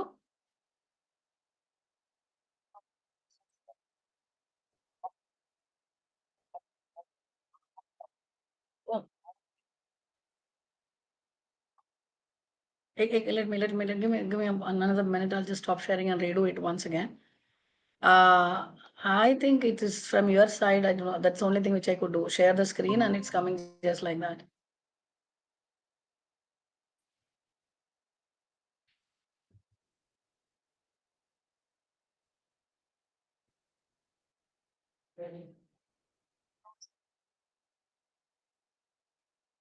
I tried to make it my maximum as much as possible.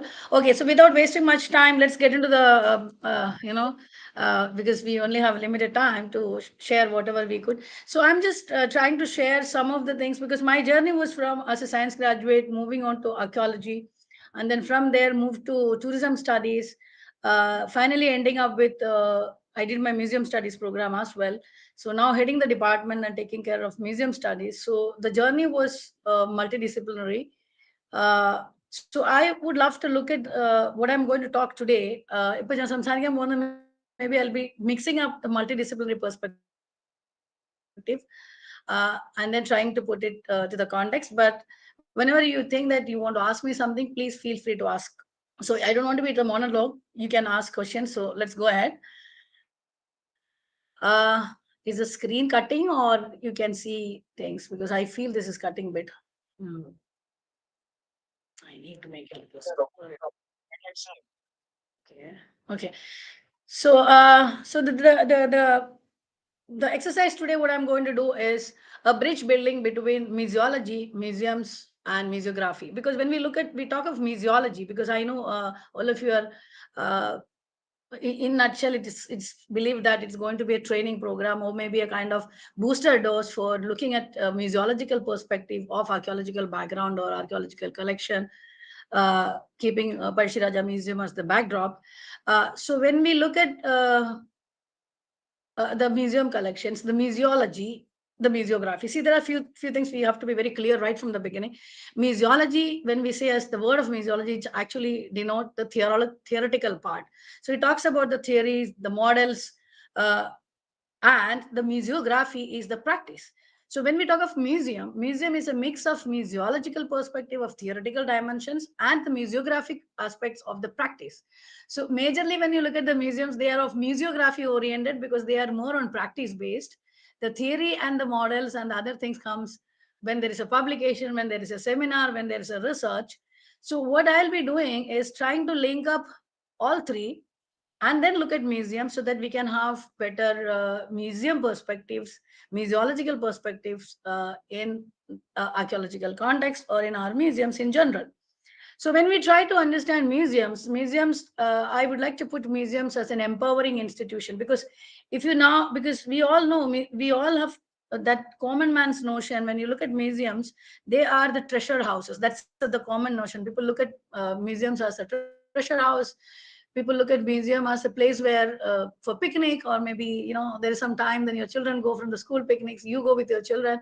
So a place where qualitatively time should be spent, or maybe something should be seen.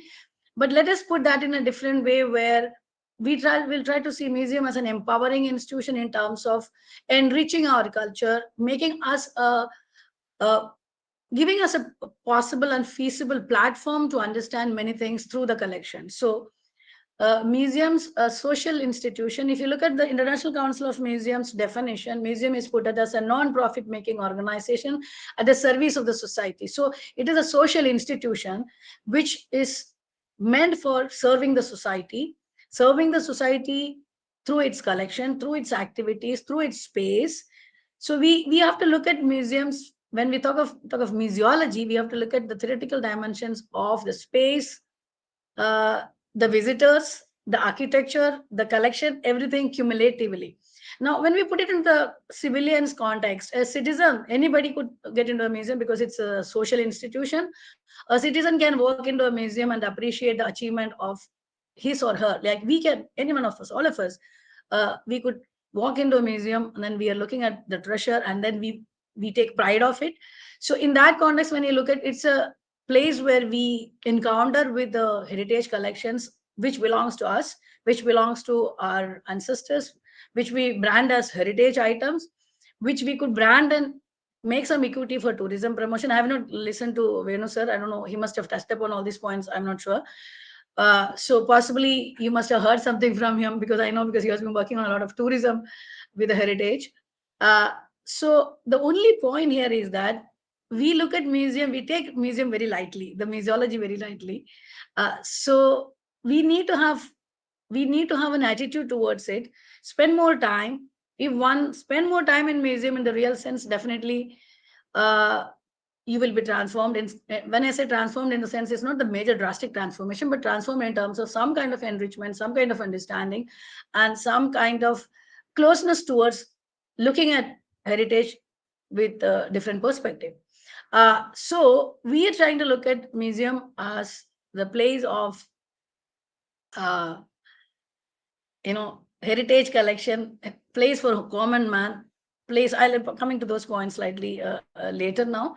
So museum in general, when we all know that museum means, in the museum it has collections. All museums will have collections. So it collects, it acquires. For archaeologists, we go for exploration, we go for excavations. Other multipurpose museums, they buy, they purchase, they have purchase committees to collect the collections. So there are different modes and methods and ways of acquisitions, but it means there is collection and acquisition, we acquires. And then when it is in the museum, in the museological and museographical perspective, we preserve them. So the conservation and preservation dimensions comes in because we are taking care of them. And then our role to connect to the society through exhibition and communication, because then we do display, we do exhibitions so that we could outreach the society and we could share with them what we have and connect with the society. So the exhibitions, education activities and all will be the link between the society and the museum. So it's a bridge building. It's a kind of licensing between the society and the institution. But in nutshell, if you see, that actually talks about the collective social memory of the society through material remains, because we are will be talking about more emphasizing on archaeology and archaeological dimensions, because the archaeological collections. So it is basically from past to present. So this is basically just a slide to tell you a bit of the basic functions and how we look at the museum perspective. I'm sorry, because this is cutting.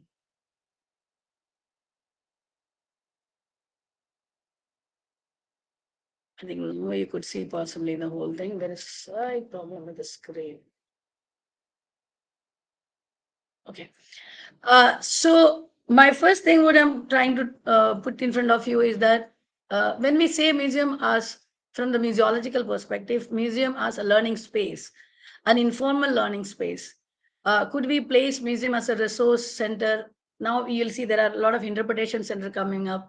Earlier we were thinking of it as a place of enjoyment.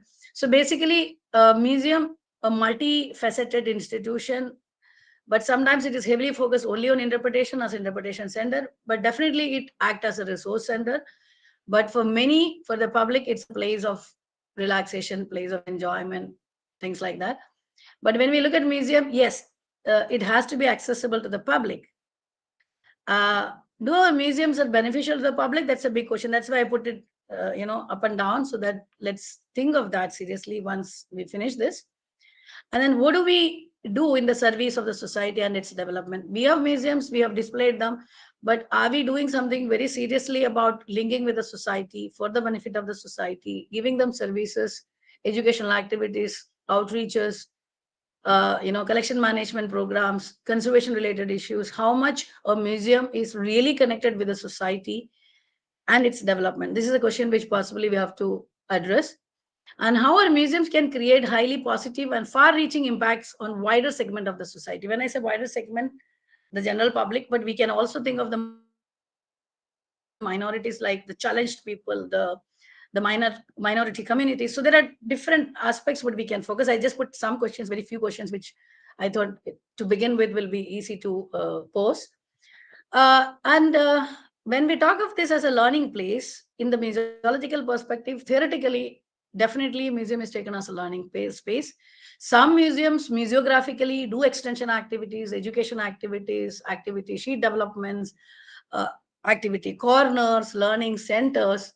Some have, but some only know basic theory. But now education and outreach can act as a significant vehicle for museum transformation, where we are emphasizing on engagement of the public, engagement of the visitor, engagement of the target segment to whom we are giving the service in terms of education activity or in terms of outreach. So here we are trying to bring in the educational concept of museology in terms of constructivism. When I say constructivism as the theory of learning practice or learning model, how this constructivism could be brought into the museum context through a museographical education activity, which is practice, and then connecting with showing them an object. You can see the picture where children are handling objects, engaging them, handling things, and making them get into the situation of understanding. So here I'm just trying to connect the theory with practice, where if museums do that, definitely museums will become vibrant, and then museums can be very, very applicable to the society. Moving ahead. So museums today, from the museological perspective, it is basically visitor oriented, public oriented. Earlier it was a storehouse, but now we are giving emphasis to the visitor, what they need. Can we think this is a place for dialogue and discussion where we have enough space? Now, if you look at many of the new museums coming up, you must have seen the Prime Minister Museum, you must have seen the new museums we have a big museum here in Gandhinagar, built up some years back, way back in 2015, which is the Dandi Kudir, which is basically now The Dandi March starts from yesterday, the Gandhi's Yatra, symbolically from 13th March to 4th of April or something like that. So we have the Dandi Kutir Museum, which has been a huge monumental museum, which is built, looks like a salt heap. So the structure itself, the architecture itself is a kind of invitation for the public to come. So there is no much authentic, in the sense, no actual objects. What they have is all digital displays. So it's basically a place of, I should say, place of meditation, the place of dialogue, place of gathering, relax, sit and see the digital videos, digital programs, digital engagements. And the architecture itself is inviting you from distance and once you're inside. So the way we look at museums, it is transforming from its physical appearance, from its architecture to its content, to its display, to its projections. So the museum is becoming a place for dialogue and discussion. If we really want to take it to that level, we can. Yes, of course, presentation, interpretation, storytelling. I'll take a slide to tell you about the storytelling further down the line. Engagement, immersive experience. What you see here is an interactive kiosk from a science museum, where this kiosk, computer kiosks, are giving you engagement in terms of you can dig into different levels of information. Pop-up windows will come. You can explore further layers and levels of understanding one by one. So there will be directives, so you can get more and more information in connection with the display what is there in the gallery. So in additional, not only the infographic panels or the information on the backdrop or maybe on the labels, but also a device scientifically put up in the gallery, where an additional in-depth levels and layers of meanings can be brought to the visitors if they are interested. You have to stand there, explore it further, but there is a facility. So now it's vice versa, where there is a facilitation can be done in the museum. So whether the museums are doing, we have limitations because we are still a developing economy. But how many, there are many museums which has wonderful exercises and displays like this. We are improving, now our museum sector is improving. So wonderful museums are coming up. So visitor oriented, visitor interactive, visitor immersive, and visitor public is the focus. And giving more facilities to them and make them understand about the collection, the story, the meaning making, the interpretation of the object through various mechanisms has become the image of museums today. So by which the museums comes a place of information, informal education center, at the same time a place of community engagement. Now we can have debates on it, we can contest on this, we can talk about more on each of these points.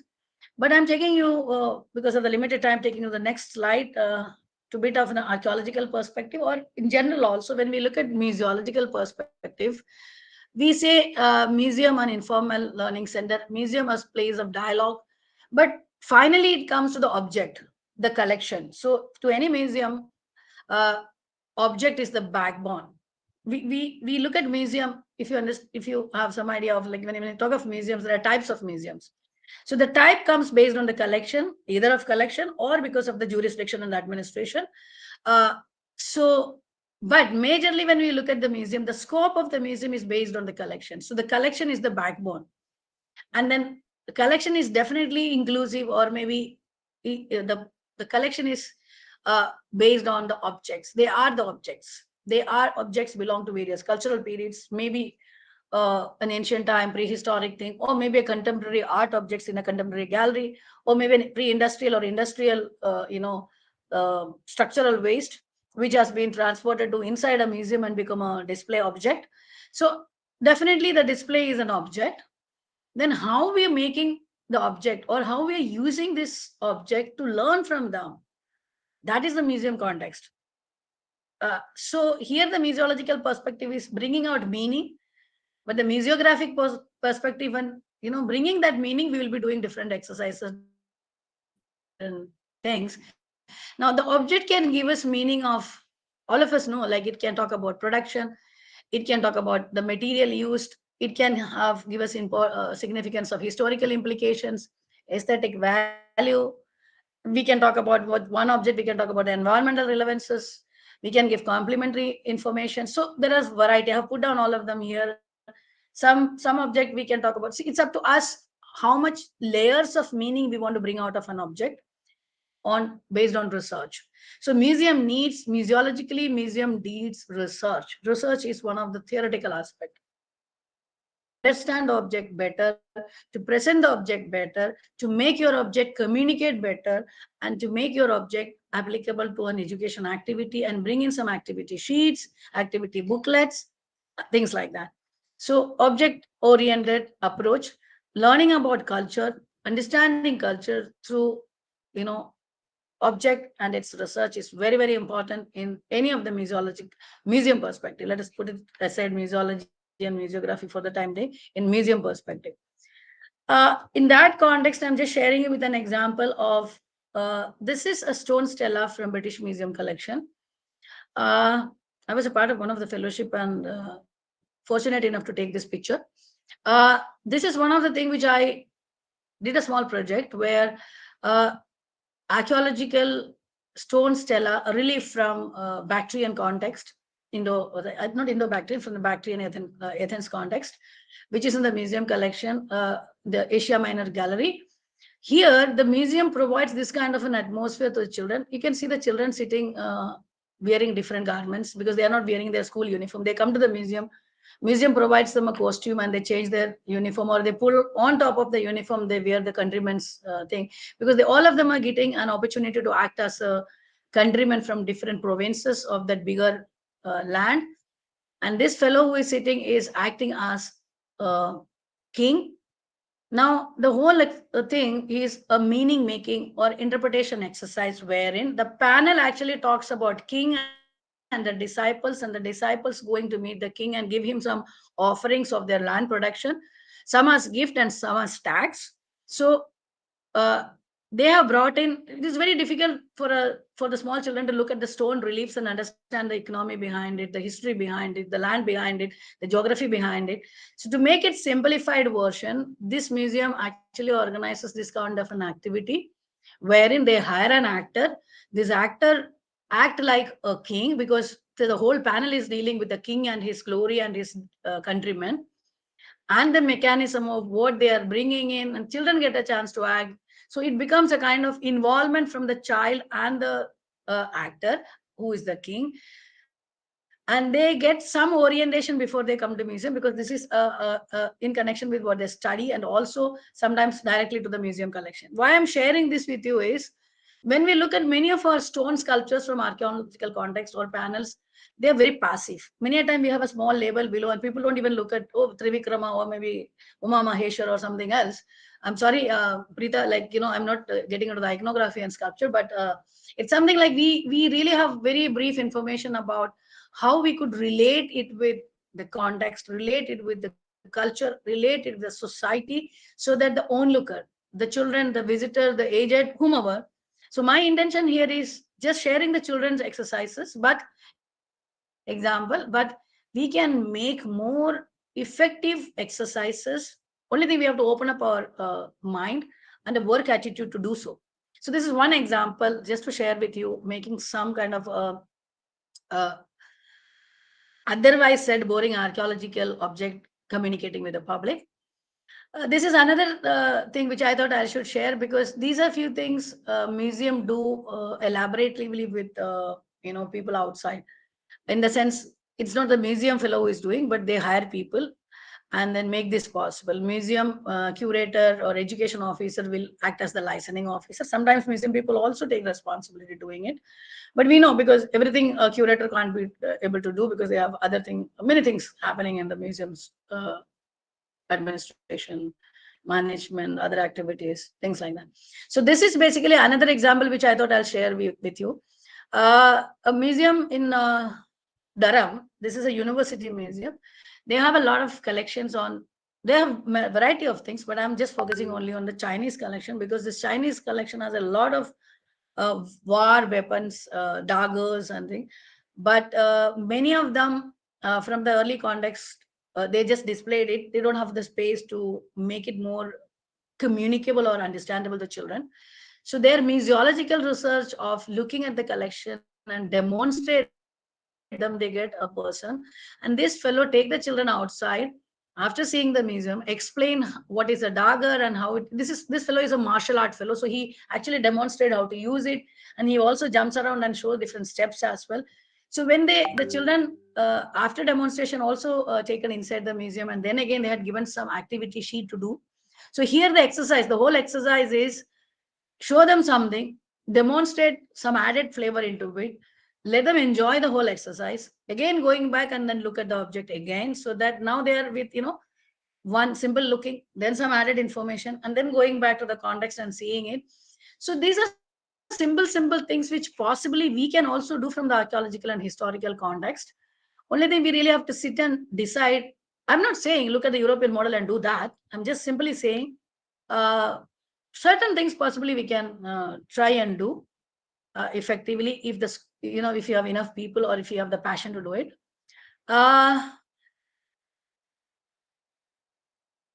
This is coming to the storytelling. Why I'm sharing this, because this is very close to my heart, because I love when I was doing this project with this San Francisco Museum of Asian Art. These children are basically they are sitting in the Southeast Asian gallery, where they have a large number of, there is relief panels and sculptures from Southeast Asian countries. Now these kids are the second generation, third generation migrants from Southeast Asia, moved to US. So for them, their roots are, and the culture related to their roots are not that clear, because they are born there in US, and then their culture in different context. So this museum, for different galleries, they have kids storytelling trails, where this is basically not the museum staff, she's a volunteer. There are people in those museums have this provision to hire volunteers if somebody want to do volunteering activity for the museum. There is a licensing between volunteers and museums.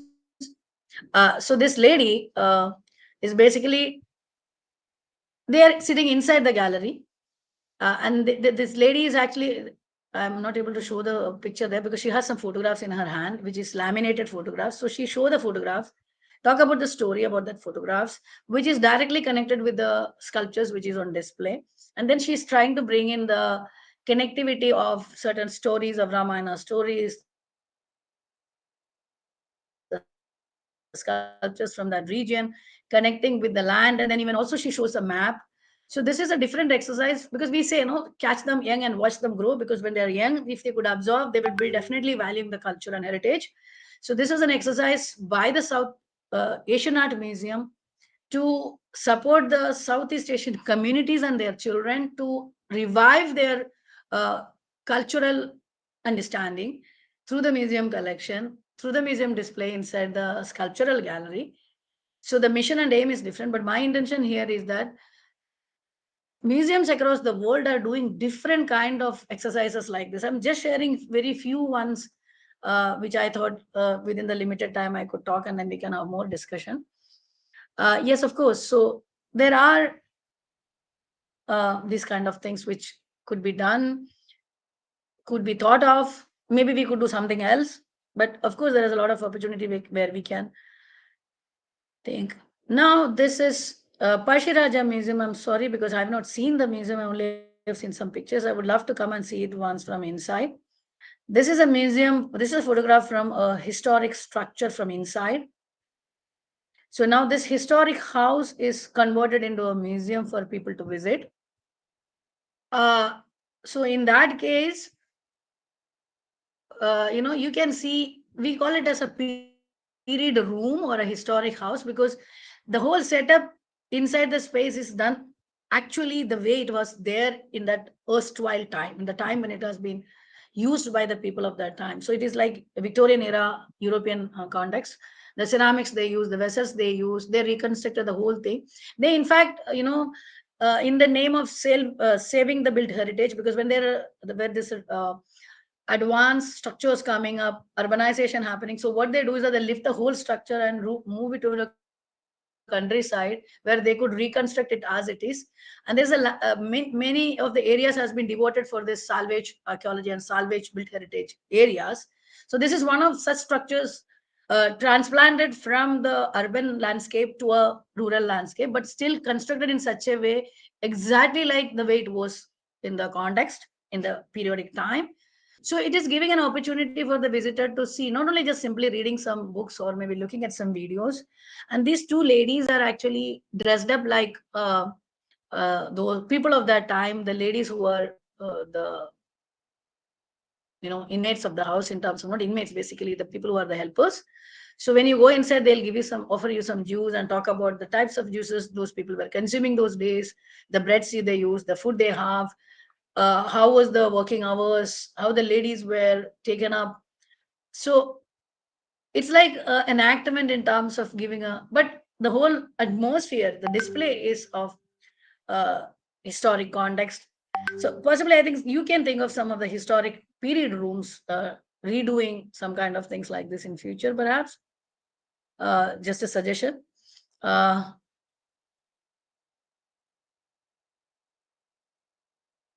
This is also again an example from a different museum outside, but we also have been doing this extensively in MSU.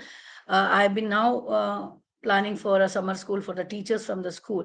Now, this is basically the teachers from the school has been invited for 5 days with a module of said a summer school when they have some break. It's all like when they, in our setup where when there's a summer, they want to have the full break. They don't want to do a enrichment of their skill or upscaling their understanding through a summer school or a small orientation or a skill building thing. I think this is one thing also we have to add upon. But outside, I think people prefer to, not the full vacation, but half vacation they will enjoy, and the half vacation they will upscaling some of their talents so that it will be beneficial for them for their career or for the society. All multidimensional perspective. So here it is actually showing the museum, which is giving a workshop for the school teachers. Now you will wonder why this is said as training the trainers, because they are the trainers, they are the teachers in the school. The picnic is not just school children coming and walking off from the museum, but let them make some module, let them have a better dialogue with the museum, so the curator and the teachers will have a better understanding and the listening between both, networking. But then it needs time. You may take me in a different way, because now our time is less, teachers have a lot of workload, many things has to be done, museum will say we have many things to do, but somehow if you want to do something, we really have to excuse ourselves and take time out of our things and then have to do something. So these are something which possibly we could do, training our teachers to use the museum, use the collection, connecting with their curriculum in the better perspective, so that the dialogue between museum and the schools, because then when it is directly connected with the schools, then the children is actually learning. So we can supplement the learning system, learning practices inside the school, whereby children get benefit. Now, in my own department, it's a small department of museology in the Faculty of Fine Arts, the Maharaja Sajarav University of Baroda. Now, this faculty is a small faculty and the department is also a small department, and we have a museum downstairs. So this picture, what you see is in my own department, we have a small museum. I was in archaeology for many years. There also we have a museum with 2 galleries. This museum also have a big gallery and a smaller one, which is extended some years back. Now we get school children regularly on Saturdays. I have made this practice very elaborately after I joined as the head of the department. We give them opportunity to appreciate art. They may not be learning about iconography and the proportions and the cultural period, and just allow them give them an environment where they come and see the museum collection, look at the sculptures, the paintings, the miniatures, the taxidermy, stuffed specimens of the fauna, and then the botanical dry specimens of the herbarium sheets and things like so. Variety of things we have in our collection, the metallic small objects and the miniature objects.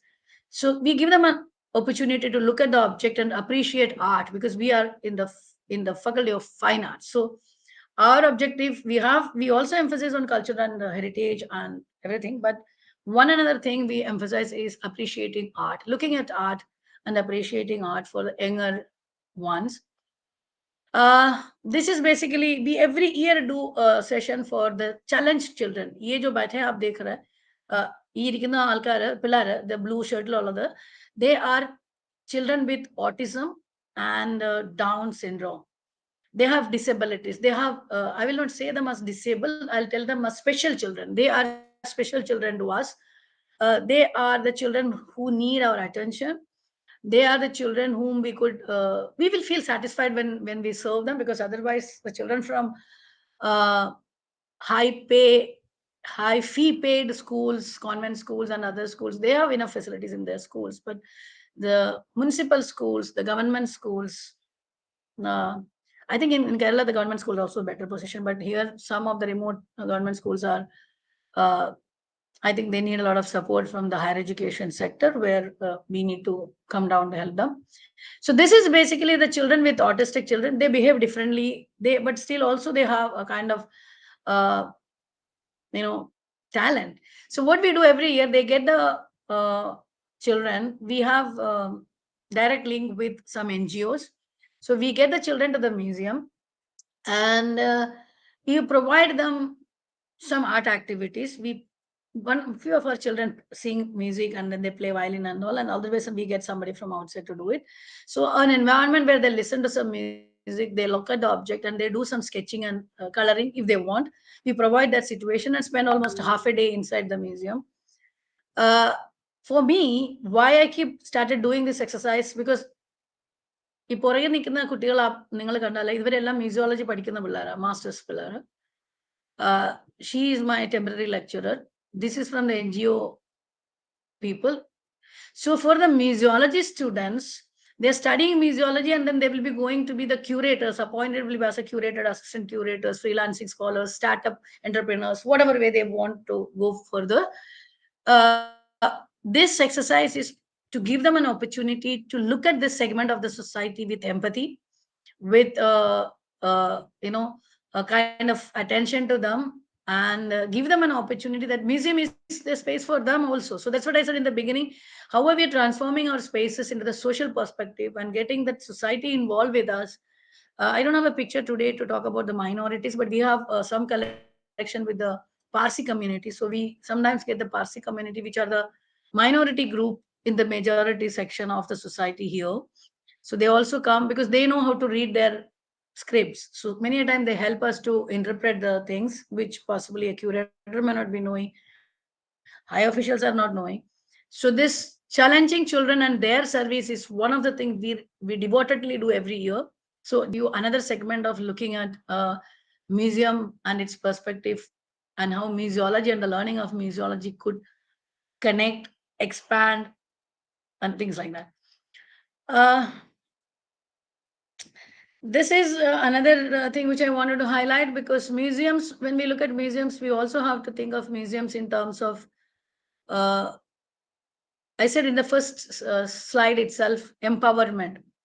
Here is a true example of empowerment, because these ladies, they are the elderly ladies. This is a museum from Kutch, which is from the desert region, the near desert part of Gujarat, Kutch, Gujarat, which is the museum is known as Kalaraksha.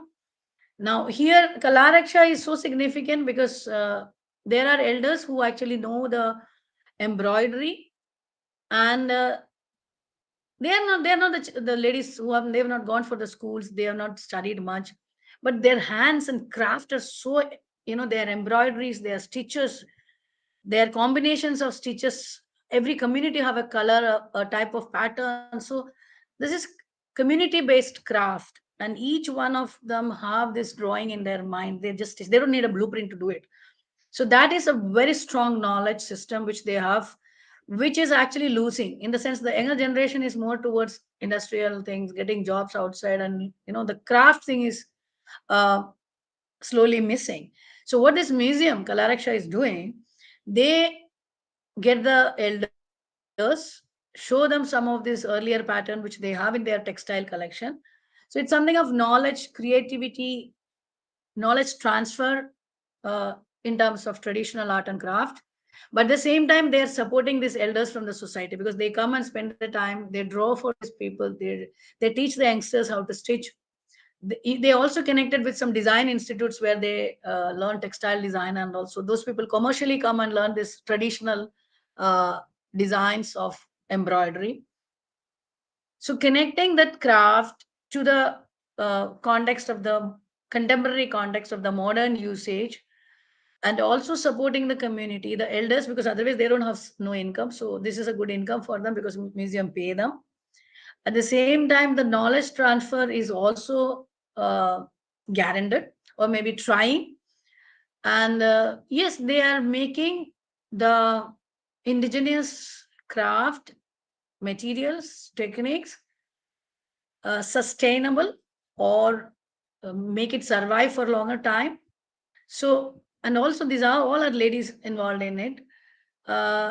So many of the small communities in Kutch, they are, cattle rearers.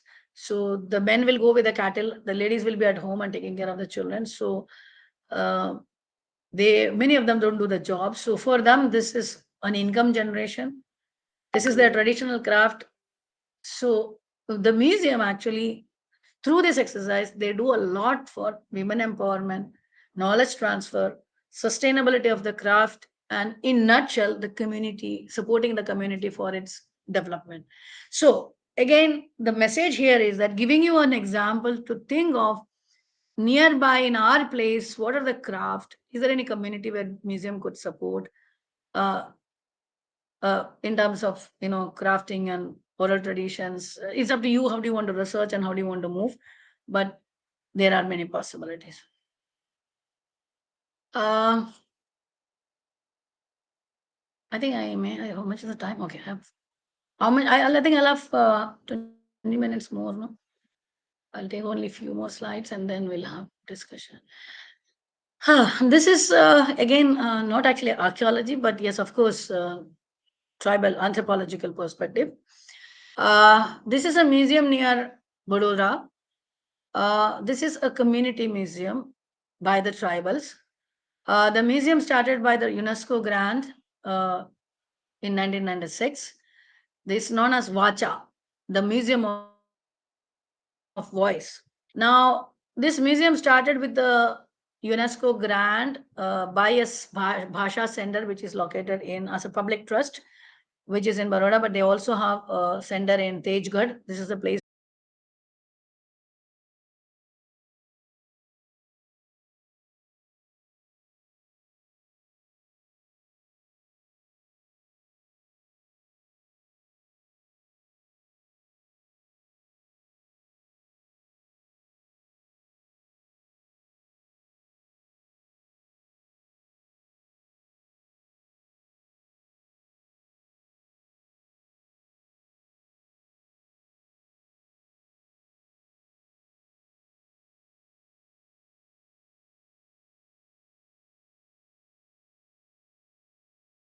Okay, okay. Great. Thank you so much. So, so here the point is that how museums and museology and museographical work in terms of, so it's like you are moving out of your four walls. You are not just simply sitting inside the museum. So this is a way where even for the museums who has already established long back of collection also needs its employees to move out of the four walls and do a bit of research, outreach, community extension, so that the museum makes meaning, museum makes connectivity. At the same time, more research will help us to bring in more and more vibrancy in our museum.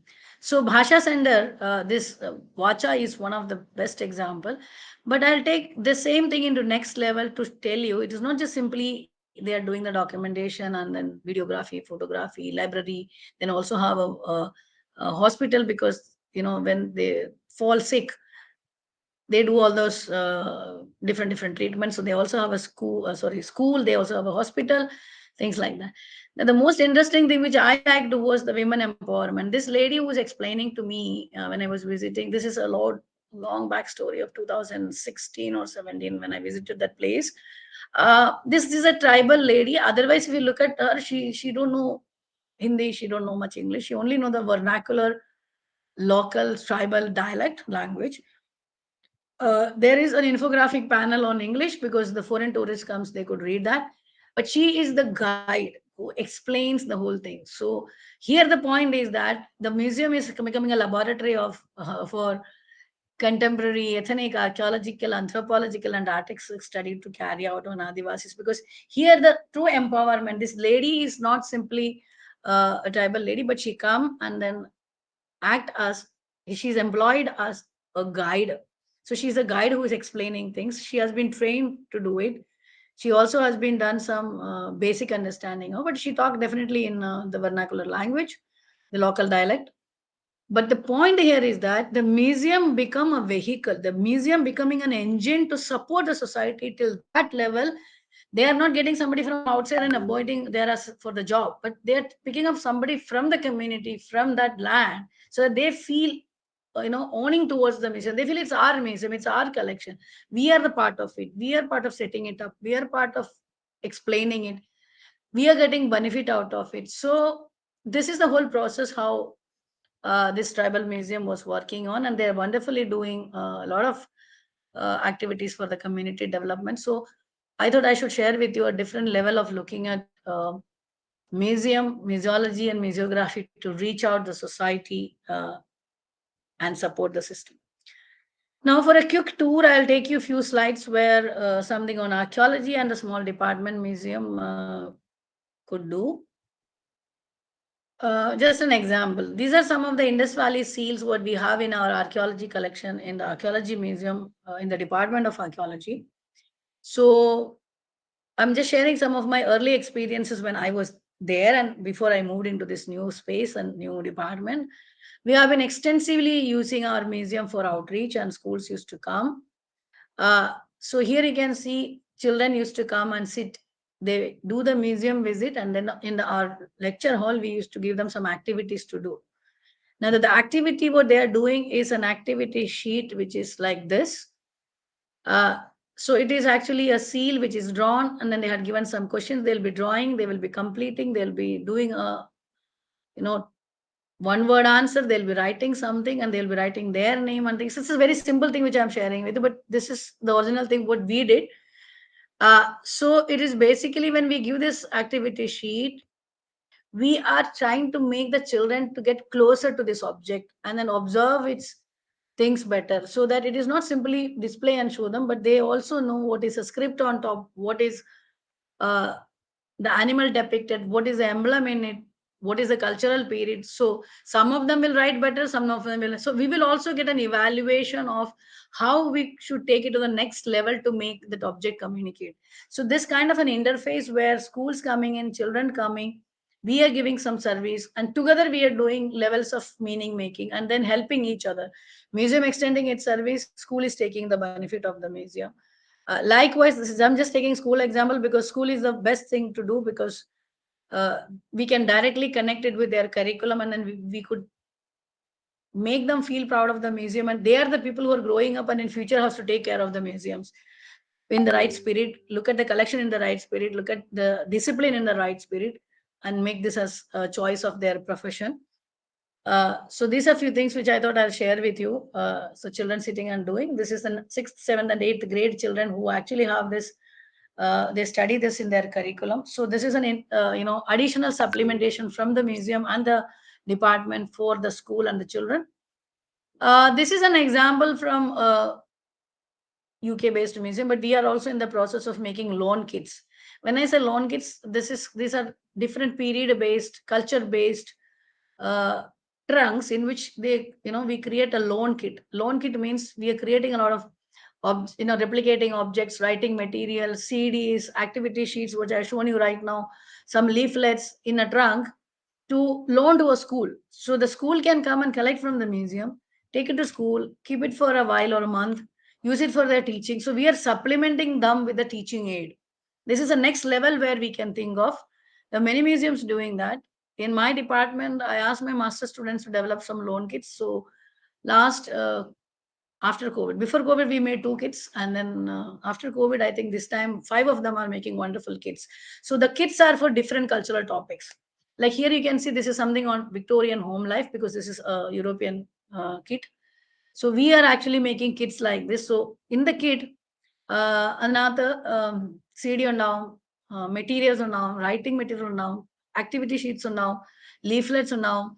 So we are providing them all information, and then once they have this, they can use it an additional work after their class, theory class, after learning the class. So a teacher can do this and then teach the theory, vice versa, whatever is convenient and comfortable to the levels of the student. And then a direct connection between the museum and the school. Now the point comes whether the school is willing to do this or whether the museum is willing to develop a kit. These all make a lot of it matters basically. How an institution, a museum can do this, what is the budget, how many people are around in the staff as human resources, who is interested in research and developing lawn kit. Or I told in one of my early talks also last year, I think, no, this year in the beginning, somewhere in April, no, last year, sorry.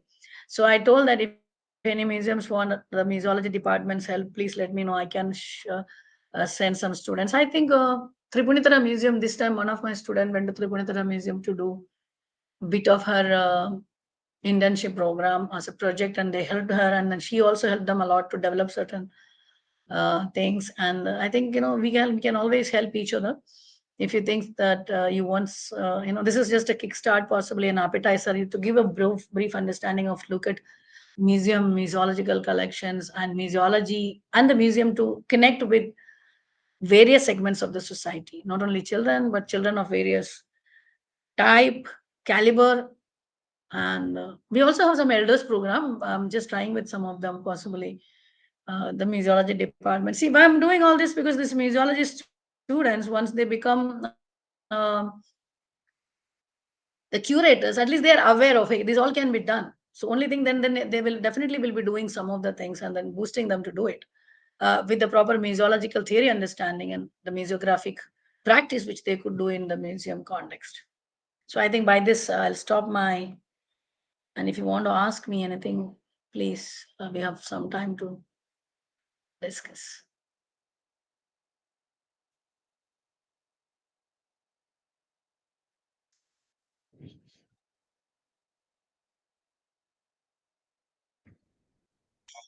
Yeah.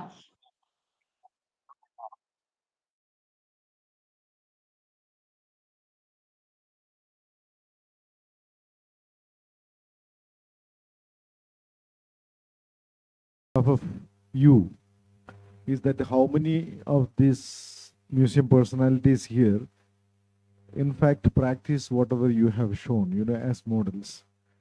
So എൻ്റെ ചോദ്യം എന്ന് പറയുന്നത് അവർക്ക് വേണ്ടി അംബിക പട്ടേലിന് വേണ്ടി ഞാൻ ചോദിക്കുന്ന നിങ്ങളോട് ചോദിക്കുന്ന ഒരു ചോദ്യം എന്ന് പറഞ്ഞു കഴിഞ്ഞാൽ അവര് ഈ കാണിച്ച ഇത്രയും examples like what all A museum can do, ഒരു മ്യൂസിയത്തിന് ചെയ്യാൻ കഴിയുന്ന കമ്മ്യൂണിറ്റി റീച്ച് ഔട്ട് പ്രോഗ്രാംസ്, അല്ലെങ്കിൽ ഒരുപക്ഷെ ഒരു മ്യൂസിയം ചെയ്യേണ്ടതായിട്ടുള്ള കാര്യങ്ങൾ, അതിലിപ്പോൾ ഭാഷ വാച്ച എന്ന് പറയുന്ന മ്യൂസിയവും കച്ചിലെ എംബ്രോയിഡറി മ്യൂസിയവും ഒഴിച്ചു കഴിഞ്ഞാൽ ബാക്കി മിക്കവാറും എല്ലാ എക്സാമ്പിൾസും ഫോറിൻ എക്സാമ്പിൾസാണ്, യൂറോ അമേരിക്കൻ എക്സാമ്പിൾസാണ്. അപ്പോൾ അംബിക പട്ടേൽ വളരെ വ്യക്തമായിട്ട് നിങ്ങളോട് പറയുകയുണ്ടായി, museum practice doesn't mean replicating the Euro American experience. വെസ്റ്റിൻ്റെ എക്സ്പീരിയൻസസിനെ റെപ്ലിക്കേറ്റ് ചെയ്യുന്നതാണ് ഇവിടുത്തെ, റെപ്ലിക്കേറ്റ് ചെയ്യുന്നതല്ല ഇവിടെ നമ്മുടെ ലക്ഷ്യം എന്ന് വളരെ വ്യക്തമായിട്ട് പറഞ്ഞിട്ടുണ്ട്. ആദ്യത്തെ സെക്ഷൻ മിക്കവാറും എൻ്റെ ആമുഖ പ്രഭാഷണവും പിന്നെ ഡോക്ടർ വേണു IASൻ്റെ പ്രഭാഷണവും എല്ലാം കൂടി സമ്മപ്പ് ചെയ്യാവുന്ന തരത്തിലുള്ള വളരെ കൃത്യമായ ഡാറ്റ ആൻഡ് ചാർട്ട് ബേസ്ഡ് ആയിട്ടുള്ള പ്രസൻറ്റേഷൻ ആയിരുന്നു. അപ്പോൾ എനിക്ക് നിങ്ങളുടെ ഫീഡ്ബാക്ക്, നിങ്ങൾക്ക് എന്താണ് ഈ പ്രസൻറ്റേഷനിൽ നിന്ന് കിട്ടുന്നതെന്ന് ഡോക്ടർ അംബിക പട്ടേലിന് മനസ്സിലാകുന്നതിന് വേണ്ടി ഈ ഓഡിയൻസ് ഗ്രൂപ്പിൽ നിന്ന് ആർക്കെങ്കിലും പേപ്പർ പ്രസൻറ്റ് ചെയ്യാൻ വന്നിട്ടുള്ളവരല്ല, അല്ലാതെ ഉള്ള ആർക്കെങ്കിലും ഒരു എന്താണ് അറ്റ് പ്രസൻറ്റ് കേരളത്തിലെ മ്യൂസിയങ്ങളിൽ വർക്ക് ചെയ്യുന്നത് വഴി ഇതിന് സമാനമായിട്ടുള്ള എന്തെങ്കിലും ഔട്ട്റീച്ച് പ്രോഗ്രാംസ് പറഞ്ഞതിൽ അവർ പ്രധാനമായിട്ടും പറഞ്ഞത് എംപവർമെൻറ്റ്. നമ്മുടെ മ്യൂസിയങ്ങളിൽ എന്തെങ്കിലും എംപവർമെൻറ്റ്, അതിപ്പോൾ ഒരു പർട്ടിക്കുലർ സെക്ഷൻ ഓഫ് സൊസൈറ്റി ആണോ അല്ലെങ്കിൽ ഒരു പർട്ടിക്കുലർ ജെൻഡർ ആണോ, ഇതൊന്നുമല്ല, generally society as a whole. അതിൽ കുട്ടികളുണ്ടാവാം, സ്ത്രീകളുണ്ടാകാം, വൃദ്ധരുണ്ടാകാം, നേരത്തെ പറഞ്ഞതുപോലെ മൈനോറിറ്റി കമ്മ്യൂണിറ്റീസ് ഉണ്ടാകാം. അപ്പോൾ ഇതിനകത്ത് തന്നെ ഡോക്ടർ വേണു പറഞ്ഞ ആ ഒരു കാര്യം നിങ്ങൾക്ക് ഓർമ്മയുണ്ടാവും, ദളിത് മ്യൂസിയങ്ങളുണ്ടോ എന്നുള്ളൊരു ചോദ്യം, പേർട്ടിനൻ്റ് ആയിട്ടുള്ളൊരു ചോദ്യം ഉപയോഗിച്ചു. അംബിക പട്ടേൽ പറഞ്ഞു പാഴ്സികൾക്ക് വേണ്ടി ഉള്ളൊരു മ്യൂസിയം മ്യൂസിയം ഡിപ്പാർട്ട്മെൻറ്റിൽ നടക്കുന്നു.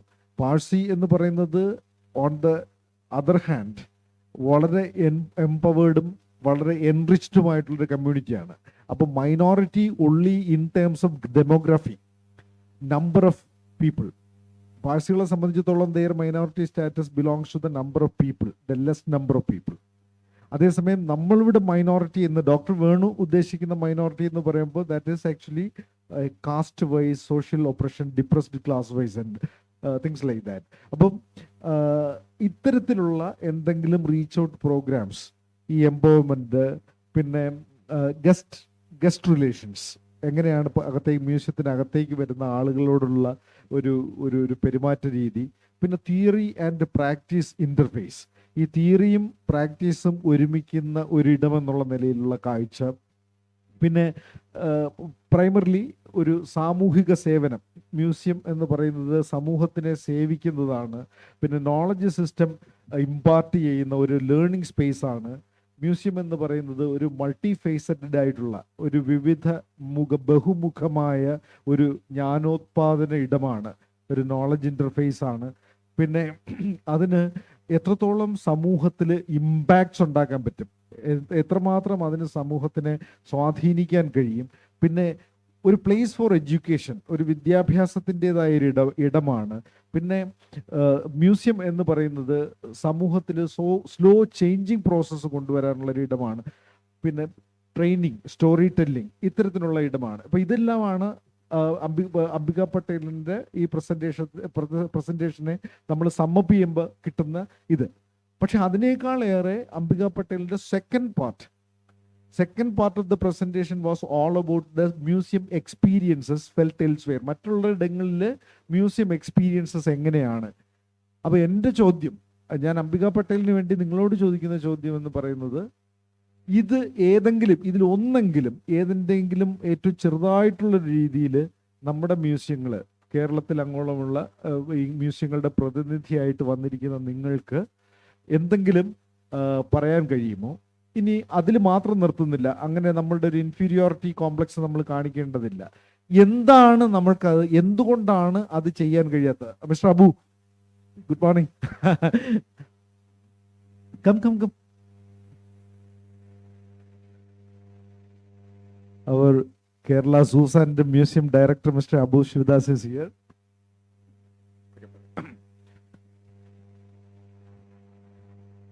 അപ്പോൾ എന്തുകൊണ്ടാണ് ഇത്തരം പ്രാക്ടീസസ് ചെയ്യാൻ പറ്റാത്തത്? അപ്പോൾ ഇതിനെക്കുറിച്ച് ആരെങ്കിലും ഒന്ന് വോളണ്ടിയർ ചെയ്യണം.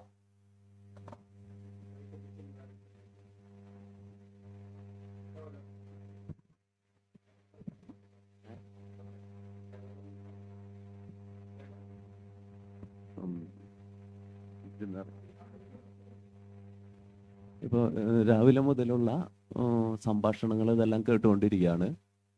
അപ്പോൾ ഇതിലെന്താണെന്ന് പറഞ്ഞാൽ ഉരുത്തിരിഞ്ഞു വന്നത് ഈ കൺസ്യൂമറിസത്തിൽ കൺസ്യൂമർ ഈസ് ദ കിങ് എന്ന് പറയും.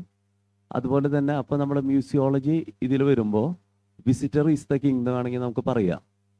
അപ്പോൾ ഒരു വിസിറ്റർ നമുക്ക് കൂടുതൽ വരണം. ഇപ്പോൾ വേണു സാർ പറഞ്ഞ കുറേ കാര്യങ്ങളിൽ പല സ്ഥലത്തും ഫ്രാൻസിലെല്ലാം മ്യൂസിയംസ് എല്ലാം ക്ലോസ് ചെയ്തെന്ന് പറഞ്ഞു. അപ്പോൾ നമുക്ക് ഈ വിസിറ്റേഴ്സ് വരുമ്പോൾ നമുക്ക് അവരിനെല്ലാം കൂടുതലായി അട്രാക്റ്റ് ചെയ്യണം. അതുപോലെ തന്നെ ഗവൺമെൻറ്റിന് വരുമാനം ഉണ്ടാക്കണം. ഈ രണ്ടിതാണ്. അപ്പോൾ വിസിറ്റേഴ്സിൻ്റെ പ്രസൻസാണ് നമുക്ക് കൂടുതലായി വേണ്ടത്. അപ്പോൾ അതിലേക്ക് ശരിക്കും പറഞ്ഞാൽ ഒരു സൈക്കോളജി ആണ്, നമുക്ക് സൈക്കോളജിയുടെ ഒരു എലമെൻ്റ് അവിടെ കിടക്കുന്നുണ്ട്. അപ്പോൾ ഈ ഒരു മ്യൂസിയോളജി അല്ലെങ്കിൽ ഈ ഒരു ഫീൽഡിൽ എത്രമാത്രം ഈ സൈക്കോളജി അതിൻ്റെ റോൾ എന്താണ്, അതിൻ്റെ പൊസിഷൻ ഇപ്പോൾ ഈ സെക്ഷനെ എന്താണെന്ന് അത് ഞങ്ങൾക്കൊന്ന് എക്സ്പ്ലെയിൻ ചെയ്തു തരണം. പിന്നെ സാറ് ചോദിച്ചതിന് ഞാൻ പറയാം. ഇപ്പോൾ നമുക്ക് ഈ സൈക്കോളജിക്കലായിട്ടും ആളുകളായിട്ട് കൂടുതലായി അടുക്കുന്ന ഒരു സിസ്റ്റം കൂടുതൽ വേണമെന്നുണ്ടെങ്കിൽ ഇപ്പോൾ നിലവിലുള്ളത് നമ്മുടെ ഇവിടെ ഒരു ഗാലറി സിസ്റ്റമാണ്. നമുക്ക് ഗൈഡ്സ് ഉണ്ട്.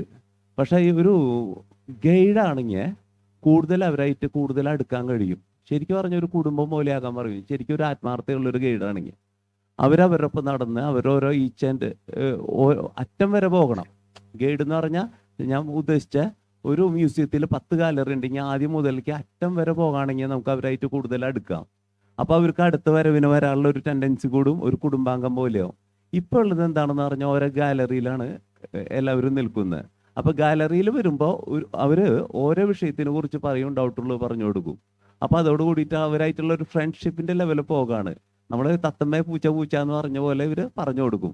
അങ്ങനെയുള്ളൊരു സിറ്റുവേഷൻസ്. പിന്നെ ഈ വികലാംഗരയ്ക്കും വരുമ്പോൾ ഉള്ള ഇത് മിക്ക മ്യൂസിയത്തിൽ ഇപ്പോൾ അതിനുള്ള റാമ്പ് ഇതൊക്കെ ഞങ്ങൾ അറേഞ്ച് ചെയ്തിട്ടുണ്ട്. അവരായിട്ട് മാക്സിമം സഹകരിക്കും. അതുപോലെ തന്നെ നേരത്തെ ഓട്ടിസം ബാധിച്ച പിള്ളേരിന് പറഞ്ഞു. ഈ ഓട്ടിസം ബാധിച്ച പിള്ളേരിന് ഞങ്ങൾ വരാണെങ്കിൽ മാക്സിമം നമ്മൾക്ക് മാക്സിമം അത് ടീച്ചേഴ്സിന് പറഞ്ഞു കൊടുത്തിട്ട് ഹിസ്റ്ററി പറഞ്ഞു കൊടുത്തിട്ട് അവരിൽ നിന്ന് അത് നല്ല രീതിയിൽ പറഞ്ഞു കൊടുക്കാനുള്ളത് കംപ്ലീറ്റ് ഞങ്ങൾ ചെയ്യാറുണ്ട്. പിന്നെ അവർക്ക് ടിക്കറ്റിൻ്റെ ഇതിലേക്കും കൺസെഷൻ ചെയ്ത് കൊടുക്കും. നമ്മൾ വാങ്ങാതിരിക്കും അങ്ങനെയൊക്കെയും നമ്മൾ ചെയ്യാറുണ്ട്. മാക്സിമം അവരെ നമ്മൾ കൂടുതൽ വളരെയധികം സ്നേഹത്തോടു കൂടിയിട്ട് നമ്മൾ അപ്രോച്ച് ചെയ്യാറുണ്ട്. പിന്നീട് എന്താണ് പിന്നീട്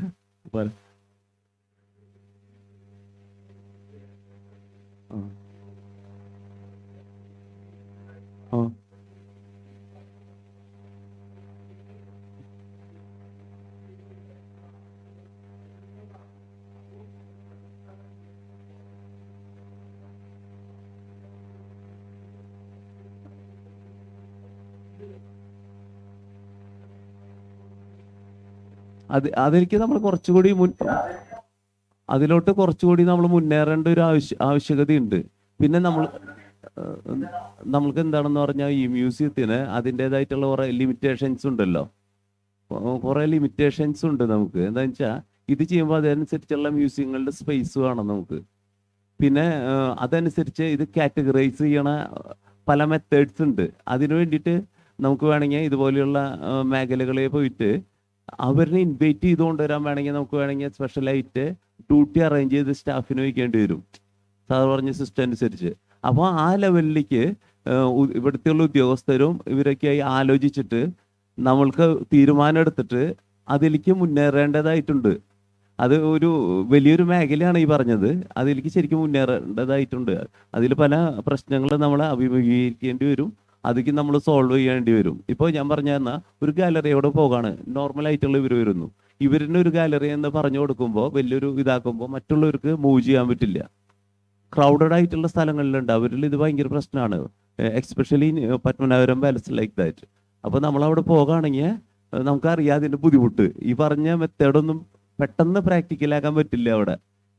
ഇവരിനെ വീൽ ചെയറിയുള്ള കുറച്ച് കുട്ടികളുടെ കൊണ്ടുപോകും. അപ്പോൾ അങ്ങനെയുള്ള കുറേ കാര്യങ്ങളുണ്ട്. അത് ഒരുമിച്ചിരുന്ന് ഡിസ്കസ് ചെയ്ത് അത് നമ്മൾ എടുക്കേണ്ട തീരുമാനമാണെന്നാണ് എൻ്റെ ഒരു.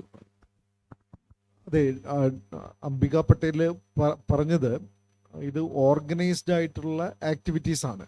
ഇപ്പൊ ഇത് സംഭവിക്കുന്നത്, താങ്കൾ പറയുന്നത് അത് ഓർഗനൈസ്ഡ് ആയിട്ടുള്ളതല്ല, അവിടെ വരുമ്പോൾ സംഭവിക്കുന്ന ക്രൗഡ് ഉണ്ടാവുന്നതാണ്. അപ്പൊ എൻ്റെ ചോദ്യം എന്ന് പറയുന്നത്, ഈ എന്താണ് നമ്മളെ പ്രിവെന്റ് ചെയ്യുന്നത്? ആളുകളെ ക്ഷണിക്കുന്നതിലുള്ള അതായത് മാനേജ്മെന്റിന്റെ പ്രശ്നമാണോ? താങ്കളത് ഓൾമോസ്റ്റ് അത് സൂചിപ്പിച്ചു. അതായത് കൂട്ടായ തീരുമാനം എടുക്കേണ്ടതുണ്ടെന്ന് പറഞ്ഞു.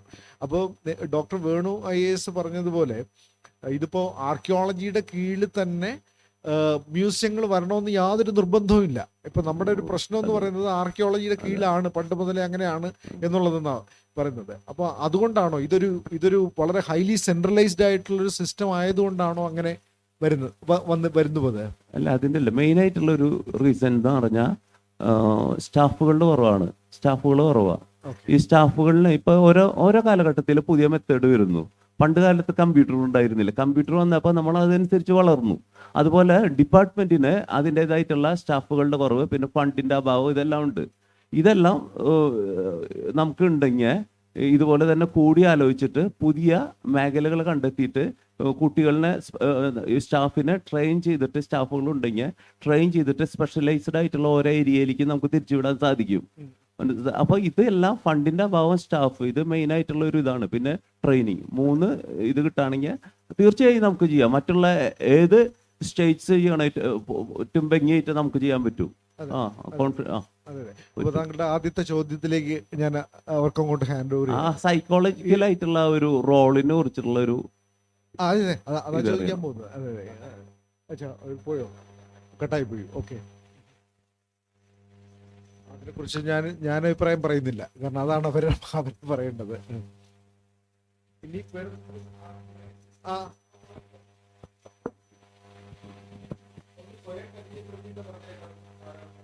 there and I was not able to listen, so I don't know what was the question. The screen is stopped from your side. It seems admin has closed. I tried to show it, but it's not happening. ആ സൈഡിൽ നിന്ന് അവിടെ നിന്നാണ് ആ screen off ആയിരിക്കുന്നത്. എനിക്ക് എന്താ പറ്റിയെന്ന്. I'm there. Ashita, you are there. Camera. I'm there, but the screen അവിടുത്തെ കാര്യം നിങ്ങൾ admin അവരുടെ ക്യാമറയോ അവിടെ camera your camera may be of. mine is on. അച്ഛാ എന്റെ camera this goes by your end, perhaps it is not happening. Anyway, ആ question നിങ്ങൾ പറയാനായിട്ട് ഞാൻ ആൻസർ ചെയ്യുന്നത്. എന്താ question? അത് ക്വസ്റ്റ്യൻ എന്ന് പറയുന്നത് how far psychological approach could help the audience, the museum visitors, or what kind of psychological measures have to be taken in order to help the or attract the museum audience in the museums, into the museums. So that's a very strong area of research in terms of psychological approaches in museum education as well as psychological approaches in visitor management. So I don't think so. In many of our museums we have done that kind of an exercise, but there are many museums. Some of the museums even in India also have done that.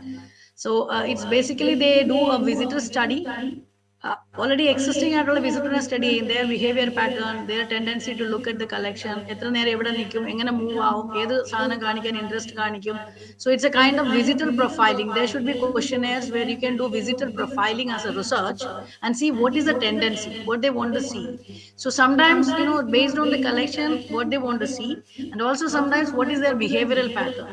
So based on that, only we can apply the psychological dimensions. And as he rightly said, the one who was commenting, yes, in many of the museums, the staff and the finance, these are two major challenges.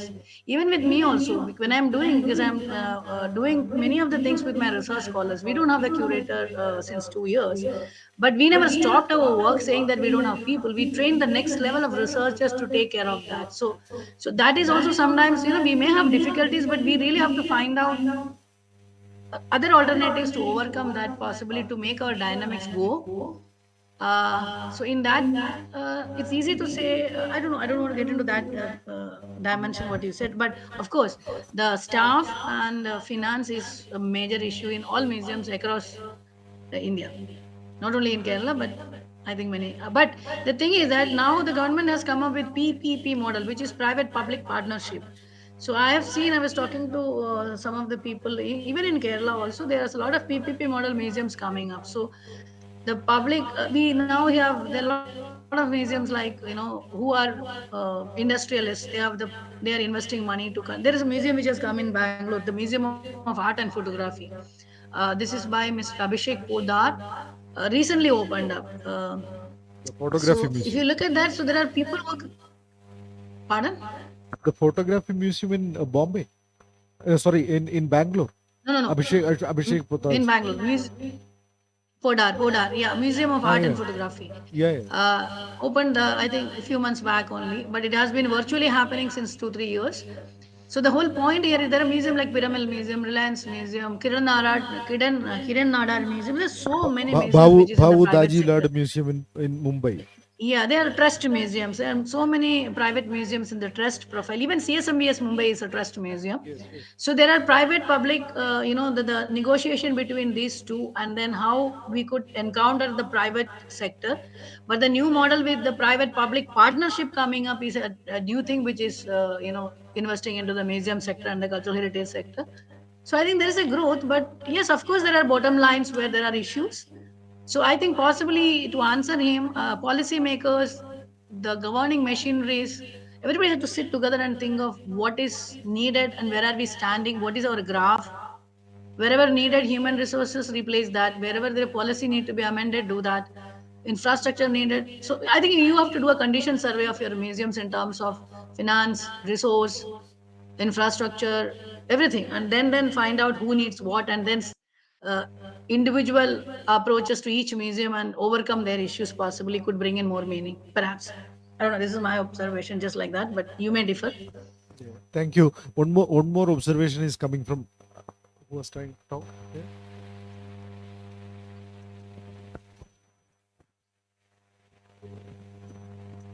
എൻ്റെ പേര് Milton എന്നാണ്.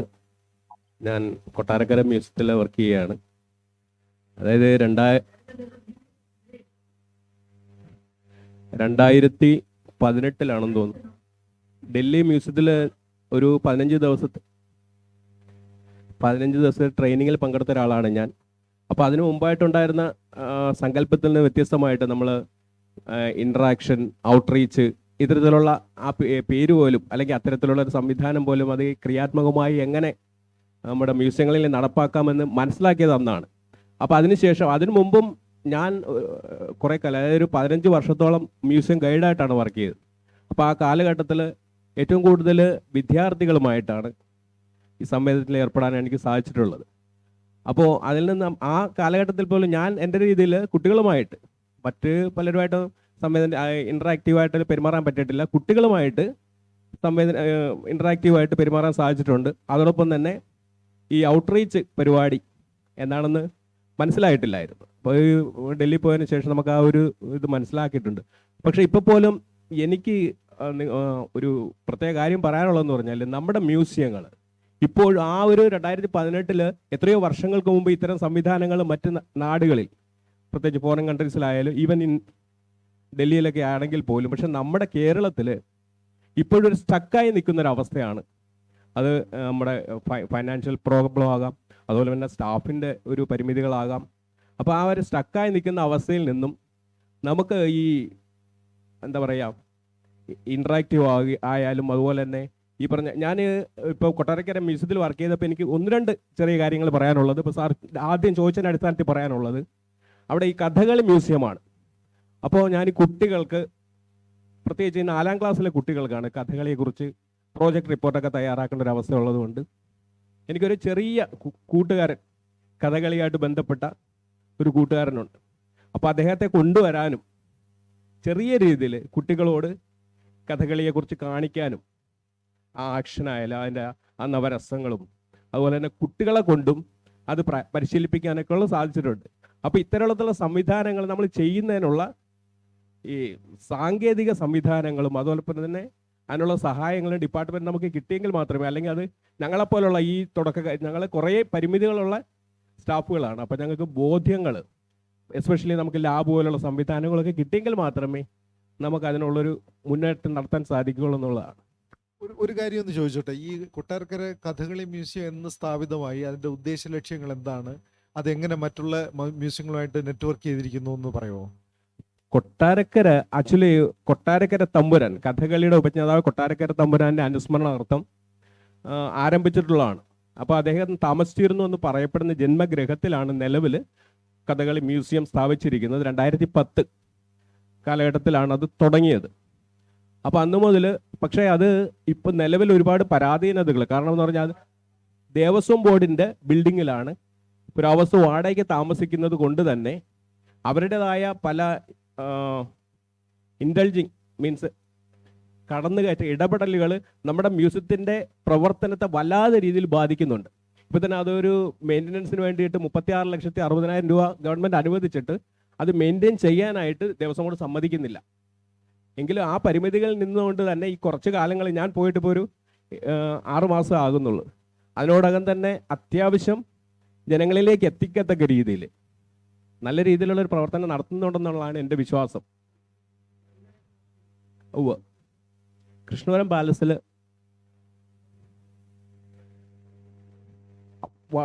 വളരെ നല്ല രീതിയിൽ നമുക്ക് എന്താ പറയുക, പോസിറ്റീവായൊരു energy ഉള്ളൊരു മേഖല. അതുകൊണ്ട് ജനങ്ങളുടെ എന്താ പറയുക, നല്ല രീതിയിൽ ജനങ്ങളിലേക്ക് എത്തിക്കാനും ധാരാളം സന്ദർശകർ, എല്ലാ മേഖലയിലുള്ള കുട്ടികളായാലും ശരി, അല്ലാതെ എല്ലാ മേഖലയിലുള്ള സന്ദർശകർക്കും നല്ല രീതിയിലുള്ള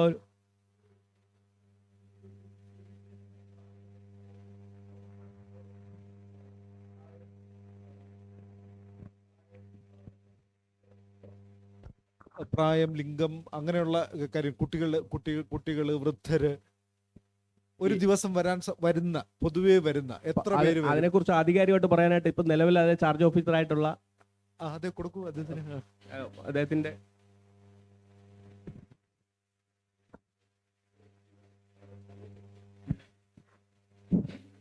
നമസ്തേ. നിലവിൽ ഏകദേശം ഒരു 300 ആളോളമാണ് അവിടെ വരുന്നത് പെർ ഡേ. 300 ആളിലെന്ന് വെച്ച് കഴിഞ്ഞാൽ സ്റ്റുഡൻസ് ഒരു ഇപ്പോൾ ഈ ഫെബ്രുവരി മാസങ്ങളിലൊക്കെ സ്റ്റുഡൻസ് ഒരു 150 കുട്ടികൾ വരുന്നുണ്ടായിരുന്നു. അതിനകത്ത് ലിംഗഭേദം പറയുകയാണെങ്കിൽ കുട്ടികളുടെ കൂടുതലും മിക്സഡായിട്ടാണ് 50% വെച്ച് വരുന്നത്. അതേപോലെ തന്നെ അവിടെ മുതിർന്ന ഒരു ഫാമിലിയാണ് വരുന്നത്. അവരും അതേപോലെ തന്നെ ഏകദേശം ഒരു 50% ഫാമിലി വരുമ്പോഴത്തേക്ക് ഉണ്ടാകുന്നത്. ആവറേജ് ഒരു വ്യക്തി എത്ര സമയം അതിനകത്ത് ചെലവഴിക്കാറുണ്ട് മ്യൂസിയത്തിനുള്ളിൽ? നമുക്കിപ്പോൾ അത് ഒരു 3/4 മണിക്കൂർ വരെയൊക്കെ ആണ് ഒരു ആവറേജ്. എന്നാൽ ഒരു 2 മണിക്കൂർ വരെ അവിടെ സന്ദർശകർ സമയം എടുക്കുന്നുണ്ട്. അത് മ്യൂസിയത്തിൽ കൊട്ടാരത്തിനകത്തല്ല, അത് കഴിഞ്ഞ് അവിടെ നല്ലൊരു ഗാർഡൻ ഉണ്ട്. അവിടെ ഒരുപാട് സമയം ആളുകൾ ഒന്ന് ചെലവഴിക്കാറുണ്ട്. കഫേ ഉണ്ടോ അവിടെ?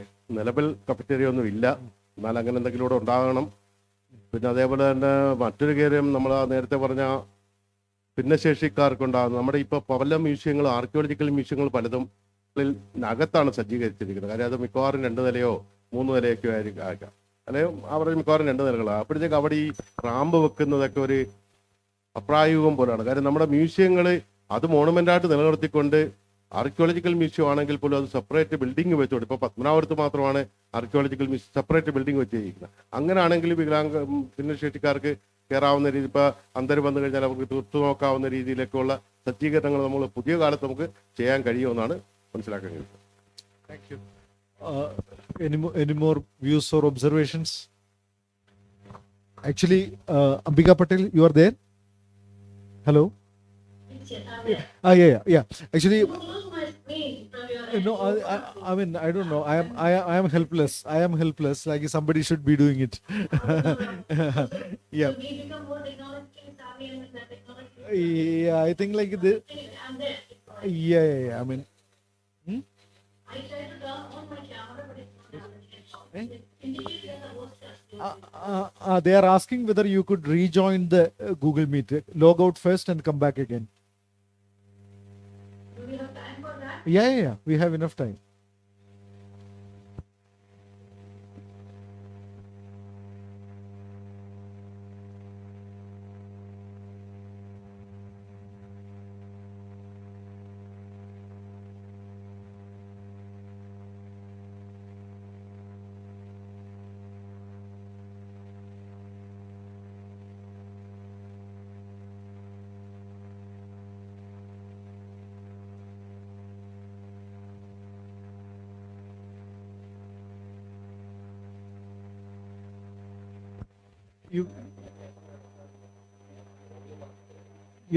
You are there? Yeah, I think there's some issue. I think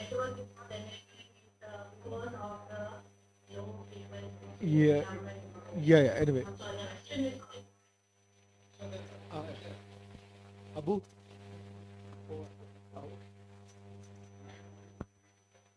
Okay. So actually, see, I mean, I was just asking on behalf of you the demographic presence in this Krishnapura Kottaram and Kottarakara museum and all. That is a Kathakali museum. So I just want to ask you, I mean, based on that, I want to ask you that there's a general observation that we have very, or we can say that like we have no museum going culture compared to the Western cultures, Western countries. People go to museum, but that hasn't developed it as a museum culture, museum going culture. So what's your opinion as a museologist and a practicing museologist? What is your opinion? I mean, do we have enough people going, or do we have a museum culture in our country? This is a very difficult question to answer. I can't contradict my own culture. Because then I have to be very straightforward and say that, of course, we may go to museum, but we don't go to the museum as they do the way they do. And also, hello, can you hear me? Yeah, we can hear you. Carry on. Okay, so the thing is that, of course, we lack the museum going culture in terms of museum will be the last choice for us. We may go for cinemas, we may go for malls, or we may go for somewhere else, but I think yes, museum going culture has to be possibly properly designed. That's why we're targeting more on schools, so that once they get that kind of a kick, so possibly they could take it to the next level of their life. Then they grew up. I lost my connection again. Like in my inaugural, not inaugural speech, introductory speech, as well as Dr. Vernu's inaugural speech, both of us mentioned this issue that like there is always a don'ts regarding this museum practice. Like for example, don't take photography, don't touch, etc., etc. I mean, considering all these restrictions, definitely the certain objects are fragile. Certain objects has some kind of a toxic substance, and something are dangerous for health, or that could physically harm people, etc., etc. But still, there are the Indian museums generally work on don'ts than do's. I mean, have you ever addressed this issue?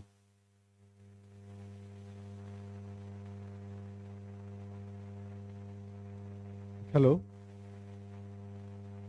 Go on.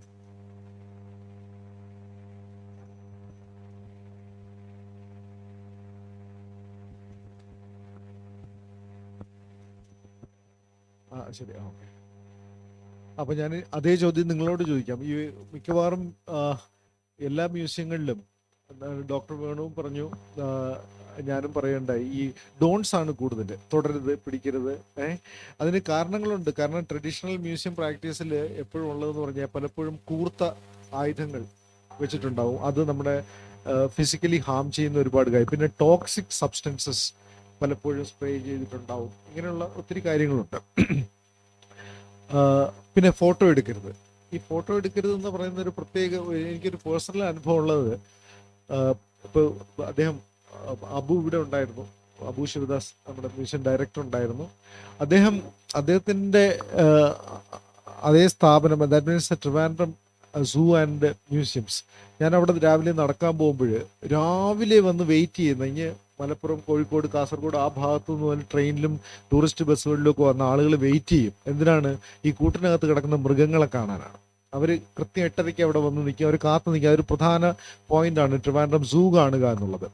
ഇതേ സൂവിൻ്റെ അതേ കോമ്പൗണ്ടിലാണ് നമ്മുടെ രാജാരവിവർമ്മയുടെ ചിത്രശാല museum. അതായത് ഈ ലോകത്തെ ഏറ്റവും പ്രമുഖമായ, ഇന്നിപ്പോൾ 100 കോടി രൂപയിലധികം വില മതിക്കുന്ന, ഓരോ പെയിന്റിങ്ങിനും വില മതിക്കുന്ന സംഗതികൾ അവിടെ ഇരിപ്പുണ്ട്.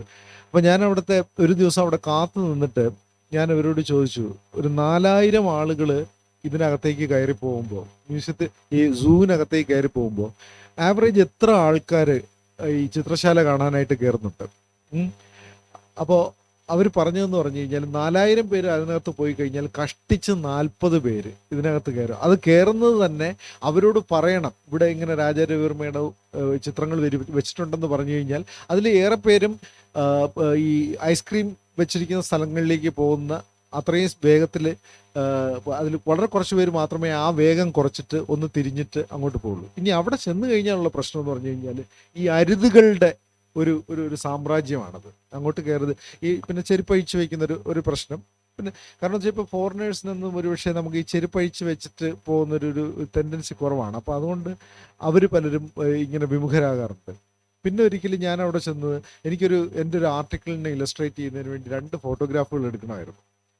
ഞാൻ എൻ്റെ മൊബൈൽ ഫോൺ എടുത്തതും ഒരു 5 പേര് വന്ന്, ഞാനെന്തോ ഒരു സെക്യൂരിറ്റി വയലേഷൻ നടത്തുകയാണ് എന്ന് പറഞ്ഞിട്ടുള്ള 5 പേരെൻ്റെ ചുറ്റും കൂടി, ആണും പെണ്ണും ഒക്കെ ആയിട്ട് വന്ന് ചുറ്റും കൂടി. അപ്പോൾ അവർ എടുക്കാൻ പറ്റില്ല. അപ്പോൾ അതിൽ ഏറ്റവും വലിയ ഐറണി എന്ന് പറഞ്ഞു കഴിഞ്ഞാൽ അവിടെ ഒരു 100 ഹാലജൻ ലൈറ്റ് വെച്ചിട്ട് ഒരു സീരിയലിൻ്റെ ഷൂട്ടിംഗ് ആണ്, സീരിയലിൻ്റെ അല്ല, ഡോക്യുമെന്റേഷൻ നടക്കുന്നുണ്ട് അവിടെ. വൻ ലൈറ്റ് വെച്ച് നടക്കുന്നുണ്ട്. അപ്പോൾ ഞാൻ ചോദിച്ചു, അതും എൻ്റെ ഈ പാവം ക്യാമറയായിട്ടുള്ളൊരു ഒരു വ്യത്യാസം എന്താണെന്ന് ചോദിച്ചു. പറഞ്ഞു, അല്ല അത് അവിടുത്തെ അതിൻ്റെ കക്ഷിയുടെ, അതായത് അവിടുത്തെ സീനിയർ കക്ഷിയുടെ അനുവാദത്തോടു കൂടിയാണ് ചെയ്യുന്നത്. അപ്പോൾ ഞാൻ പറഞ്ഞു, അങ്ങനെ അനുവാദം ഉണ്ടെങ്കിൽ രവിവർമ്മ വിചാരിക്കും, ഓക്കെ ആയിക്കോട്ടെ, ഇത്രയും അനുവാദം ഉണ്ടല്ലോ, വെളിച്ചം അടിച്ചോട്ടെ എന്ന്. ഇനി അവിടെയുള്ള മേൽക്കൂരയിലെ പല ഓടുകളും പൊട്ടിയിട്ട് അതിനകത്തേക്ക് ലൈറ്റ് വരുന്നുണ്ട്. ഇപ്പോൾ അബുവിൻ്റെ നേതൃത്വത്തിൽ ഒരു വലിയ പുതിയ മ്യൂസിയം അവിടെ റെഡിയായി കഴിഞ്ഞു. ഇനിയിപ്പോൾ അതെല്ലാം കൂടെ അങ്ങോട്ട് മാറ്റുന്നുണ്ട്. അപ്പോൾ കുറച്ചുകൂടെ പുതിയ ഒരു ന്യൂ മ്യൂസിയം പ്രാക്ടീസിനകത്തേക്ക് കൊണ്ടുവരാനുള്ള ശ്രമത്തിലാണ് അതിരിക്കുന്നത്. അപ്പോൾ ഇങ്ങനെയുള്ള ഒരുപാട് അരുതുകളുടെ ഒരു കാലഘട്ടമുണ്ട്. ഇനിയും മറ്റൊരു അനുഭവം എന്ന് പറഞ്ഞത്, ഈ ഗുരു ഗോപിനാഥിൻ്റെ മ്യൂസിയത്തിൽ ചെന്നപ്പോൾ അവിടെ ഈ മൊത്തം ബൊമ്മയാണ്. ഞാൻ തുടക്കത്തിൽ പറഞ്ഞതുപോലെ ഇപ്പം ഒരു മലയാളി അവിടെ ചെല്ലുമ്പോൾ അവിടെ മലയാളത്തിൽ എഴുതി വെച്ചിട്ടുണ്ട് ഭരതനാട്യം, ഭരതനാട്യത്തിൻ്റെ ഒരു ബൊമ്മ. അത് വന്നിട്ട് അത് പറയാനൊരു ഒരാൾ ഈ മുണ്ടും നേരിയതും മറ്റേ കസവ് സാരി ഉടുത്തിട്ടൊരു സ്ത്രീ വന്നിട്ട് പറയണേ ഇതാണ് ഭരതനാട്യം. അപ്പോൾ ഇതിനകത്തൊരു വളരെ റെഡിക്കുലസ് ആയിട്ടുള്ളൊരു ഒരു സംഗതി അതിനകത്തുണ്ട്. അപ്പോൾ അതൊക്കെ എന്തൊക്കെയോ ചില പ്രശ്നങ്ങൾ അന്വേഷിച്ചപ്പോൾ ഇതൊക്കെ പലപ്പോഴും പൊളിറ്റിക്കൽ അപ്പോയിൻമെൻ്റ് ആണ്. ഇങ്ങനെയുള്ള ഈ ജോലികളെല്ലാം പൊളിറ്റിക്കൽ അപ്പോയിൻമെൻ്റ് ആയിട്ട് വരുന്നതുകൊണ്ട് താൽക്കാലികമാണ്. അപ്പോൾ അവർക്കും അതിൽ വലിയ താല്പര്യമില്ല. അപ്പോൾ ഇങ്ങനെയുള്ള പ്രശ്നങ്ങൾ നമ്മുടെ മ്യൂസിയത്തിലുണ്ട്. പക്ഷേ നിങ്ങളുടെ സംസാരത്തിൽ നിന്ന് എനിക്ക് മനസ്സിലായത് നിങ്ങൾ വളരെ ഇൻവോൾവ് ആണെന്നാണ് എനിക്ക് മനസ്സിലായത്. കാരണം നിങ്ങൾ ഫർദർ ട്രെയിനിങ്ങിന് പോകുന്നുണ്ട്, വരുന്ന ആളുകളെക്കുറിച്ചുള്ള കൃത്യമായ ധാരണയുണ്ട്. പക്ഷേ എല്ലാ ഇൻഗ്രീഡിയൻസും ഉണ്ടെങ്കിലും ആ പാചകം ചെയ്ത് കഴിയുമ്പോൾ ഉണ്ടാകുന്ന റിസൾട്ട് അതിനെന്തോ ഒരു കുറവുള്ളതായിട്ടാണ് നമ്മളെപ്പോഴും തോന്നുന്നത്. അപ്പോൾ ഞാൻ അംബിക പട്ടേലിനോട് ചോദിച്ച ചോദ്യം നിങ്ങളോട് ചോദിക്കാൻ ആഗ്രഹിക്കുന്നു. നമുക്കൊരു മ്യൂസിയത്തിൽ പോകുന്ന ഒരു കൾച്ചറുണ്ടോ? നമ്മുടെ മ്യൂസിയത്തിൽ ജോലി ചെയ്യുന്ന ആൾക്കാരുടെ വീട്ടുകാർ തന്നെ റെഗുലറായിട്ട് മ്യൂസിയത്തിൽ പോകാറുണ്ടോ?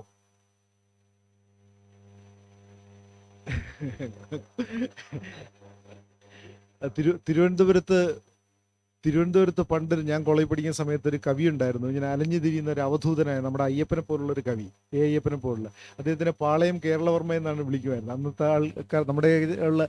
അപ്പോൾ അദ്ദേഹത്തിൻ്റെ ഒരു കവിതയുണ്ട്, ഹിന്ദി പാട്ടുകൾ കേട്ടാൽ ഞങ്ങൾ ഇംഗ്ലീഷ് എങ്ങനെ സംസാരിക്കും,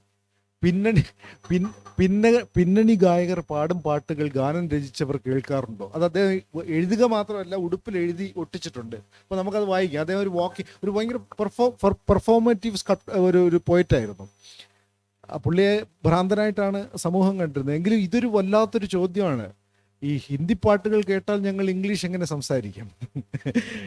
പിന്നെ നമ്മുടെ ചിത്രകാരന്മാർ, ഞാൻ ഈ കണ്ടംപററി ആർട്ടിൽ കൂടെ പ്രവർത്തിക്കുന്ന ഒരു വ്യക്തി ആയതുകൊണ്ട് ഈ കണ്ടംപററി ആർട്ടിൽ ചിത്രം വരയ്ക്കുന്ന ഒരു ചിത്രകാരൻ വീട്ടിലുണ്ടെങ്കിൽ വീട്ടുകാർക്ക് തന്നെ ഒട്ടുമേ താല്പര്യമില്ല. ഇവൻ സ്ഥലം മെനക്കെടുത്താനുള്ള ഒരു ആയിട്ടാണ് പുള്ളിയെ കാണുന്നത്. പുള്ളിയുടെ വർക്ക് വിറ്റുപോയി കഴിഞ്ഞാൽ പിന്നെ വളരെ സ്നേഹത്തോടു കൂടി പെരുമാറും. പക്ഷെ വിൽക്കാത്തിടത്തോളം കാലം ഇവൻ ഒരു മുറി ഒക്യുപ്പൈ ചെയ്ത് വെച്ചിരിക്കുന്നു, അതിനകത്ത് നിറയെ ഇത് പെയിൻറ്റിങ്ങുകളാണെന്നൊക്കെ പറഞ്ഞിട്ട്. അപ്പോൾ വീട്ടുകാർക്ക് തന്നെ ഇഷ്ടമില്ലാത്തൊരു കാര്യം ചെയ്യുന്നത് പോലെയാണ് ഇത്. പക്ഷേ ഇപ്പോൾ മാറി വരുന്നുണ്ട്. കേരളത്തിലെ ഒരുപാട് ശ്രമങ്ങളുടെ ഭാഗമായിട്ട് ഇത് മാറുന്നുണ്ട്. അപ്പോൾ എനിക്ക് തോന്നുന്നു അപ്പോൾ ഇതുപോലുള്ള സെമിനാറുകളിലൂടെ ഉണ്ടാകുന്ന ഒരു ഊർജം പ്രാഥമികമായിട്ട് നമ്മുടെ വീട്ടുകാരെ തന്നെ ആദ്യം കൊണ്ടുപോയി ഇതെല്ലാം കാണിക്കാനും അവരെ ഇത് പരിചയപ്പെടുത്താനും അവരെ ഇതിലേക്ക് ഉന്മുഖരാക്കാനും ഒക്കെ ശ്രമിക്കാമെന്ന് എനിക്ക് തോന്നുന്നു. നിങ്ങളുടെ അഭിപ്രായങ്ങളൊക്കെ പറയാം. ഞാൻ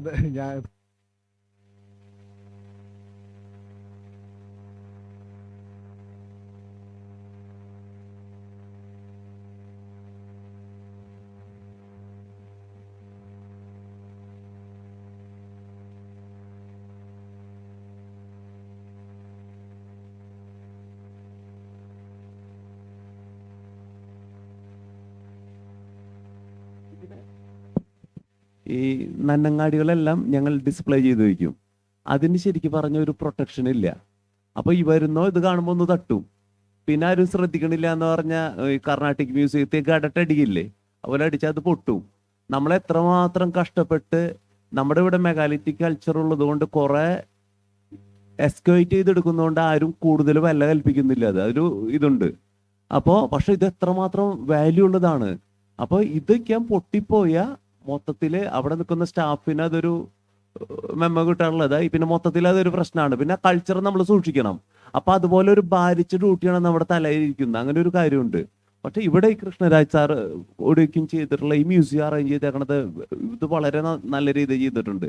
ഇതിന് ഗ്ലാസ് കേസ് എല്ലാം ഇട്ടിട്ട് നമുക്കൊന്നും അറിയണ്ട, അവർ വന്ന് കണ്ടോട്ടെ എന്നെല്ലാം വിചാരിക്കാം. പിന്നെ പണ്ട് കാലത്ത് ചെയ്തിരുന്നത് വരുന്നവർ കംപ്ലീറ്റ് തൊട്ടിട്ട് ഈ ചില്ലുകള് ഇതാക്കും. അപ്പൊ ഈ കോയിനൊക്കെയുള്ള ഗാലറി ആണെന്ന് നമുക്ക് കാണാൻ പറ്റില്ല. അപ്പൊ തുടരുതെന്ന് പറഞ്ഞാലും സാധാരണ പറഞ്ഞേക്കില്ല. അപ്പൊ ഇത്തിരി സ്റ്റേണായി പറയും, അത്രമാത്രമേ ഉള്ളൂ. പിന്നെ മൂന്നാമത്തെ കേസ് നമ്മൾ പ്രിമീസ് പലയിടത്തും ഉണ്ടായിരിക്കും. ഇപ്പോൾ മ്യൂസിയത്തിന് പുറത്തേക്കും നമ്മൾ ചില ഏരിയ റെസ്ട്രിക്റ്റ് ചെയ്യും. എന്തെന്ന് പറഞ്ഞാൽ പലപ്പോഴും ഇപ്പോൾ കോളേജ് പിള്ളേർ ഇവർക്ക് വന്നിട്ട് നമ്മുടെ സാംസ്കാരികപരമല്ലാത്ത പല കാര്യങ്ങൾ അവര് ചേഷ്ടകൾ അവിടെ അനുവർത്തിക്കും. അപ്പൊ ചില മേഖല പോയാൽ നമുക്ക് കണ്ണെത്തില്ല. അപ്പൊ അതിൽ നിന്ന് തടയാൻ വേണ്ടിയിട്ടാ. പ്രത്യേകിച്ച് ഇന്നത്തെ കാലഘട്ടത്തിൽ എന്താണെന്ന് പറഞ്ഞു വെച്ചാൽ ഈ മയക്കുമരുന്ന് പോലെയുള്ളതെല്ലാം ഉണ്ട്. അപ്പോൾ ഇവര് ആളുകളില്ലാത്ത ഭാഗത്ത് ചെന്നിട്ട് നമ്മൾ പോകരുതെന്ന് പറഞ്ഞ് അങ്ങോട്ട് പോയാൽ ഇത് സപ്ലൈ ചെയ്യാൻ ഇതിനെല്ലാം ഇരിക്കും. അപ്പം അങ്ങനെ കുറച്ച് ലിമിറ്റേഷൻസ് സ്റ്റാഫിന്റെ ഭാഗത്തുനിന്ന് ഉണ്ട്. അതുകൊണ്ടാണ്, അല്ലാതെ ഞങ്ങൾ കൂടിയിട്ടല്ല. നമുക്കത് മാറ്റാനുള്ള കാര്യങ്ങൾ ആലോചിച്ച് ചെയ്യുകയാണെങ്കിൽ നമുക്കത് ചെയ്യാം. അല്ല, നമുക്ക് CCTVയുടെ പ്രയോഗം കുറച്ചുകൂടെ, സർവൈലൻസ് കുറച്ചുകൂടെ ശക്തമാക്കിക്കൂടെ, ആളുകൾക്ക് ഉപദ്രവം ഉണ്ടാകാത്ത രീതിയിൽ? അപ്പൊ ഒരു കാര്യമുണ്ട്, CCTV തന്നെ നോക്കിയിട്ട് നമ്മളവിടെ ഇരിക്കേണ്ടി വരും. ഒരാൾ അതിന് വേണം. ഒന്ന്. സെക്കൻഡ്ലി, ഈ CCTV ഇപ്പൊ നമ്മുടെ അവിടെ അറേഞ്ച് ചെയ്ത് കഴിഞ്ഞ ഒരു 6 മാസം കഴിഞ്ഞ പിന്നെ ഉണ്ടാകില്ല. ഞാൻ കാര്യം ഓപ്പണായി പറഞ്ഞു എന്ന് മാത്രം. അതേതോ കോമഡി സ്കിറ്റിൽ ഒരു പോലീസുകാരൻ പറയുന്നല്ലോ, കുണ്ടന്നൂർ ഭാഗത്തേക്ക് ക്യാമറ തിരിക്കാൻ പറയുന്നത്, എന്നാ അങ്ങോട്ട് ജീപ്പ് വിടാൻ പറയും. ഇപ്പൊ കാരണം എന്താന്ന് പറഞ്ഞാൽ അവിടെ ബിവറേജ് തുറന്നിരിപ്പുണ്ടെന്ന് പറയുന്നത്. അപ്പൊ അത് അങ്ങനെയൊക്കെയുള്ള ഒരു അവസ്ഥയിലേക്ക് അതാണ് കുറച്ച് കഴിഞ്ഞ് അതിന്റെ വർക്കിംഗ് കുറച്ച് ഇതാവും. അങ്ങനെയുള്ള കുറച്ച് ഞാൻ 1-2 ലിമിറ്റേഷൻസ് പറഞ്ഞു. അതെ അതെ. അല്ല, താങ്കൾ പറഞ്ഞതിലൊരു കാര്യമുണ്ട്. ഇപ്പൊ ഉദാഹരണമായിട്ട് നമ്മൾ ഈ പത്മനാഭപുരം പാലസ് അല്ല, പത്മനാഭസ്വാമി ക്ഷേത്രത്തിൽ പോയി കഴിഞ്ഞാൽ അവിടുത്തെ തൂണുകളിൽ ഈ സാലഭഞ്ചികളുടെ യക്ഷികളുടെയൊക്കെ ഇതുണ്ട്. ഇവരുടെ ശരീരം ബാക്കിയെല്ലാം ഗ്രാനൈറ്റ് നമുക്ക് മനസ്സിലാകും. ഹലോ. അപ്പോൾ അവരുടെ ഈ സ്ഥലങ്ങളും ഈ ഉപസ്ഥവും വളരെ പോളിഷ്ഡ് ആയിരിക്കും. എന്താണ്, അനേകം നൂറ്റാണ്ടുകളായിട്ട് വരുന്നവരെല്ലാം ഒന്ന് തൊട്ട് നോക്കും. അപ്പൊ ഈ നമ്മുടെ ഈ ടച്ച് എന്ന് പറയുന്നത്, ദിനേശ് സാർ ഇന്ന് തുടക്കത്തിൽ പറഞ്ഞ പോലെ, ഈ സ്പർശത്തിൻ്റെതായ ഒരു ലോകമാണ് നമ്മുടേത്. ഈ സ്പർശം ലിമിറ്റ് ചെയ്യാണ് ഈ നമ്മുടെ ഈ പാൻഡമിക് ടൈമിൽ ഉണ്ടായത്. അപ്പൊ സ്പർശം എന്ന് പറയുന്നത് മനുഷ്യന് എപ്പോഴും, അത് ഈ മ്യൂസിയത്തിൽ എന്തുകൊണ്ട് തൊടുന്നു എന്ന് പറയുന്നതിൻ്റെ ഒരു പ്രധാനപ്പെട്ട കാരണം തന്നെ ഈ തൊടൽ മനുഷ്യൻ്റെ ഒരു പ്രധാനപ്പെട്ട സംഗതിയാണ്. നമ്മൾ എന്ത് കിട്ടിയിരുന്നാലും അതിനെ തൊട്ടു നോക്കുന്നു. ഇപ്പൊ ഒരു ടെക്സ്റ്റൈൽ എന്താ പറയുന്നത്, തുണിക്കടയിൽ കയറി കഴിഞ്ഞാൽ നമ്മൾ ആദ്യമായിട്ട് ചെയ്യുന്നത് നിറം നോക്കുന്നതിനോടൊപ്പം തന്നെ നമ്മൾ ആ ഇരിക്കുന്ന ചുവന്ന സാരി എന്ന് പറയുമ്പോഴും നമ്മുടെ കൈ പ്രവർത്തിക്കുന്നത് ഈ ഇവിടെ വിടർത്തിട്ടിരിക്കുന്ന മറ്റൊരു സാരിയിലായിരിക്കും നമ്മുടെ, അല്ലെങ്കിൽ ഷർട്ടിന്റെ തുണിയിലായിരിക്കും നമ്മുടെ കൈ പ്രവർത്തിക്കുന്നത്. അപ്പോൾ ഈ ടച്ച്, ടാക്ടിലിറ്റി, അത് നമ്മുടെ ജനറ്റിക് എവല്യൂഷന്റെ ഭാഗമായിട്ട് മനുഷ്യൻ അക്വയർ ചെയ്തിട്ടൊരു സാധനമാണ്. അത് കുരങ്ങന്മാർക്കും ഉണ്ട്. കുരങ്ങന്മാരുടെ ഒരു പ്രധാനപ്പെട്ട സംഗതി സ്പർശമാണ്. അത് മനുഷ്യരുടെ ഒരു പ്രധാനപ്പെട്ട ക്യാരക്ടറാണ്. അപ്പോൾ അത് അവിടെയാണ് മ്യൂസിയം ഡിസ്കോഴ്സിലെ ഏറ്റവും വലിയ നോ പറയുന്നത്. അപ്പോൾ അവിടുത്തെ ഒരു റപ്ചർ ഉണ്ടാവുകയാണ്, ഒരു വിടവുണ്ടാവുകയാണ്. അതായത് മനുഷ്യനും ഓബ്ജക്റ്റും തമ്മിൽ ഒന്ന് ചരിത്രപരമായ അകലം, 2 ശാരീരികമായിട്ടുള്ള അകലം. അപ്പോൾ ഇന്ന് രാവിലെ ഞാൻ ഈ ഐക്കോമിൻ്റെ ഒരു ടൂൾ കിറ്റ് വെറുതെ ഒന്ന് ഓടിച്ചു വായിച്ചു നോക്കിയപ്പോൾ അത് വാൻഡലിസം എന്ന് പറയുന്ന, അതായത് മോശപ്പെടുത്തൽ, വികൃതമാക്കൽ എന്നുള്ളതിന് അതിന് പറഞ്ഞിരിക്കുന്ന കാരണങ്ങൾ നോക്കിയപ്പോൾ ഒരു 5 കാരണങ്ങൾ പറയുന്നുണ്ട്. അതിൽ എനിക്ക് ഓർമ്മയുള്ളതെന്ന് പറഞ്ഞു കഴിഞ്ഞാൽ, ഒന്ന്, ഇഷ്ടമില്ലായ്മ, റിലീജിയസ് ആയിട്ടുള്ള കാരണങ്ങളാൽ നമുക്ക് ഇഷ്ടപ്പെടുന്നില്ല, അത് പ്രശ്നമാണ് എന്ന് നമുക്ക് തോന്നുന്നു. 2 എന്ന് പറയുന്നത് ഒരു കാരണവുമില്ലാതെ ഇഷ്ടപ്പെടുക, കാരണം ഇറിറ്റേഷൻ, എനിക്കത് കാണുമ്പോൾ തന്നെ ഇഷ്ടമല്ല എന്ന് തോന്നുന്നു, അകാരണമായിട്ടുള്ള ഒരു ഇറിറ്റേഷൻ. 3 എന്ന് പറയുന്നത് അതിനെക്കുറിച്ച് അത് വെച്ചിരിക്കുന്ന ഒരു അവസ്ഥയിലുള്ള ഒരു ക്രോധം. മനസ്സിലായില്ല? ഇപ്പൊ അംബേദ്കറുടെ പ്രതിമ പൊട്ടിക്കലും ഇന്ദിരാഗാന്ധിയുടെ പ്രതിമയുടെ മൂക്ക് വെട്ടിലും ഒക്കെ ഇതിപ്പോ അവിടെ വെച്ചിരിക്കുന്നതിനകത്തുള്ള ഒരു ദേഷ്യം. 4 എന്ന് പറയുന്നത് ഇതിനെക്കുറിച്ച് സംസാരിക്കുന്നത് കേട്ടിട്ട് ഇറിറ്റേഷൻ വർദ്ധിച്ചിട്ട് അതിനെ ഇനി ചില സമയത്ത് പത്രങ്ങളിൽ വരും, ഇന്ന വർക്കിന് ഇത്ര കോടി രൂപ. അത് കേട്ടിട്ട് അതിനെതിരെ പ്രതികരിക്കാനായിട്ട് അവിടെ കൊണ്ടുപോയി ഗ്രീസ് ഒഴിക്കുക. ഈ അടുത്ത കാലത്ത് 3-4 ഇൻസിഡൻസ് തുടർച്ചയായിട്ട് നടക്കേണ്ടായല്ലോ. ഈ ഗ്രീസ് കൊണ്ടൊഴിക്കുക, അതിൽ ബ്ലഡ് കോരി ഒഴിക്കുക, ഇങ്ങനെയൊക്കെയുള്ള ഒത്തിരി കെച്ചപ്പ് ഒഴിക്കുക, ഇങ്ങനെയൊക്കെയുള്ള പരിപാടികൾ. അപ്പോൾ ഈ വാൻഡലിസം എന്ന് പറയുന്ന ഒരു കാര്യം എപ്പോഴും മ്യൂസിയം, കാരണം അതിൽ ആ ടൂൾ കിറ്റിൽ പറയുന്ന ഒരു പ്രധാനപ്പെട്ട ഒരു വാചകം എന്ന് പറയുന്നത്, art is defenceless, art is without defence എന്നാണ് അതിൽ പറഞ്ഞത്. വളരെ സിമ്പിളായിട്ടുള്ളൊരു സെൻറ്റൻസ് ആണ്, പക്ഷെ അത് ഭയങ്കര മീനിങ് ഫുള്ളാണ്. കാരണം ഇപ്പം നമ്മളിതൊരു ഈ ബുദ്ധൻ, ഈ പാവപ്പെട്ടവൻ പണ്ടേ പറയുന്നത് അഹിംസയാണ്, ആരെയും ഉപദ്രവിക്കരുതെന്നാണ് പറയുന്നത്. പക്ഷേ പുള്ളിക്കിട്ടൊരു അടി കൊടുത്ത് അത് നിലത്ത് വീണ് ഉടഞ്ഞു പോയി കഴിഞ്ഞാൽ പുള്ളിക്കൊന്നും പറയാൻ പറ്റില്ല, കാരണം അതിനെ ഡിഫെൻഡ് ചെയ്യാനൊന്നുമില്ല. നമ്മൾ ചുറ്റുപാടും അതിൽ വെച്ചിട്ടില്ല, അതിൽ കറണ്ട് പിടിപ്പിച്ചിട്ടില്ല. അതുകൊണ്ടാണല്ലോ താലിബാൻ പോയിട്ട് മറ്റേ ബാമിയാൻ ബുദ്ധ മുഴുവൻ തകർത്ത് കളഞ്ഞു. പിന്നെ നമ്മൾ ബേലൂരിലൊക്കെ പോയി കഴിഞ്ഞാൽ ഈ കൈ എത്തുന്ന സ്ഥലത്തുള്ള എല്ലാ മുഖങ്ങളെയും ഉടച്ചിട്ടുണ്ട്. അപ്പോൾ അതിങ്ങനെ പല തരത്തിലുള്ള വാൻഡലിസമാണ്. അപ്പോൾ വർക്ക് ഓഫ് ആർട്ട് എന്ന് പറയുന്ന ഒരു ആർട്ട് ഓബ്ജക്റ്റ്, അത് ആർട്ട് ഓബ്ജക്റ്റ് ആണോന്നില്ല, ഒരു മ്യൂസിയം ഓബ്ജക്റ്റ് എന്ന് പറയുന്നത് ഡിഫെൻസ്ലെസ് ആണ്, വിത്തൗട്ട് ഡിഫെൻസ്. ഒരു കുഞ്ഞിനെ പോലെയാണ്, ഒരു കൊച്ചുകുട്ടി തൊട്ടിൽ കിടക്കുകയാണ്, അതിനൊന്നും ചെയ്യാൻ പറ്റില്ല. അതിനപ്പുറത്ത് പാമ്പഴഞ്ഞ് കയറിയിരുന്നാലും, പട്ടി വന്നാലും, കുറുക്കൻ വന്ന് പിടിച്ചാലും, ആളുകൾ എടുത്തുകൊണ്ട് പോയിരുന്നാലും അതിനൊന്നും ചെയ്യാൻ പറ്റില്ല. അതിന് കൈയും കാലും ഇളക്കാൻ മാത്രമേ കഴിയുള്ളൂ, അതിന് ഡിഫെൻഡ് ചെയ്യാൻ പറ്റില്ല. ഇതിനാകട്ടെ ഒരു വർക്കിന് അതും കൈയും കാലും ഇളക്കാനും പറ്റില്ല, അതിനെടുത്തോണ്ട് പോകുന്നതിൻ്റെ കൂടെ പോവുക എന്നുള്ളതിൽ കവിഞ്ഞ് ഉള്ള ഒരു മലയാള സിനിമ ഉണ്ടല്ലോ, ഇത് മാൻഡ്രേക്കോ, ഒരു പ്രതിമ ഇങ്ങനെ സഞ്ചരിക്കുന്ന. അപ്പോൾ അതിനൊന്നും പ്രത്യേകിച്ച് ഒന്നും ചെയ്യാനില്ല, അതിങ്ങനെ പൊയ്ക്കൊണ്ടിരിക്കും. അപ്പോൾ നമ്മൾ ജീവനില്ലാത്ത എന്നാൽ ചരിത്രം കൊണ്ട് ജീവസുറ്റ ഒരു പ്രതിരോധ ശേഷിയില്ലാത്ത ഒരു പാവത്തിനെയാണ് നമ്മളിവിടെ മ്യൂസിയങ്ങളിൽ സൂക്ഷിക്കുന്നത്. അപ്പോൾ അതുകൊണ്ട് അതിൻ്റെ ചുറ്റും കഥയുടെ ഒരു ആവരണം, അത് തന്നെയാണ് അംബിക പട്ടേലും മറ്റേ തുടക്കത്തിൽ ഞാനും പിന്നെ വേണുസാറും എല്ലാവരും പറഞ്ഞ കാര്യം തന്നെ. ഇതിനകത്തൊരു സ്റ്റോറി ടെല്ലിങ്ങിൻ്റെ, പിന്നെ ബാസ്റ്റിൻ ബംഗ്ലാവിനെ കുറിച്ച് പറഞ്ഞത് നിങ്ങൾക്ക് കൃത്യമായിട്ട് ഓർമ്മയുണ്ടാവുമല്ലോ. ഈ സ്റ്റോറി ടെല്ലിങ് ഓബ്ജക്റ്റിനെ മാത്രം വെച്ചിട്ടല്ല, അല്ലാതെ തന്നെ സ്റ്റോറി ടെല്ലിങ്ങിൻ്റെ ആസ്പെക്റ്റ് ഉണ്ട്. ഇപ്പോൾ ഉദാഹരണമായിട്ട് പാർട്ടീഷൻ ആർക്കൈവ്സ് എന്ന് പറഞ്ഞൊരു സംഗതിയുണ്ട്. നമ്മുടെ ഇന്ത്യ പാകിസ്ഥാൻ വിഭജനം ഉണ്ടല്ലോ 1947 അതിനെ ബേസ് ചെയ്തിട്ട് സ്റ്റോറികളുടേതായ, അതായത് മെമ്മറീസ്, ഈ മെമ്മറീസ് കുറച്ച് നാൾ കഴിയുമ്പോഴത്തേക്കും ആ ഒരു ജനറേഷൻ അങ്ങ് മരിച്ചു പോകുമ്പോഴേ, അതായത് 47 ഇത് നേരിട്ട് കണ്ടിട്ടുള്ള ആളുകൾ, ഇപ്പം 47 എന്ന് പറയുമ്പോൾ 47 20 വയസ്സുള്ള ഒരു മനുഷ്യൻ ഇന്ന് ഒരു 95 വയസ്സോളം ആയിട്ടുണ്ടാവും. അയാൾ ജീവിച്ചിരിക്കണമെന്ന് നിർബന്ധമില്ല, സ്ത്രീകൾ ജീവിച്ചിരിക്കണമെന്ന് നിർബന്ധമില്ല. പക്ഷേ ഇവരുടെ കഥകൾ അവരുടെ അവസാന കാലത്തെങ്കിലും എങ്ങനെ ശേഖരിക്കാം എന്നുള്ളത് ഒരു പ്രധാനപ്പെട്ട കാര്യം. Okay, you are back. I mean, I'm extremely sorry for the technical glitch, yeah. but I have to shift to the new laptop and other office. Oh, okay. I'm extremely sorry for the Good. Yeah. We were. I mean, not really. We were just generally talking about basically talking about the don'ts. Don't. Museum, I just last I was talking because the Dr. Vernu was talking about the Bastin Bungalow Museum in Kochi. I think like it is in Kochi right now. So there he was talking about what is that? Which museum?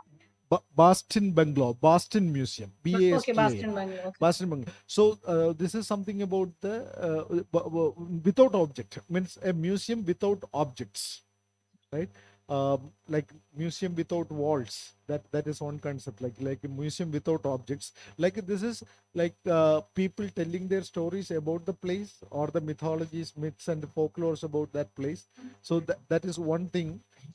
And the partition, in that context only I was talking about the partition museum, because a lot of people who lived and experienced India Pakistan partition, now they are almost in an extinct tribe, like that those people are. So for the last 15 years or so, they have been collecting the stories of those people and their descendants. So they have a huge archives in Delhi, partition archives, so that also functions as I think like one example is that the Holocaust museums. Or Steven Spielberg is one of the greatest collector of all these Holocaust objects. So in that sense, like museum is not. Then there is another museum in Parthapur. It's a living museum. In Parthapur, in Rajasthan, this Chintan Upadhyaya, you must be knowing Chintan Upadhyaya. Chintan Upadhyaya created, and he and his friends created a museum there. That's an abandoned building, a primary school building, which is abandoned. And he asked the local people to come and bring their stuff, bring their whatever utensils and things like that, and keep it there with a label. Suppose if it is say a particular vessel, it will be displayed till it is asked to take out for some purpose, So all the objects, like whatever objects they day-to-day on a day-to-day basis they use, it will come back to the museum. And there are some foreigners who come around in that space, and they will come. They are the primary consumers of, or the guests of that museum. That's a sort of an experimental museum, you can say. Then because the time was less, that's why I have not touched upon all those other dimensions, because I was just thinking, because as you said, the Memorial Museum, these are memory projects, a lot of memory projects which is happening in terms of museum perspective. This Amritsar Museum, I was personally there in the Partition Museum, Amritsar, which they have a museum which has come in Jallianwala Bagh, and they also have built up a museum in Amritsar. So now, Amritsar Museum display itself is like emotive. Emotive, when I say as a visitor, you go in, it brings in that emotions. So, you can even inside see though that the well where the ladies has been jumped into, to save their honor. And also you can see the tent of the refugee camps where, you can see the videos, you can see the survivors videos, and you can sit inside the tent, small tent. It's not exactly, but it brings in so much of emotive elements in terms of memories. So the memory project is, as you said rightly, the memory project, archival data in National Archives in Delhi, and also this memorial museum which has come in Amritsar, and also in Bengal they are coming up with a museum in Calcutta, the Partition Museum, that is more on based on the literature, poetry, artwork, artists. So they are going to take in the different level of representing partition in terms of the post-partition stories and memories. So. Amritsar Museum is basically the in between stage, the partition and during the time, the survivors and stories like that. So even the approaches are different, the models coming up are different. As you said, the museums without wall and the Chintan Upadhyay's museum. There is a museum in Rajasthan, is this brooms museum. They only have brooms. So that fellow has collected a lot of brooms and then types of brooms.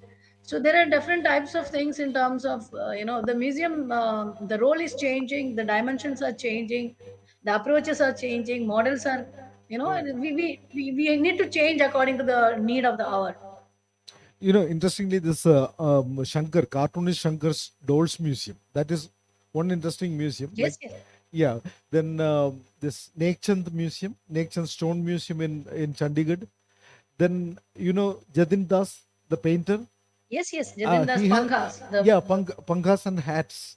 And hats, yes, He turbans, has created, turbans, yeah. yeah. And the village as a museum, that is Raghurajpur in Orissa.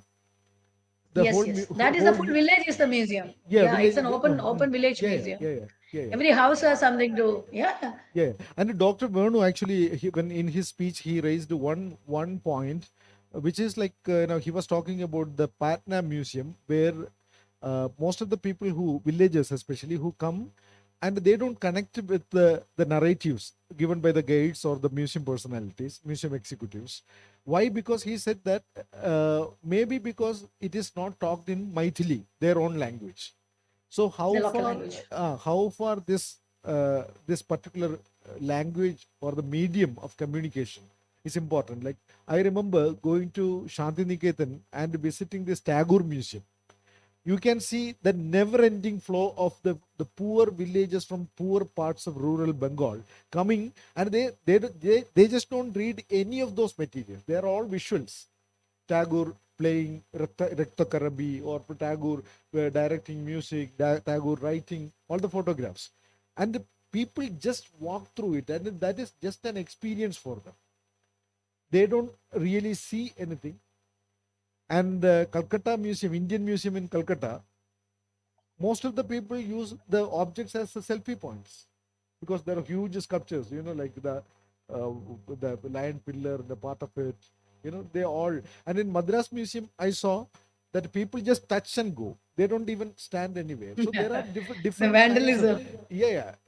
We were talking about vandalism when you were off.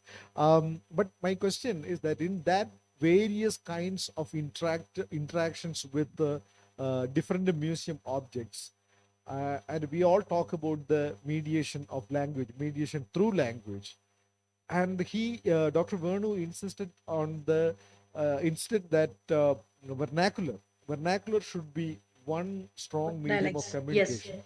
But mostly, like, we even in Kerala, we can see that, like, most of the provenance, most of the labels are written in English.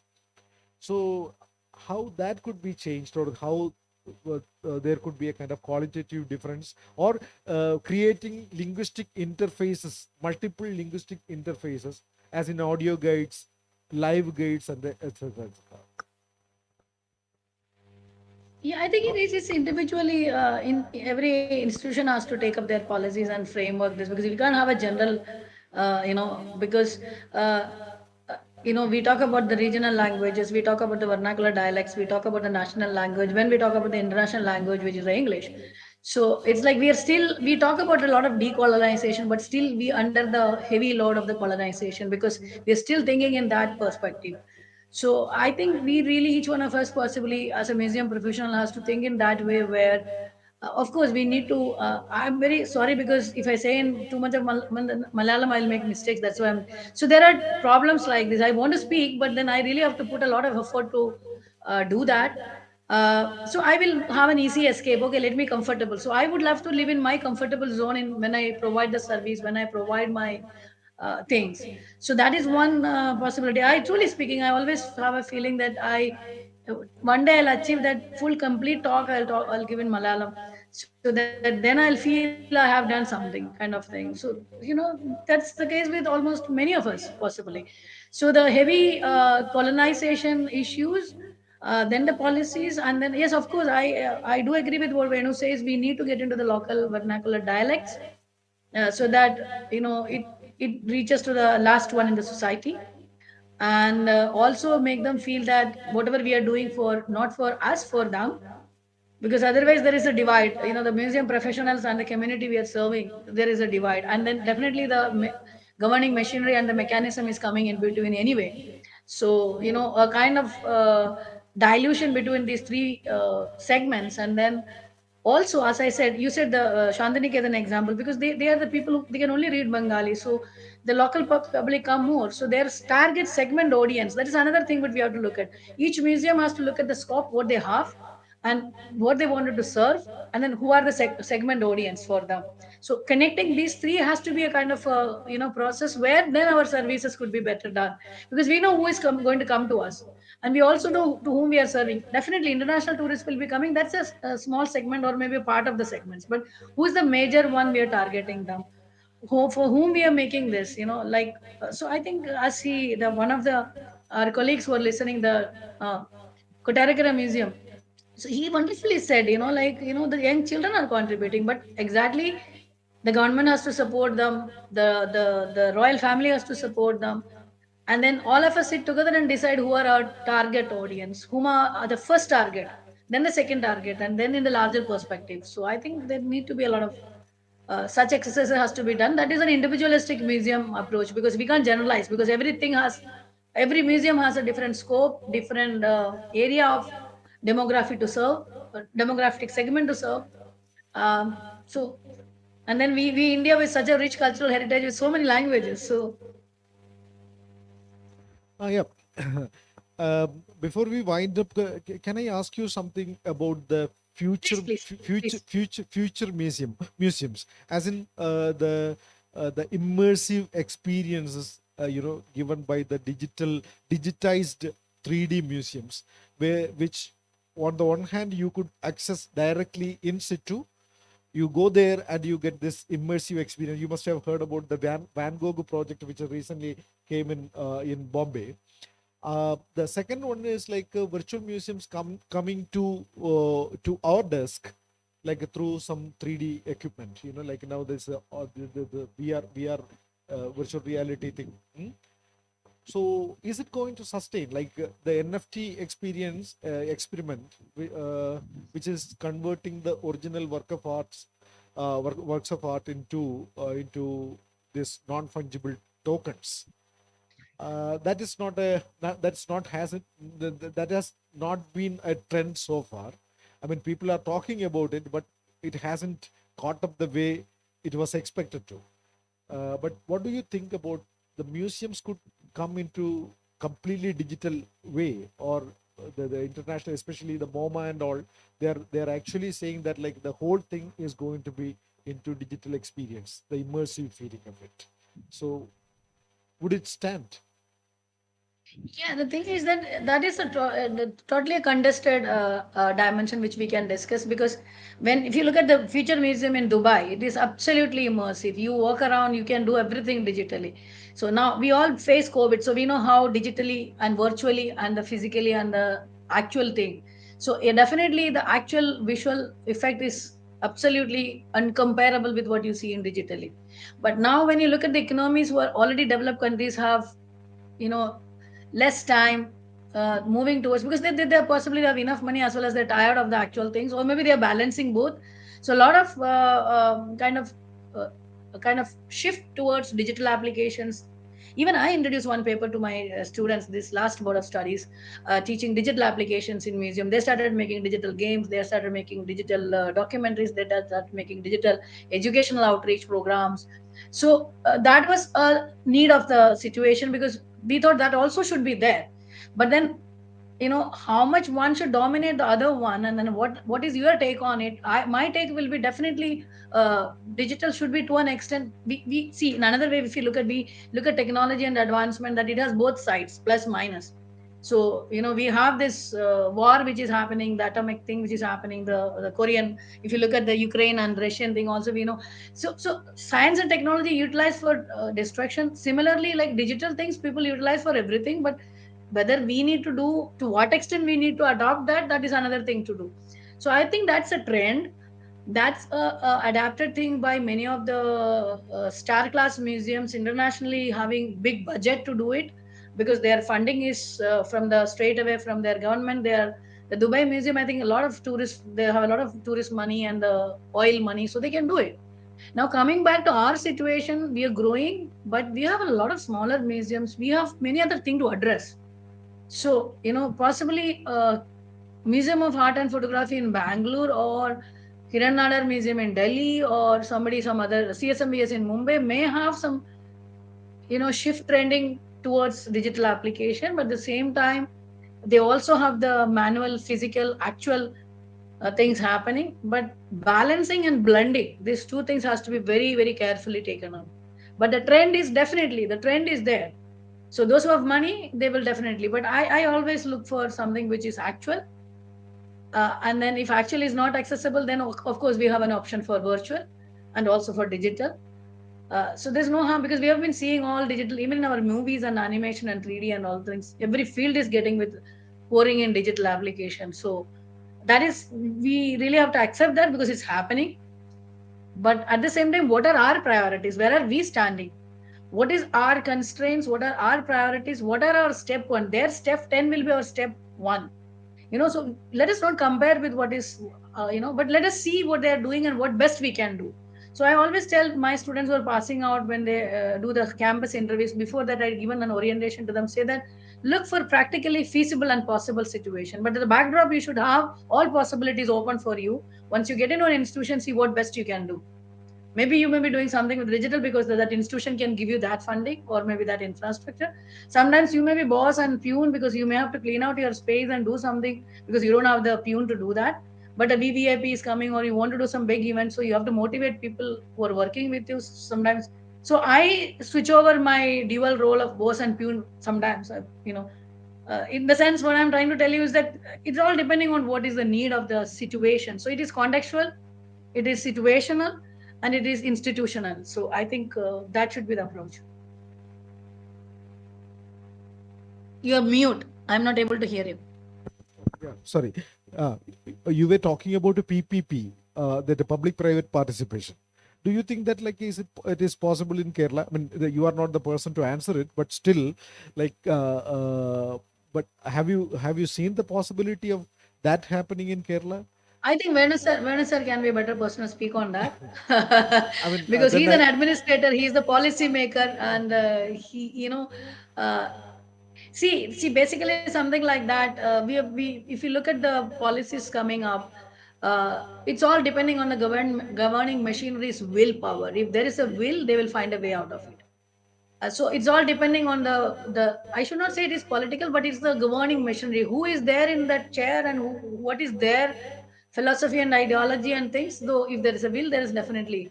So I will not comment on PPP model possible and feasible in India, in Kerala, but it's all depending on what is the philosophy and the ideology and the policy behind it to take that initiative. Or if at all you want to take it or not, it is definitely individually the state's policy matter to decide. You know, something like that. do we have this loaning system between the museums within India in different states? Let me know what is that? The loaning system. You know, you take one particular work of art from here and show it in Bihar or in Delhi museum, and bring something and show it here. I mean, do we have such kind of system working in the museum operations? Yeah, some museums do. Some museum do, because if you remember this, the new museum which has come in Bihar, the Bihar Museum, Yeah, Bihar museum. which has taken some material when we were doing the museum Binale in 2020, just before COVID. And I think they did last year also, 2022 also. So they have taken objects from various museums and then was showcasing. And CSM, yes, they did the India and the world. That was the world this thing exhibition, the story of India, Yeah. and connecting it with the world. So they have With the got some of the British material which is Council, yeah. transferred from India to world. Yeah, so they got loan objects from across Europe. They got material, and they also got objects from Allahabad Museum, from Bihar Museum, from Chennai Museum, from many museums. So that the whole thing in CSMVS was truly collaboration between many museums, domestic museum within India, and also international museum outside the borders. So I think yes, there are exercises which has been done, but we need to initiate more on those lines, perhaps. Trust building and cooperation is another aspect I think we have to look for our museum sector, because this is mine, this is yours. So we always have that kind of a So I think we have to dilute that border, the kind of an attitude, perhaps. Yeah. So anything more? We can wind up this session. I mean, നമുക്ക് ഈ session ഇവിടെ നിർത്തിയിട്ട് സെഷനിലേക്ക് പോയാലോ? അടുത്ത session post ലഞ്ചിന്.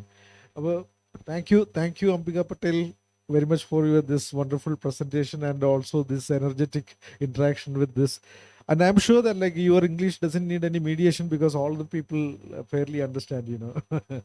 so like we both two Malayalis talking to yeah. We two Malayalis talking to each other in English itself is a good thing. Sir പറയുന്ന പോലെയുള്ള നല്ല വേർഡ് എനിക്ക് ചിലപ്പോൾ പറയാൻ പറ്റുമെന്ന് yeah, but like my Malayalam is a museum piece, because I will tell you how I conserved and preserved and put in the system, because I was living in Delhi for the last 28 years, so still my Malayalam is this. Okay, thank you. You are better than me. Yeah, definitely, yeah. Okay, thank you so much. അപ്പോൾ വളരെ നന്ദി. ഇനി നമുക്ക് post lunch സെഷനിലേക്ക് പോകാം. അപ്പോഴേക്കും നിങ്ങൾ കുറച്ചുകൂടെ ഒന്ന് anything you want to say? No. അപ്പോൾ ഒരു നന്ദി എന്തെങ്കിലും പറയാവുന്നതാണ്.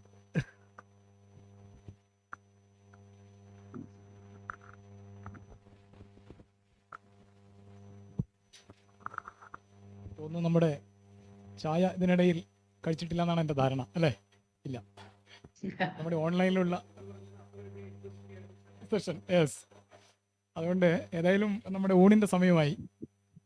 വളരെ പ്രധാനപ്പെട്ട ഒരുപാട് കാര്യങ്ങൾ ഇവിടെ ഡിസ്കസ് ചെയ്യപ്പെട്ടു. എല്ലാം ഞാൻ കേട്ടിട്ടില്ല, അതിനിടയിൽ ഞാനൊന്ന് പുറത്തു പോയി. ഞാൻ കരുതുന്നത് ഇതെല്ലാം ഒരുപക്ഷെ നമ്മളിവിടെ പലരും സംസാരിക്കുമ്പോൾ ഞാൻ ഇങ്ങനെ പറയാമോ എന്ന് പലരുടെയും നോട്ടം എൻ്റെ മുകളിലേക്ക് ഞാനിവിടെ വന്നിരുന്നപ്പോൾ വന്നു.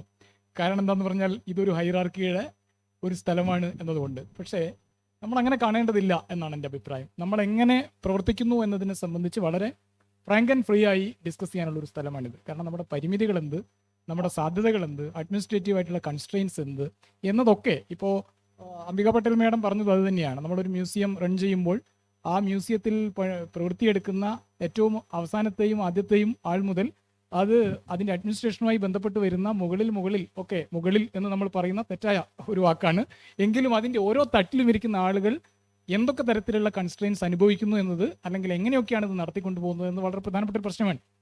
നമുക്കിതിനെ മുഴുവനായും ഏതെങ്കിലും തരത്തിൽ റീവർക്ക് ചെയ്യേണ്ടതുണ്ടെങ്കിൽ, റീഅറേഞ്ച് ചെയ്യേണ്ടതുണ്ടെങ്കിൽ, നമ്മുടെ കൺസെപ്ച്വലി ആൻഡ് പ്രാക്ടിക്കലി റീഅറേഞ്ച് ചെയ്യണമെങ്കിൽ നമ്മൾ വളരെ ഓപ്പണായി നമ്മുടെ പരിമിതികൾ, നമ്മുടെ സാധ്യതകൾ ഡിസ്കസ് ചെയ്തേ പറ്റൂ. അതിന് ഹൈറാർക്കി ഒരു തടസ്സമായി കൂടാ എന്നാണ് എൻ്റെ ഒരു തോന്നൽ. അപ്പോൾ അതുകൊണ്ട് ഈ ഒരു ഇൻ്ററാക്ഷൻ സ്വാഭാവികമായും നമ്മുടെ പരിമിതികളെ കൂടുതൽ എല്ലാ തരത്തിലും, അത് അഡ്മിനിസ്ട്രേഷൻ്റെ ആയാലും ശരി, ഈവൻ പോളിസി ലെവലിൽ ഉൾപ്പെടെ. ഇപ്പോൾ അവസാനമായി നമ്മൾ പറഞ്ഞത് PPP മോഡലിനെ കുറിച്ചാണ്. PPP മോഡൽ യഥാർത്ഥത്തിൽ ഒരു പുതിയ ഒരു പോളിസി മാറ്ററാണ്. സെൻട്രൽ ഗവൺമെൻറ് ആ പോളിസി മാറ്റർ നേരത്തെ തീരുമാനമെടുക്കുകയും അഡോപ്റ്റ് മോണുമെൻ്റ് എന്ന് പറയുന്ന വിധത്തിൽ ഒരു സമീപനം കൊണ്ടുവരികയും പ്രഖ്യാപനം നടത്തുകയും മോണുമെൻറ്റുകൾ പലതും അഡോപ്റ്റ് ചെയ്യപ്പെടുകയും ചെയ്തിട്ടുണ്ട്. മ്യൂസിയങ്ങളല്ല, മോണുമെൻറ്റുകൾ. സ്വാഭാവികമായി അതിൻ്റെ മറ്റൊരു തരം രീതിയാണ് മ്യൂസിയങ്ങളുടെ PPP മാതൃക എന്ന് പറയുന്നത്, പബ്ലിക് പ്രൈവറ്റ് പാർട്ടിസിപ്പേഷൻ എന്ന് പറയുന്നത്. അതൊരു പോളിസി മേറ്ററാണ്. പക്ഷേ ആ പോളിസി മേറ്റർ എങ്ങനെ നമുക്ക് നടപ്പിലാക്കാൻ കഴിയും, എന്താണ് അതിൻ്റെ പ്രശ്നങ്ങൾ, എന്താണ് അതിൽ അഭിമുഖീകരിക്കുന്ന പോസിറ്റീവ് ആൻഡ് നെഗറ്റീവ് ആയിട്ടുള്ള കാര്യങ്ങൾ എന്താണ് എന്ന് നമുക്ക് ഓപ്പണായി ഡിസ്കസ് ചെയ്യാൻ കഴിഞ്ഞാൽ അത് നല്ലതാവും എന്നാണ് എൻ്റെ ഒരു തോന്നൽ. ആ നിലയിലുള്ള ഒരു, ഞാനിത് സൂചിപ്പിച്ചത് എന്താ പറഞ്ഞു കഴിഞ്ഞാൽ, ഇവിടെ ഇങ്ങനെ ഡിസ്കഷൻ നടക്കുമ്പോൾ നമ്മളൊക്കെ ഇവിടെ വന്നിരിക്കുമ്പോൾ ഇത് പറയുന്നത് തെറ്റായി പോകുമോ, CCTV 6 മാസം വർക്ക് ചെയ്തുള്ളൂ എന്ന് പറഞ്ഞപ്പോൾ ക്ലെമൻ്റിൻ്റെ മുഖത്തേക്ക് നോക്കി. കേട്ടില്ലേ? അപ്പോൾ ഇനി 6 മാസം വർക്ക് ചെയ്യാത്തത് ഡയറക്ടർ കുഴപ്പമാണ് എന്ന് പറഞ്ഞാൽ ഞാനിനി അങ്ങോട്ട് കണ്ണുരുട്ടുമോ എന്ന് വിചാരിച്ചിട്ടാണോ നോക്കിയത് എന്ന് സംശയം തോന്നി. അങ്ങനെയല്ല, അത് നമ്മുടെ ഒരു പരിമിതിയാണ്. എന്തുകൊണ്ട് എന്ന് നമുക്ക് ഡിസ്കസ് ചെയ്യേണ്ട പോയിന്റ്സ് ഉണ്ട് അതിനകത്തൊക്കെ. അതൊന്നും നമ്മുടെ ഒരു ഏകപക്ഷീയമായ പരിമിതിയല്ല. എല്ലാ ഭാഗത്തും ആ തരത്തിൽ കറക്റ്റ് ചെയ്യപ്പെടേണ്ട ഒരുപാട് കാര്യങ്ങളുണ്ട്. തീർച്ചയായും ഈ സെഷനുകൾ ആ തരത്തിലെല്ലാം അടിസ്ഥാനപരമായി നമുക്ക് കറക്റ്റ് ചെയ്യാനുള്ള ഒരു സമയം കൂടിയാണ് എന്നതുകൊണ്ട് വളരെ ഓപ്പണായി നമുക്ക് ആ കാര്യങ്ങൾ പ്രകടിപ്പിക്കാനുള്ള ഒരു സമയം കൂടിയാണ് എന്ന് ഈ സെഷനിൽ തന്നെ ഞാൻ സൂചിപ്പിക്കുകയാണ്. ഭാവിയിൽ അങ്ങനെയുള്ള ഡിസ്കഷൻസ് ആവാം, അതുകൊണ്ട് കുഴപ്പമില്ല എന്ന് പറയാനാണ് ഞാനിത് പറഞ്ഞത്. തീർച്ചയായും വളരെ പ്രധാനപ്പെട്ട ഒരു പ്രസൻറ്റേഷൻ. അംബിക മാഡം ഇന്ന് നമുക്ക് ഫിസിക്കലി ഇവിടെ എത്തിച്ചേരാൻ കഴിയാത്ത സാഹചര്യത്തിലാണ് നമുക്ക് ഓൺലൈനിൽ വളരെ കൃത്യസമയത്ത് 10:45 തന്നെ മാഡം ജോയിൻ ചെയ്തു. ഇപ്പം ഇത്രയും നേരം നമ്മുടെ കൂടെ ചിലവഴിച്ചു. എനിക്ക് തോന്നുന്നത് നമ്മൾ 2022 മെയ് ശക്തൻ തമ്പുരാൻ പാലസുമായി ബന്ധപ്പെട്ട ഒരു പ്രസൻറ്റേഷന് മാഡം അന്ന് വന്നിരുന്നു. അതിനുശേഷം ഇപ്പോഴാണ് ഡിപ്പാർട്ട്മെൻറ്റുമായി മാഡം അടുത്ത ഒരു പ്രസൻറ്റേഷന് നമ്മളെ കൂടെ കൂടുന്നത്. തീർച്ചയായും കേരളത്തിലെ മ്യൂസിയം മൂവ്മെൻറ്റുമായി ബന്ധപ്പെട്ട് ഭാവിയിലും നമുക്ക് ഇത്തരം ഡിസ്കഷനുകളിൽ മാഡത്തിൻ്റെ ഒരു സാന്നിധ്യം ഉണ്ടാകും എന്ന് പ്രതീക്ഷിച്ചുകൊണ്ട് മാഡത്തിന് പുരാവസ്തു വകുപ്പിലെ ജീവനക്കാരുടെ പേരിൽ, വകുപ്പിൻ്റെ പേരിൽ, കേരള ഗവൺമെൻറ്റിൻ്റെ പേരിലുള്ള നന്ദി ഞാൻ രേഖപ്പെടുത്തുന്നു. മറ്റ് ഡിസ്കഷൻസ് ഉച്ച കഴിഞ്ഞാവാം എന്നെനിക്ക് തോന്നുന്നു. നമുക്കിവിടെ വളരെ പ്രധാനപ്പെട്ട ഒരുപാട് ടൈമുകൾ ഇവിടെ വന്നിട്ടുണ്ട്. അതിനോടൊക്കെ എനിക്കും യോജിപ്പും വിയോജിപ്പും ഒക്കെ ഉണ്ട്. നമുക്ക് ഇനി ഉച്ച കഴിഞ്ഞ് അത്തരം ഡിസ്കഷൻസ് നടത്താം. ഇവിടെ പ്രീത മാഡം ഇവിടെ വളരെ ശ്രദ്ധാപൂർവം ഇരിക്കുന്നുണ്ട് നേരത്തെ മുതൽ. ഡോക്ടർ വിനോദ് ഉണ്ട്. അപ്പോൾ എല്ലാവരും നമ്മുടെ ഈ സെഷൻ്റെ ഭാഗമായി ഇവിടെ നടക്കുന്ന ഡിസ്കഷൻസ്, അവരുടെ എക്സ്പീരിയൻസ് ഒക്കെ ഇവിടെ തുടർന്ന് ഷെയർ ചെയ്യും. തീർച്ചയായും നമുക്ക് ഇതിൽ കൂടുതൽ ഇനിയും സജീവമായ സെഷനുകളിലൂടെ ഈ പരിശീലന പരിപാടി പൂർത്തിയാക്കാൻ കഴിയും എന്ന് ഞാൻ പ്രതീക്ഷിക്കുന്നു. എല്ലാവർക്കും നന്ദി.